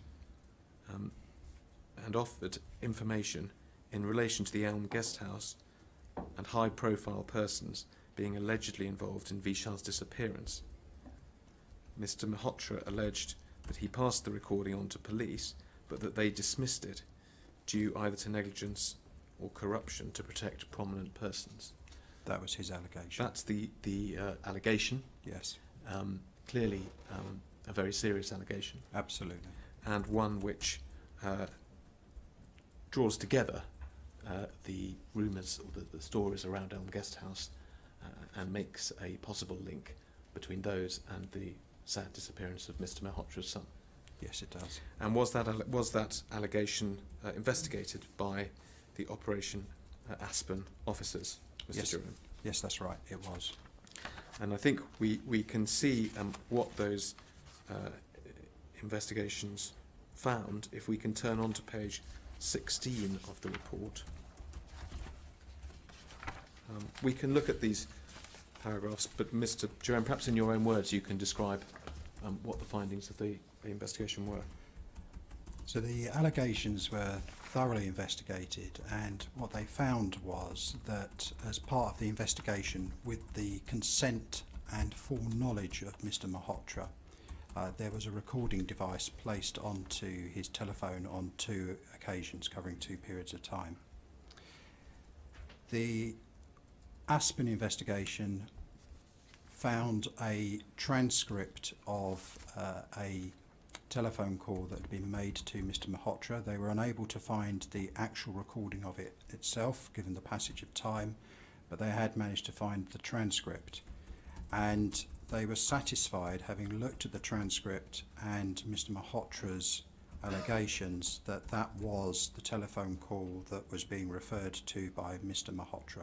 So in other words, satisfied that Mr. Malhotra had accurately remembered, even though it was 20, 30 years later, a particular call that he received. So he'd accurately remembered the fact that a call had taken place. Later on, through their investigation, I'm sure we'll cover that in a moment, that some of what was on the transcript did not consist with what Mr. Malhotra had said. And there was another critical thing about the details that were found about the telephone call, wasn't there? Yes, there was. So the contents of that telephone call were recording details which were all in the public domain, casting their minds back to the actual date when Vishal had gone missing. It was a very high profile and prominent missing person investigation at that stage. Clearly it then subsequently tragically became a murder investigation, but there were many details of Vishal's disappearance that were in the public domain, and they found that the contents of that transcription of that telephone call, all of the contents of that would have been in the public domain. And if we can just look, please, at paragraph 91. As you said, Mr. Jerome, the phone call that Mr. Malhotra recalls has been identified from the original case file, and a transcript of it exists because it was recorded by the device which you've referred to, which was placed on Mr. Malhotra's phone with his knowledge. With his knowledge and consent. And that was because he'd been receiving nuisance calls and ransom demands. And That's so on. right. But the next sentence states, the transcript details a telephone conversation between Mr. Malhotra and the other person on the 4th of July 1982. So, in other words, over a year after Vishal had disappeared. Yes. Which wasn't what Mr. Malhotra had suggested. He suggested that it was a call received very shortly after Mr. Malhotra, Yes. his son, had disappeared. Yes. So it was after, not only after Vishal had disappeared, but also after his body had been found. Yes. All the publicity surrounding that event. That's right. And as you say, by that stage, there was a lot about the case that was in the public domain, and the investigators were able to show that what had been contained in the call was material that was available in the media. That's right. It was readily available in the public domain. And was the question of what reaction had been made to this call looked at as well? That's right. The Aspen investigators had found evidence that as a result of that call, the details had been passed to Sussex Police, and it had generated actions through their murder investigation to look at those claims. So back in 1982, for example, we see here that the police actually tracked down the person who made the call. They did. Interviewed him. Yes. And then pursued various lines of inquiry arising out of that. That's right. And they also conducted inquiries into what the motivation of that individual may well have been in terms of making that call, and they found evidence that would call into question the credibility and motivation of that individual in making that call. Yes, and I think just lastly, if we can look at over the page at paragraph 98, you've already mentioned, Mr. Jerome, that although they were satisfied that this was the call that Mr. Malhotra had in mind, it was not exactly as he had remembered it. And in particular, we see that with regard to Mr. Malhotra's belief that the other caller had mentioned Elm Guest House, paedophile rings, politicians, judges and police officers. In fact, there was no mention of judges or politicians or the Elm Guest House on the transcript. That's right. When the Aspen officers reviewed it, there was no mention of those things, and it was concluded that whilst Mr. Malhotra had made his allegations in good faith, there was nothing within that transcript that mentioned any of those things. As you say, important to stress that was precisely the conclusion. There was nothing to suggest that Mr. Malhotra had not been doing his best to remember what had happened, but he, I think, did say that he'd been in contact with members of the press who had provided him with information which may have tainted his memory. That's right.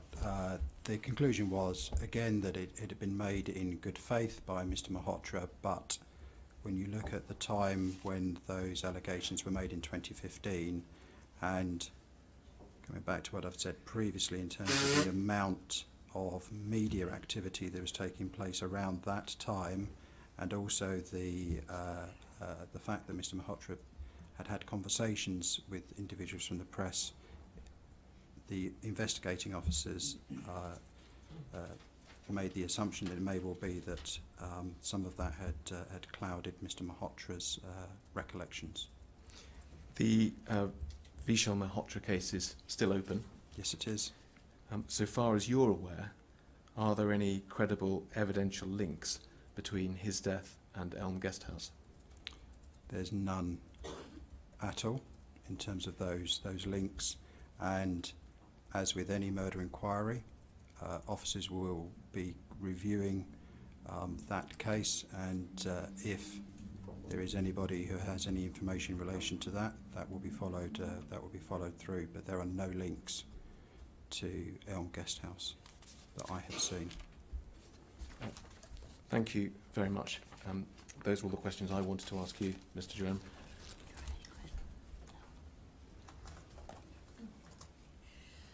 No, we have no questions. Thank you very much, Commander Jerome. Chair, before you rise, I know that at least Mr. Altman has something to say. Okay. Simply this, Chair, it doesn't relate to Mr. Jerome, but to other evidence that we've heard today and probably yesterday. And can I simply say this, that for the avoidance of any doubt, the inquiry does not endorse or adopt terms such as rent boy or male prostitution or any other derivative terminology, but those terms have only been used during the course of the evidence because they are relevant to the evidence that we have heard and the times in which they were used, and for no other reason. Thank you, Mr. Altman.